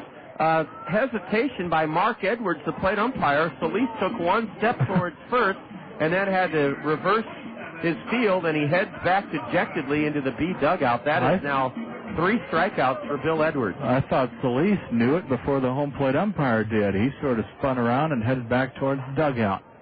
Darwinson Salazar, the batter. What an outstanding performance by Bill Edwards. A ground ball to third, and it's Billy Boyer flubbing it. An error on the Colonel third baseman, a routine grounder, and Billy had it dribble out of the webbing of his mitt for the second Colonel error of the second game. That hurts. That's too many errors in a doubleheader. 4 in the first game and 2 in this one. Yeah, that's leaky defense. And this is how problems get started, John. This is how problems get started. Well, Bill Edwards may just have the gumption and resiliency to pitch around the 1-out error. A throw to first, and diving back in there just ahead of the tag by Ben Johnson was Salazar. Darwinson may be running here with the Colonels up by a run in the bottom of the 5th, 2-1.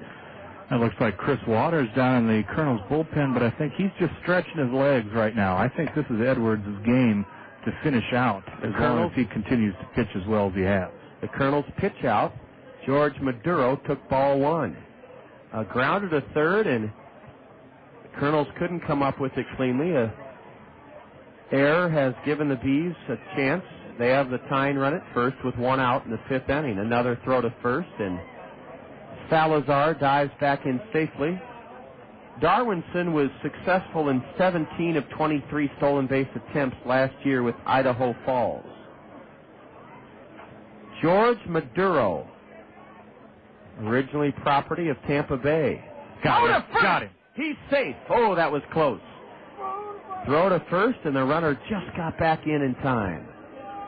According to the base umpire, David Warren, and you heard Todd saying got him, and we almost did get him. Runner not going, and a little bouncer to the on-deck batter. That's Kennard Springer. Sometimes all you need to do over at first base is learn your lesson, and it looks like Salazar did just that. He's staying a little closer to the bag than what he has been. George Maduro, I'll tell you, in the last throw to first, the runner back in 2000. Well, let me just say this. In his 6-year professional career, this right-handed batter has never played in more than 46 games.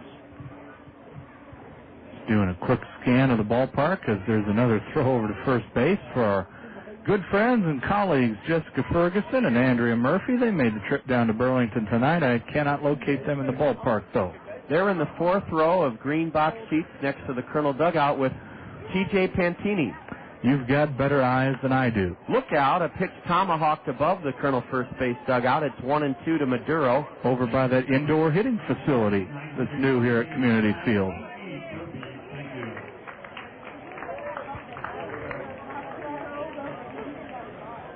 One ball, two strikes to George Maduro. Bill Edwards is fanned a pair. Snaps a throw to first, just back in time again. Darwinson Salazar continues to be fascinated by Salazar over there. It's like a cat with some string in front of him. Just will not let him go. Maduro, a right-handed hitter, uses a shiny black lacquer bat. Runner not going. Ball two is low.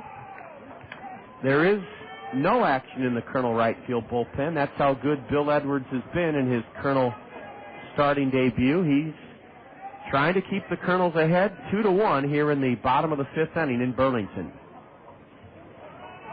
Now Bill steps off the rubber. This tells me that they have read the scouting report provided to them by someone in particular. Ball outside, and it's 3-2 now. The runner will likely go, and the Colonels hope for the best scenario, strike him out, throw him out, double play. Darwinson Salazar will likely go on this 3-2 pitch. He's the tying run at first, being held by Ben Johnson. I think we see another throw over, but we don't. He's not running, and a pitch crushed into deep center, way back, and LeBlanc misplayed it. It goes over his head. The Bees will tie it here in the fifth inning. Rounding third is Salazar. Maybe not. The throw home is cut off.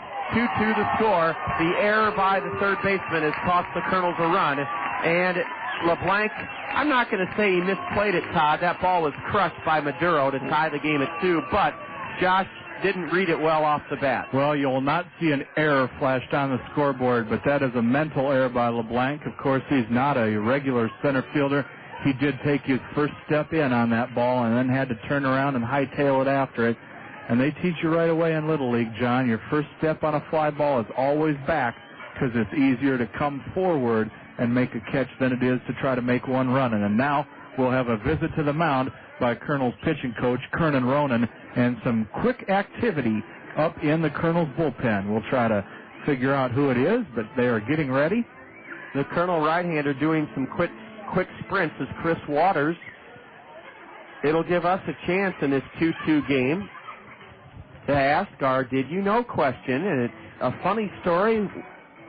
Imagine that, a funny story about Yogi Berra and his visit to the Louisville Slugger Bat Factory, the Hillrich and Bradsby Bat Factory we talked about a couple of nights ago on the broadcast. Yogi Berra complained to the factory in Louisville that made Hillrich and Bradsby Louisville Sluggers that a lot of his bats were breaking.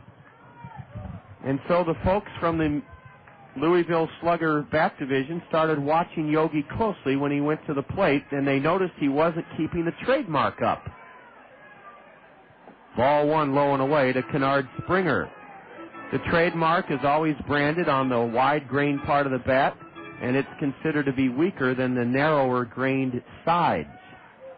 So Yogi had the trademark side of the bat facing the pitcher, and that's a no-no. You're supposed to keep it pointing up towards the sky. Ground ball wrapped foul past third. Louisville Slugger officials reminded Yogi Berra that he should put the trademark up where he could read it, and Yogi responded to the advice, when I go up to bat, I go to hit, not to read. After that, Louisville Slugger started branding Yogi Berra's bats on the tighter grain in the hope that his bats wouldn't break as often. That's our Colonel Did You Know question. Look out. Oh, fishnet. A pitch ripped foul over Jim Gabella's head, and yeah, Todd, somebody down there beyond the retaining barrier and left brought a big net. And still couldn't get their hands on a souvenir as that's scooped up by a member of the Burlington bullpen. 2-2 our score. We're in the bottom of the fifth inning. Burlington's tied it on an error and a double. Swing and a miss as Kennard Springer had to fish for that one. He's down on strikes. Sorry, Kennard, he caught the strike. You're out. 4 strikeouts for Bill Edwards. Boy, both of the B runs tonight in the nightcap are unearned. Ooh, that hurt. Well, Todd, did you remember being coached in Little League? I was coached in the wood bat era that you always kept the trademark up, facing up. That is a little bit of trivia that I did know. However, I was never a wood bat user when I was younger, although I did use one when I was in high school, which perhaps explains my poor ability to hit baseballs. Well, Yogi Berra said, I don't go up to the plate to read, I go to hit. So he didn't want to be bothered with having to look at the trademark and make sure it was up. So the folks at Louisville Slugger put some revisions in the design of his bat. Bill Edwards on a 1-0 pitch to Alan Moy delivers a strike called. Boy, Bill deserves a better fate tonight. He should be in line for a win. Instead, 2 Colonel errors have cost him 2 runs, and it's 2-2 in the bottom of the 5th inning here in Burlington. The Bees won the first game 8-1. On the bright side, his ERA, which was an even 3 runs coming in tonight, has dipped considerably through 5 innings of work so far. But as you said, he certainly deserves better than what he's getting, because this is a perfect spot start. Go ahead, run at second. George Maduro. And he's got a nice-sized lead, although he'll step back towards the bag. Pitch in the dirt, and Michael Collins looks the runner back to second. Alan Moy has flown to left and grounded to second. The Kernels have not scored since the first inning, have not had a hit since the second inning, and are tied with the Bees in the bottom of the 5th, 2-2.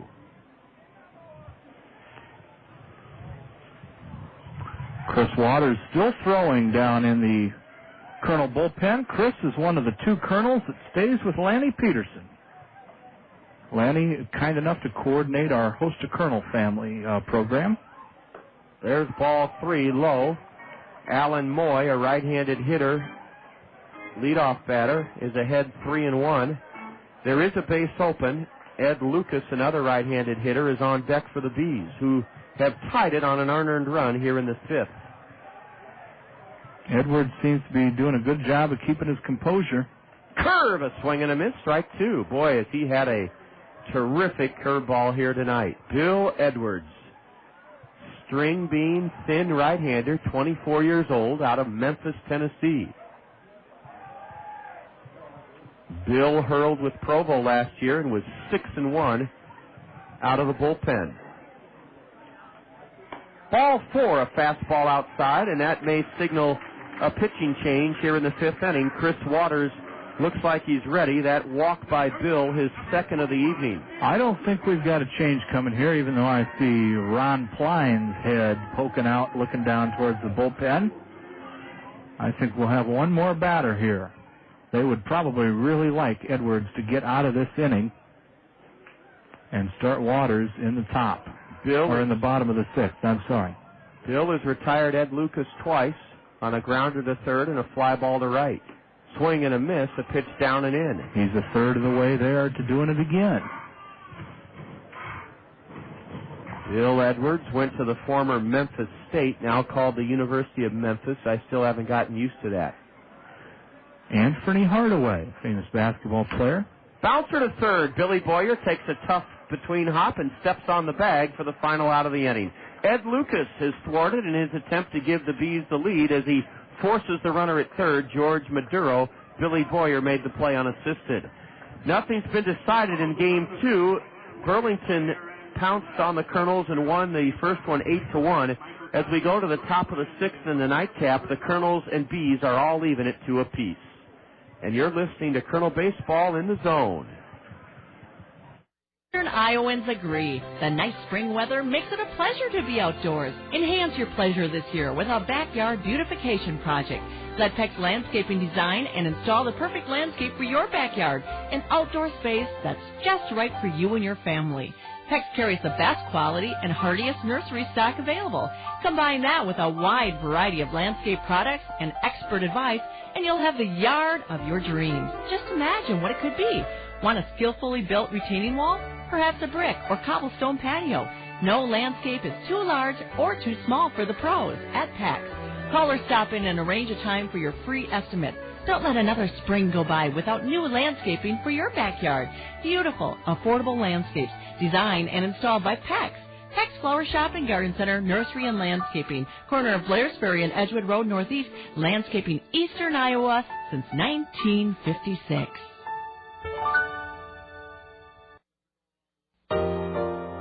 None of us can do anything about a bad day, but we can make certain nothing happens to all of our tomorrows. Take everything out of the hands of chance with a well-planned insurance program tailored specifically to your needs. Phil Andrews, your local Pekin insurance agent at Weidenhammer Andrews Agency, is an expert in insurance matters. Phil Andrews will develop the right insurance plan for your home, car, business, and life. Depend on Phil Andrews, your hometown professional with Pekin Insurance.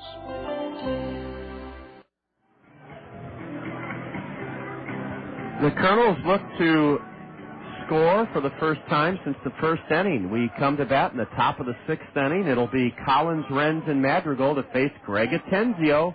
Came on in relief of starter Rusty Begnaud after Begnaud injured himself back in the second and has walked two, struck out one, and given no hits. Ball one way high to Michael Collins, who is 0-for-2. Swing and a tip foul into the mid of George Maduro, strike one. Todd will have a few finals to pass on the Midwest League scoreboard as we go into the sixth inning here in Burlington. 2-2 the score. The Kernels dropped the opener 8-1. A curve almost hit Collins, ball two. Too bad that one wasn't out over the plate. Collins could have jumped on that and jacked that thing out of here. Michael drove in the go-ahead run last night in the Kernel 2-1 win.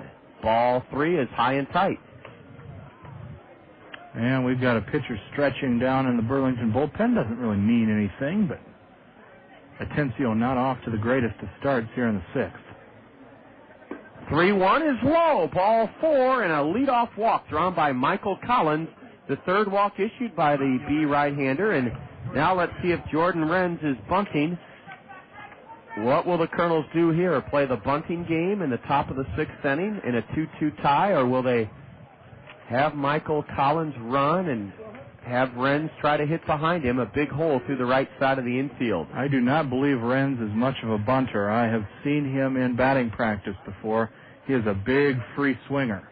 The pitcher kind of stretching down in the Burlington bullpen right now is number 6, Adam Rowe. He's a left-hander. A pitch right in on the hands of Jordan. He held up. Todd, how did Kane County fare tonight? That game is actually still in progress, John. They came back and tied it. Now Beloit has put 2 runs on the board in the top of the 10th inning. Beloit leading Kane County 3-1. Of course, the Cougars come here to Burlington. Collins running, and a pitch is drilled foul into the left field stands. Over by the fishnet. Boy, I love Bobby Magadianis' brand of baseball. Michael Collins was off and running, and Jordan Renz cranked one foul on a line into left. As I said, we take an 8-hour bus ride to West Michigan overnight following the completion of this game. The Cougars come to Burlington as they continue a 7-game homestand to christen their renovated stadium. Collins draws a throw and dives back safely. Michael to go-ahead run at first. South Bend defeated Lansing 5-1 tonight in Lansing. There goes Collins. Renz swings and misses. The throw to second is in time.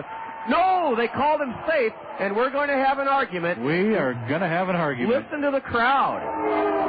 Jim Gabella can't believe it. I can't believe it. The throw beat Michael Collins, and Michael somehow either dislodged the ball from the mitt of Eddie Solis, the second baseman, or he somehow avoided the tag. Jim Gabella in front of second base on the grass is giving an earful to David Warren, the base umpire. Todd, I don't know how Michael Collins stole that base.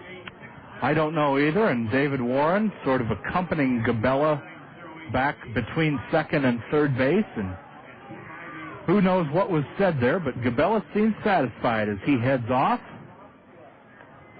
Big steal by Michael Collins. Huge steal. Jordan Renz now has a chance to hit the ball to the right side of the infield and get Michael to third. There's a huge gap up the middle to right. Ooh, a changeup is in there for strike 3. We've lost count of the count. So did the scoreboard operator. Strike 3 called, of all things, to Jordan Renz for the first out here in the 6th inning. That hurt. Jordan was unable to put the ball in play. We'll see what Warner can do here. Warner Madrigal with a chance to give the Kernels the lead back. Fort Wayne, the Wizards, 11-4 winners over Southwest Michigan in Battle Creek tonight.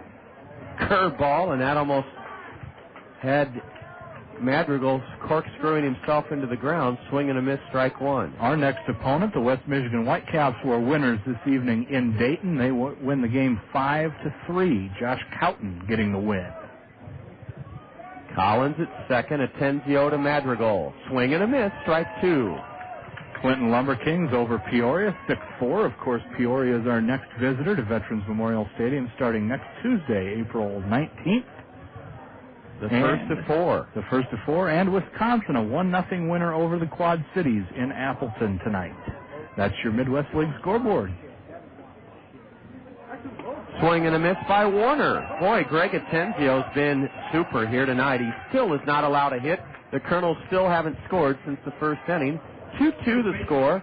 And Ben Johnson will try to deliver a clutch blow here in the 6th inning with Michael Collins at second with 2 out.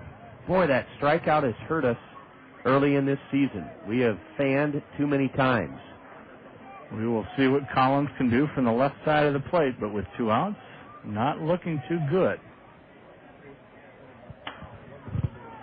Ben Johnson loops one foul into the third base stand. It ricochets back onto the diamond where the third baseman picks it up, Mario Lasan.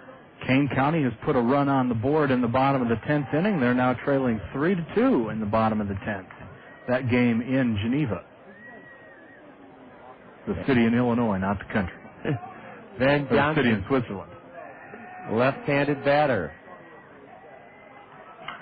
Corks one into right center for extra bases. The Kernels take the lead. Michael Collins turns home, and rounding second, heading to third is Ben Johnson. Keep going. May as well try. The relay throw not made. An RBI triple into the right center field gap by Ben Johnson. His second hit of the game. The first Kernel hit off Greg Atenzio, and it's 3-2 Kernels. Ben Johnson has tripled into the right center field alley to put the Kernels ahead here in the 6th, 3-2. Oh, Ben Johnson with his first triple of the year, and now that's a big run at third if Billy Boyer can bring him home with 2 out. He looked like the other Ben Johnson motoring around the base paths there. The sprinter from Canada. Seoul, South Korea games. Ben was a great natural sprinter, then took the wrong advice and took performance-enhancing drugs and was barred from further international competition. And if you look at our Ben Johnson, you will not get the two confused. Ben is a big, plodding catcher on the base paths, but there he did a good job of keeping the wheels moving. Billy Boyer swings at a 2-0 pitch and fouls it off his foot. He's all right. Billy is the kind of scrappy hitter that can keep this thing going and get another run on the board if he can poke one into the outfield for a base hit. Oh, would the Kernels like another run here? 3-2 in the top of the 6th inning. Those 8-hour bus rides just get shorter after a win.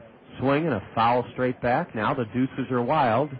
2 balls, 2 strikes, 2 out. Runner at third, Ben Johnson. A leadoff walk drawn by Michael Collins. He stole second on a disputed call and scored on a 2-out triple into the right center field gap by Ben Johnson. Billy Boyer grounds one to short. Ed Lucas has it and throws low, but it's dug out by Miguel Vega to save a run. Billy Boyer grounds to short. The Kernels take the lead in the 6th with a run. On one hit, there were no B errors. The Kernels leave a runner in a stranded 6th. We go to the bottom of the 6th inning. The Bees won the opener 8-1, and the Kernels lead the nightcap 3-2. This is Kernel Baseball in the Zone. I'm Dave Shea. For 35 years, I was a news anchor for Channel 2. You may also see me driving around Cedar Rapids in my Honda Accord. Well, I've retired from broadcasting, but I haven't given up my Honda. For years I've told friends they should consider owning a Honda, specifically from Randy Keel Honda. Randy is a local dealer with 13 years of experience in matching drivers to the right vehicle. He has a fine selection of new Hondas as well as quality pre-owned vehicles. And more than just a reliable service department, Randy Keel Honda offers Honfidence, a 7-year, 100,000-mile warranty on every new vehicle sold. You can take my word for it, but you may also want to talk with other Honda owners. They're people you know, your friends, your neighbors, maybe even your relatives. And you can do more homework by logging on to Randy's website at www.randykeel.com. I'm a satisfied Honda owner, and I'm sure you will be too. See Randy Keel Honda today on Centerpoint Road Northeast. There's a reason Dick Ramsey is the #1 home seller for the #1 real estate company, Skolgman Realty. It's because Dick Ramsey works harder for you than anyone to make selling your home easy for you. Take Dick's one-of-a-kind home trade program. Buy one of Dick Ramsey's homes and Dick will buy yours. Dick Ramsey provides 2 other unparalleled services: a free 1-hour telephone loan approval and a free 1-hour telephone appraisal on your property. Dick Ramsey of Skolgman Realty, the #1 home seller for the #1 real estate company. The Colonel struck for the go-ahead run in this second game of the Twin Bill. A 2-out triple by Ben Johnson chased home Michael Collins, and now Chris Waters comes in relief of the starter Bill Edwards. Let's give you the line on Bill. 5 innings pitched. He gave the Bees 2 runs, both unearned on 2 hits. He struck out 4 and walked 2. And the new pitcher for the Colonels, Todd, is Chris Waters. Said while he was warming up, one of Lanny Peterson's host Kernels, the other one being left-hander Jamie Douglas. Strike 1 from the right-hander Waters. 2, the Bee leadoff batter Mario Lasan, the heart of the Bee order here in their 6th inning. Ball 1 just outside from Waters, a 22-year-old, soon-to-be 23-year-old right-hander out of the University of North Florida in Jacksonville. Another one of Tom Kochman's boys. Swing and a foul ripped to the screen by Mario Lasan. Boy, Bill Edwards was something. Absolutely terrific, and he may have won himself a spot in the starting rotation. Who knows? I know that was still up in the air early in the season. They were going to piggyback some guys. And here's a swing and a miss in the pitch in the dirt. Mario Lasan is gone on 4 pitches. Well, that's interesting, Todd. Bill Edwards certainly has made a statement here tonight that he wants... With the exception of, I believe, Rafael Rodriguez, Edwards has looked just as good as any of our other starting pitchers. Touchstone, who had that brilliant outing against the Cougars, was roughed up in the first game tonight. A Bee 8-1 triumph, but it's 3-2 Kernels here in the second game. Chris Waters spins a curveball in. A strike to the cleanup batter, Miguel Vega. He's grounded to second and walked. Speaking of Rafael Rodriguez, he will pitch for the Kernels tomorrow at West Michigan. Swing and a miss. Now, didn't the Angels send a charter plane out here for him and fly him over to Grand Rapids to get a good night's sleep? I don't think so. I think I saw Rafi earlier here in the stands. Why, I thought that's how these minor leaguers were treated. Swing and a foul at the feet of Michael Collins. Rafi will be on the bus like everyone else. Billy Lehman will start for the Kernels on Saturday. Lennon Murillo, wild thing, with 2 wild pitches, will get a spot start on Sunday. And then Fernando Rodriguez Jr., I do believe, will pitch Monday, my birthday. An 0-2 pitch from Chris Waters is outside. 1-2 to Miguel Vega. 3-2 Kernels here in the 6th inning. All I want for my 25th is a Kernel victory. Hey. Hopefully Fernando can bring it back for me. A high deep drive to right on the track, and it's foul. Boy, that thing scared me off the bat. Madrigal chased it down into the corner, and it sliced foul onto the gray crushed limestone. And I was going to go down there and try to figure out what that substance was earlier today, but did not get a chance to get down there. It appears to be some sort of limestone mix down there, but it has that weird gray look to it. Interesting. A track man would say it's very similar to cinder track, only cinder tracks are either black or, in the case of the ones I try to putter around in Cedar Rapids around the middle schools, they're a brown. 1-2 to Miguel Vega. 1 out in the 6th. A curve and a swing and a miss. Oh, Chris Waters has fanned the first 2 Bs here in the bottom of the 6th inning. The designated hitter, number 39, Rusty Brown. It'll be interesting to see how the Kernels approach the 7th inning. It looks like Mitch Arnold is warming up down in the Kernel bullpen. He got the save last night in the Kernels' victory. Looks like he will probably come on in the 7th to get the save here. Ball 1 is up and in to Rusty Brown, a dangerous right-handed hitter who homered and doubled a run in Game 1. Rusty has an 0 for 2 going here in the nightcap. Chris Waters delivers. A shot to third, and Billy Boyer stabs it to end the inning. Todd, I didn't mean to step on you. Finish your thought.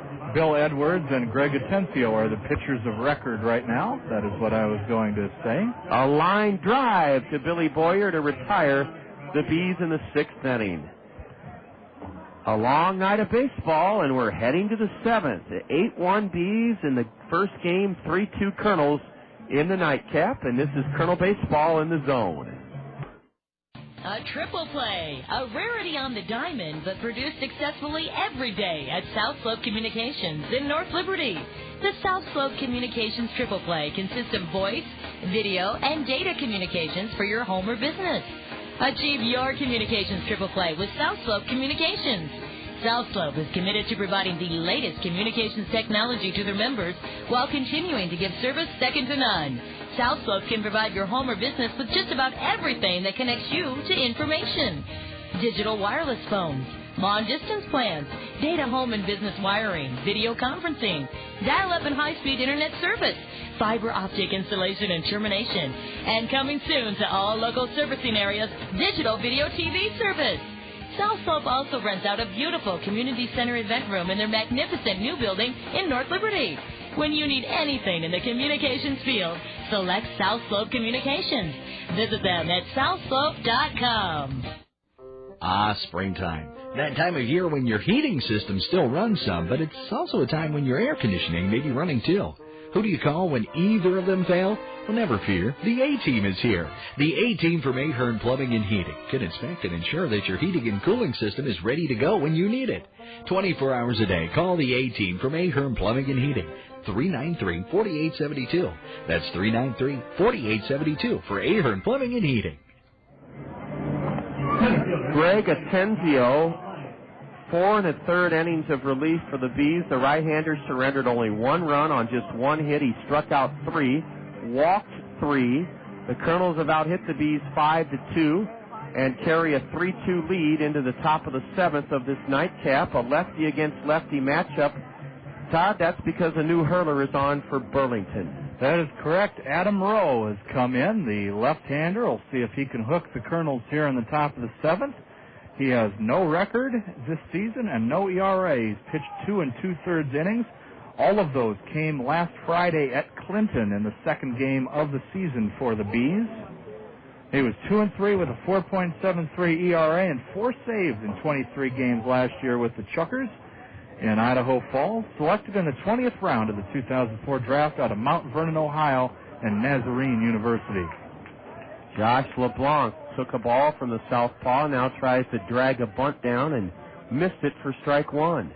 LeBlanc has had a terrific second game, singled and scored in the first, singled in the second, struck out in the 4th.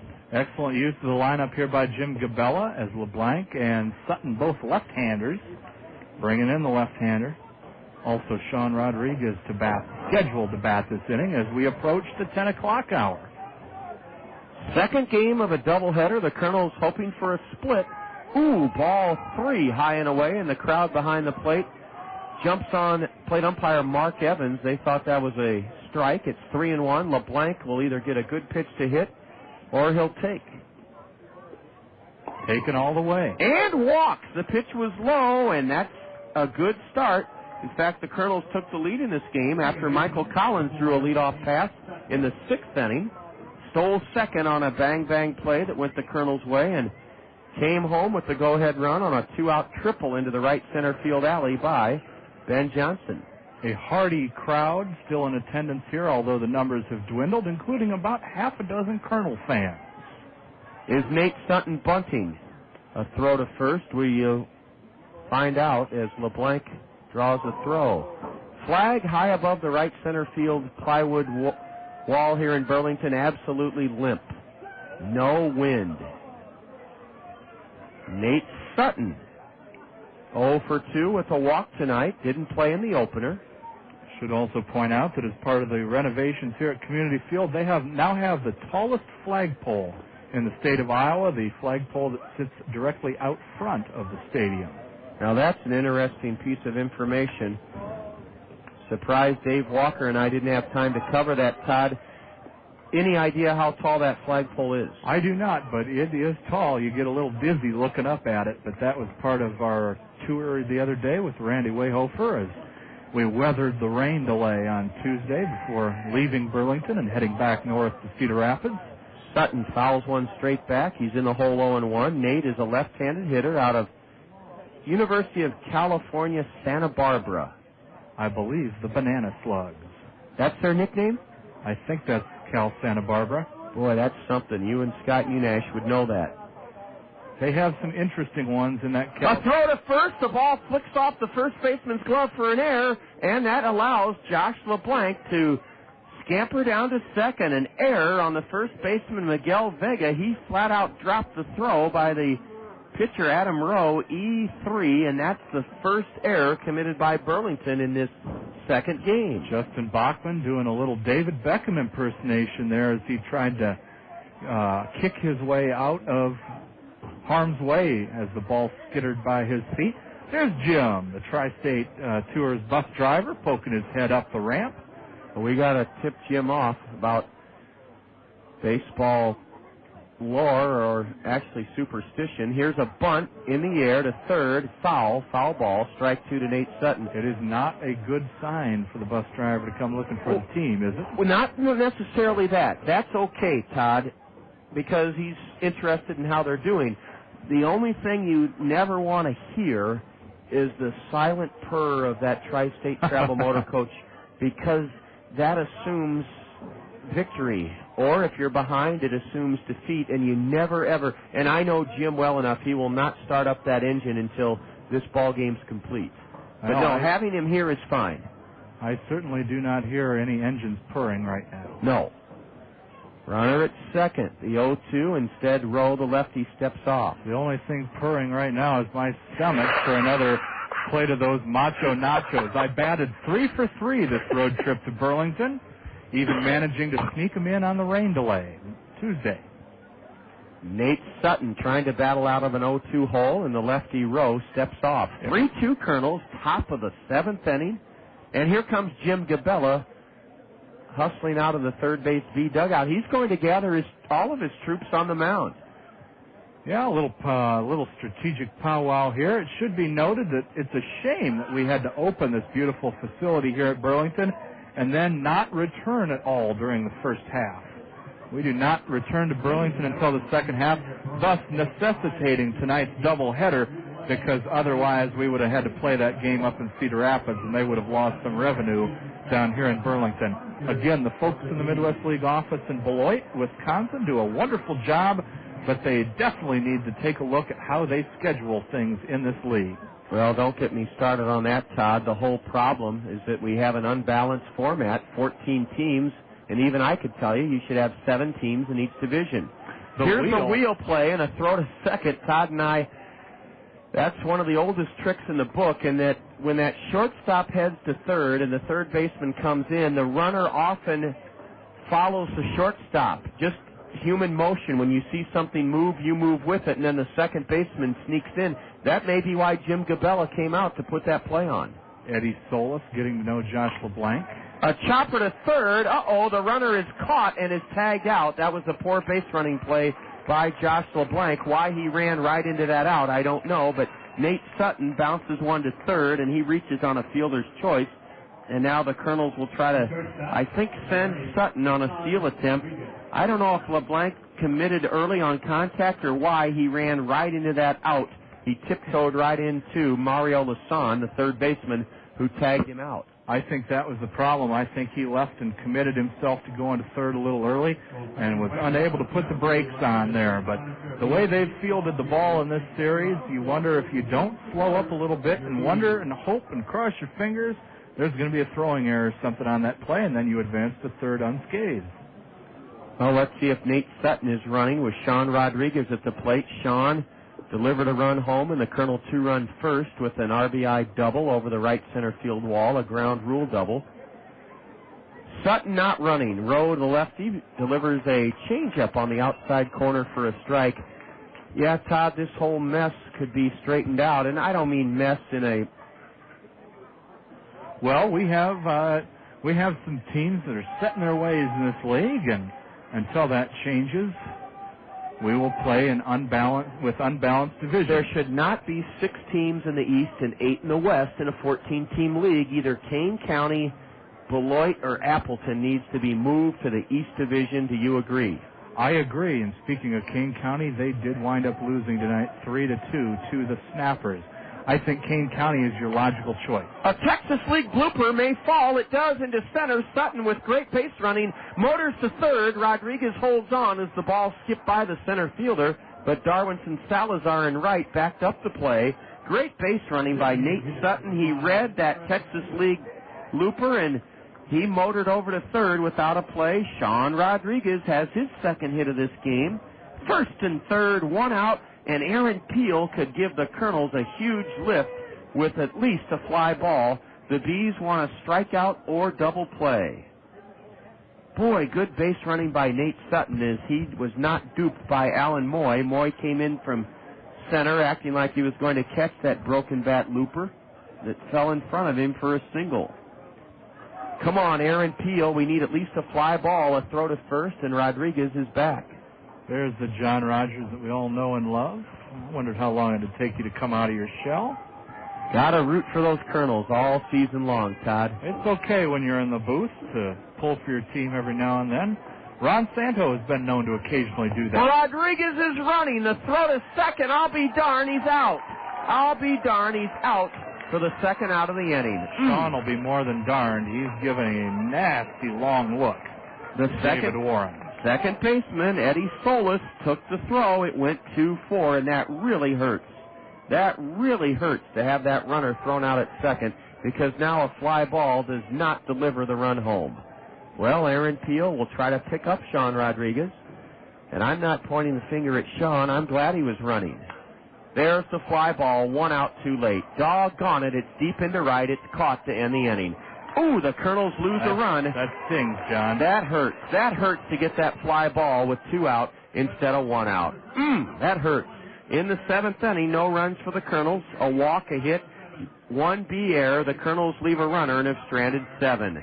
We go to the bottom of the 7th, 3 outs to go if the Kernels are going to win the series. After 6.5, 3-2 Kernels. This is Kernel Baseball in the zone. And it is done. We attack at lunch. No. They will expect that. We attack at dinner, too. Excellent. They will never expect a second wave of warriors. We must prepare. They will be waiting. With fresh meat and vegetables on a large table. And we will be swift in our actions. Choosing only the finest of their offerings. Piling them high in a bowl. Then cooking them fast on a sizzling grill. And then we eat. Gaze upon your fresh meat and vegetables for the final time.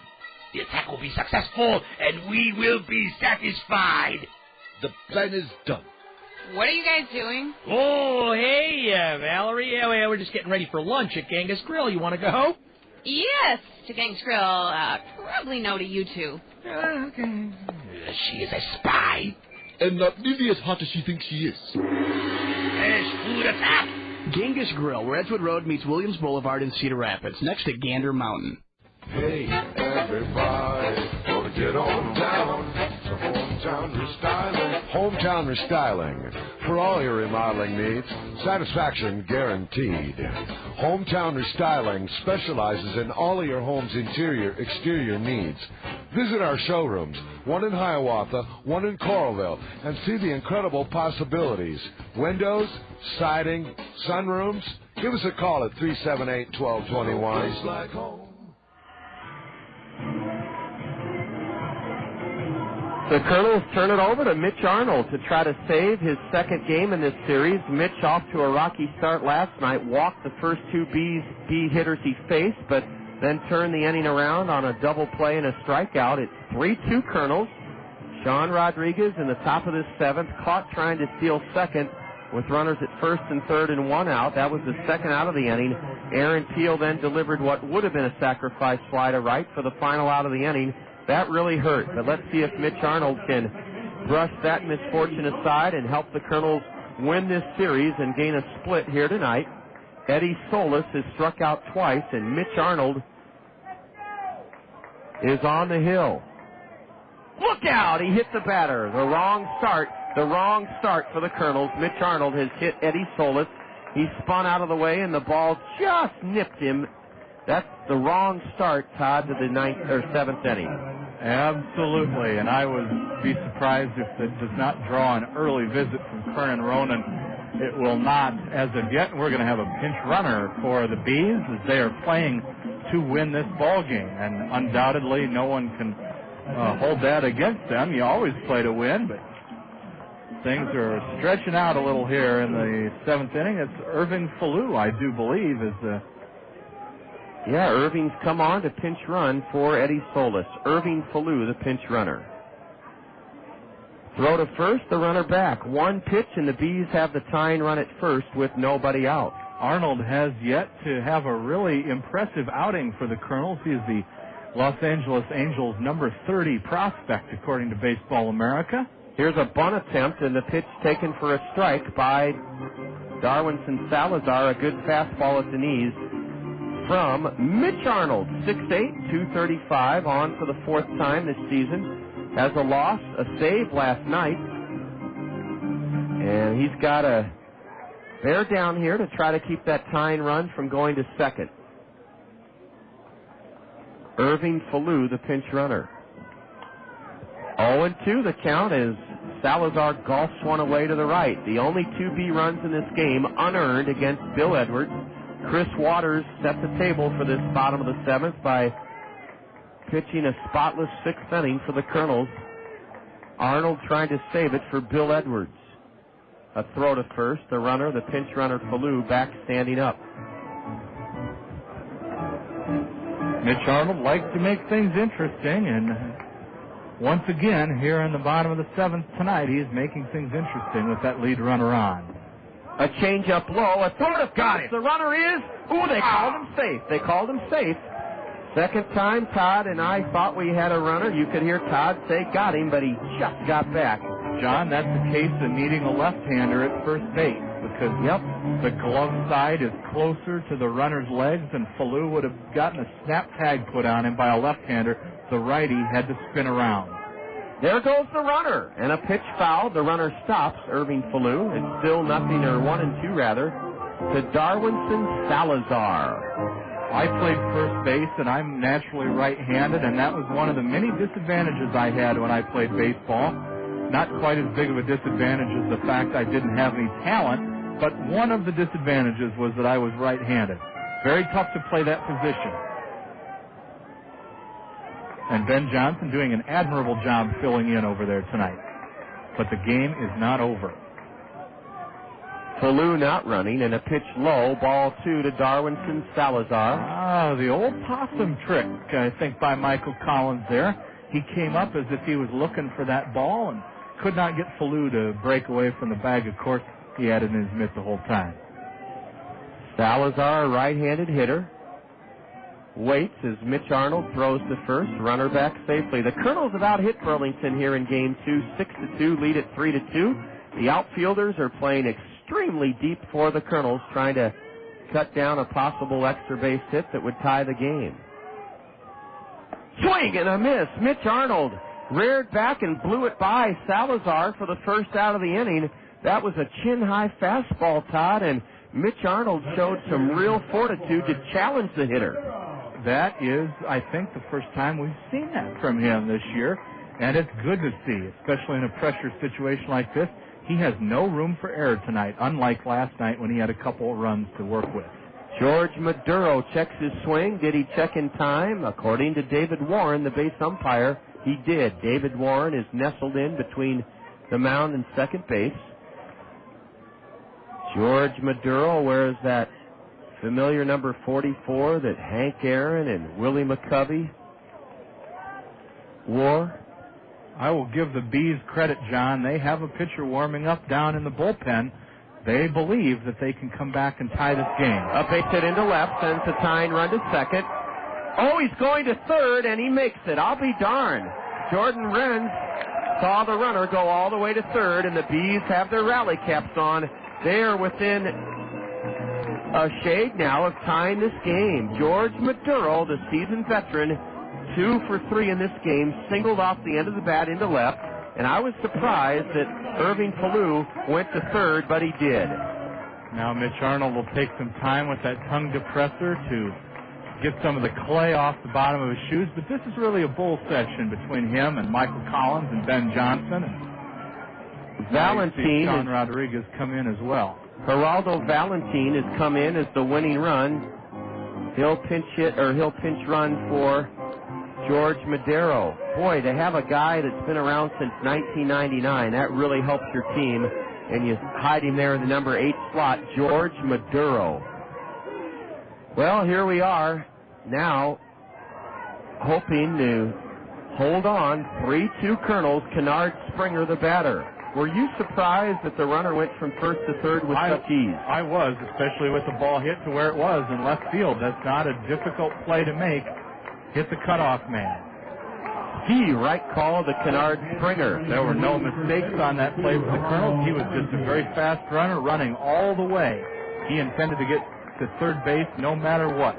Tying run at third. Falou, winning run at first. Maduro, 1 out, 7th inning. Swinging a foul straight back.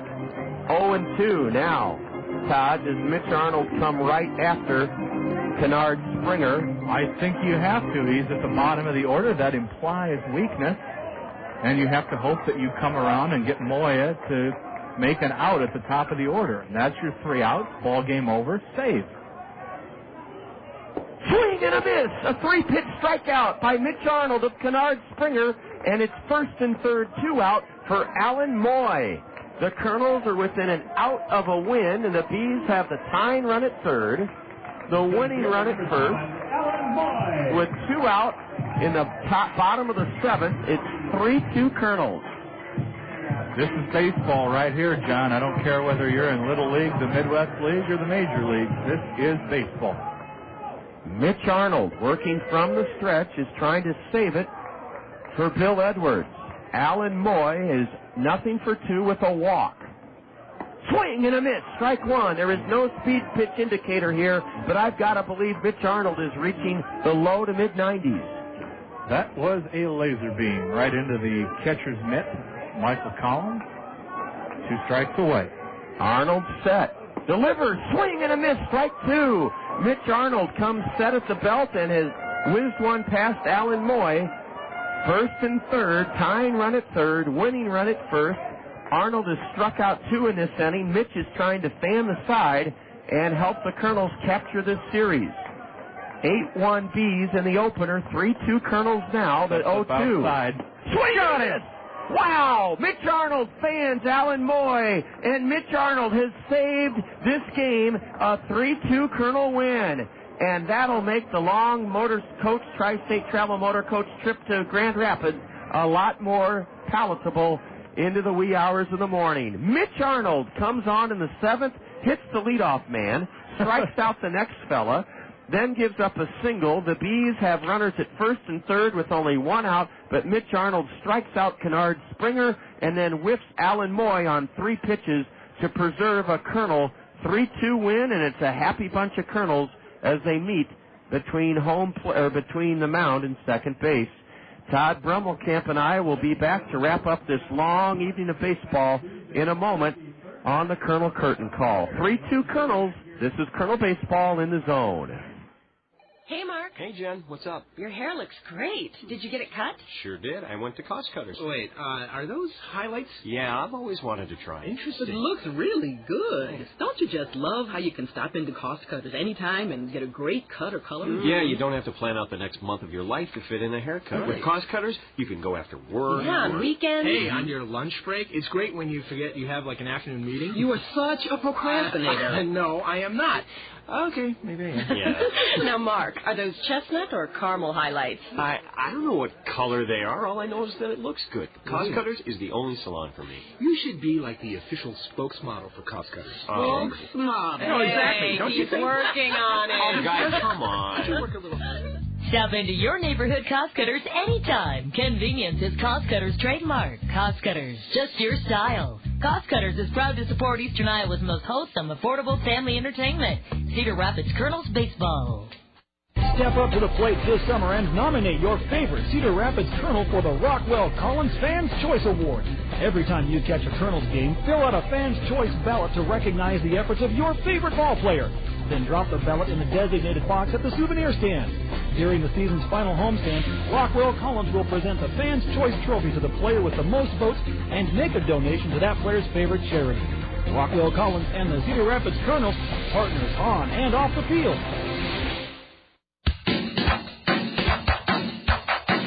It's time for the Kernels Curtain Call, right here on The Zone, ESPN Radio 1600 AM. With a recap of all the action, the State Farm Major League scoreboard, plus a look ahead to the next Kernels game, let's rejoin the voice of the Kernels, the one, the only John Rogers, here on The Zone, ESPN Radio 1600 AM. A wonderfully fun evening of baseball, a double dip, 2 for the price of 1 at Community Field, results in the Kernels winning this series 2-1. The Bees capitalized on a flat Kernel Ball Club in the opener and trounced the Kernels 8-1 behind Billy Buckner, a high draft pick, but the Kernels bounced back and played very well in the game 2 and won it 3-2. In the nightcap, the final line score, the Kernels 3 runs, 6 hits, 2 errors. We left 7. The Bees 2 runs, 2 hits, 1 error. Check that. The Bees 2 runs, 3 hits, 1 error. They stranded 5. Billy Edwards gave up no earned runs in his first Kernel start, 2 unearned runs in 5 innings. He's the winner. He's 1-0. A spotless 6th inning by Chris Waters set it up for Mitch Arnold, who pitched magnificently around trouble in the 7th to earn his second save. The loser, Greg Atenzio, he's 0-1. The game took an hour and 58 minutes, and this doubleheader drew 988 fans. Todd Brummelkamp and I will return after this break on the Kernel Curtain Call and savor our Access Direct play of the game. The Kernels gain a split, losing 8-1, winning 3-2. This is Kernel Baseball in the Zone. Okay, we're ready in here, and here comes the music. If you've been thinking about getting cable television from Mediacom... If you've been thinking about getting cable television from Mediacom... Or high-speed internet... Or high-speed internet... Wait a minute. Why is she repeating everything I'm saying? 'Cause it's a double offer? Yeah, you can get Mediacom's digital one-star pack featuring movies and interactive guide music channels and more for just $29.95 a month for a whole year. And get Mediacom online for just $29.95 a month for a whole year. I know that, but is it really necessary to repeat it? Hey, gotta get the point across. Do you want me to say it again? Why not? Get Mediacom's digital one-star pack for just $29.95 a month for a whole year. And get Mediacom online for just $29.95 a month for a whole year. Aha, she forgot something. You can add HBO for just $6 a month for 6 months, and the phone number, 1-877-377-CABLE. That number again is 1-877-377-CABLE. I'm out of here. Must subscribe to both services. Offer for new residential subscribers only. All products may not be available. From Community Field in Burlington, it's the Kernel Curtain Call. An 8-1B win in the opener here tonight, and the Kernels rebounded and won a hard-fought, thrilling 3-2 victory in the nightcap. The Kernel record now on the season is 3-4. The Bees are 3-4. Access Direct is proud to bring us our Access Direct play of the game. Access Direct needs team players. Apply today by calling Access Direct at 261-0260. That's 261-0260, or you can review the Career opportunities online at www.accdir.com. Casual dress code, $8.50 hour starting wage.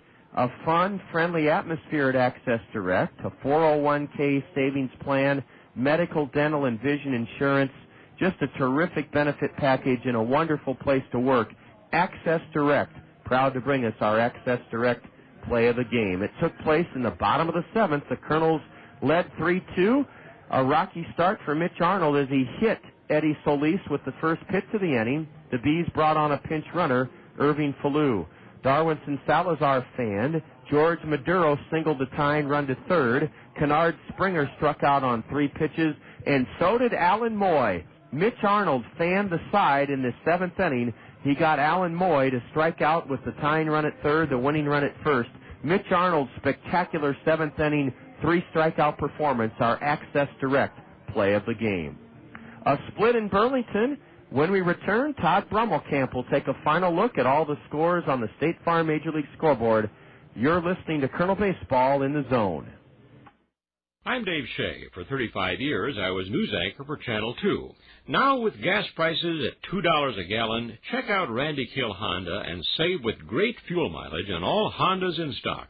The safest family sedan, the Honda Accord, will definitely save the family pocketbook with 34 miles to the gallon. Get even better mileage with a compact Civic, getting you there at 38 miles to the gallon.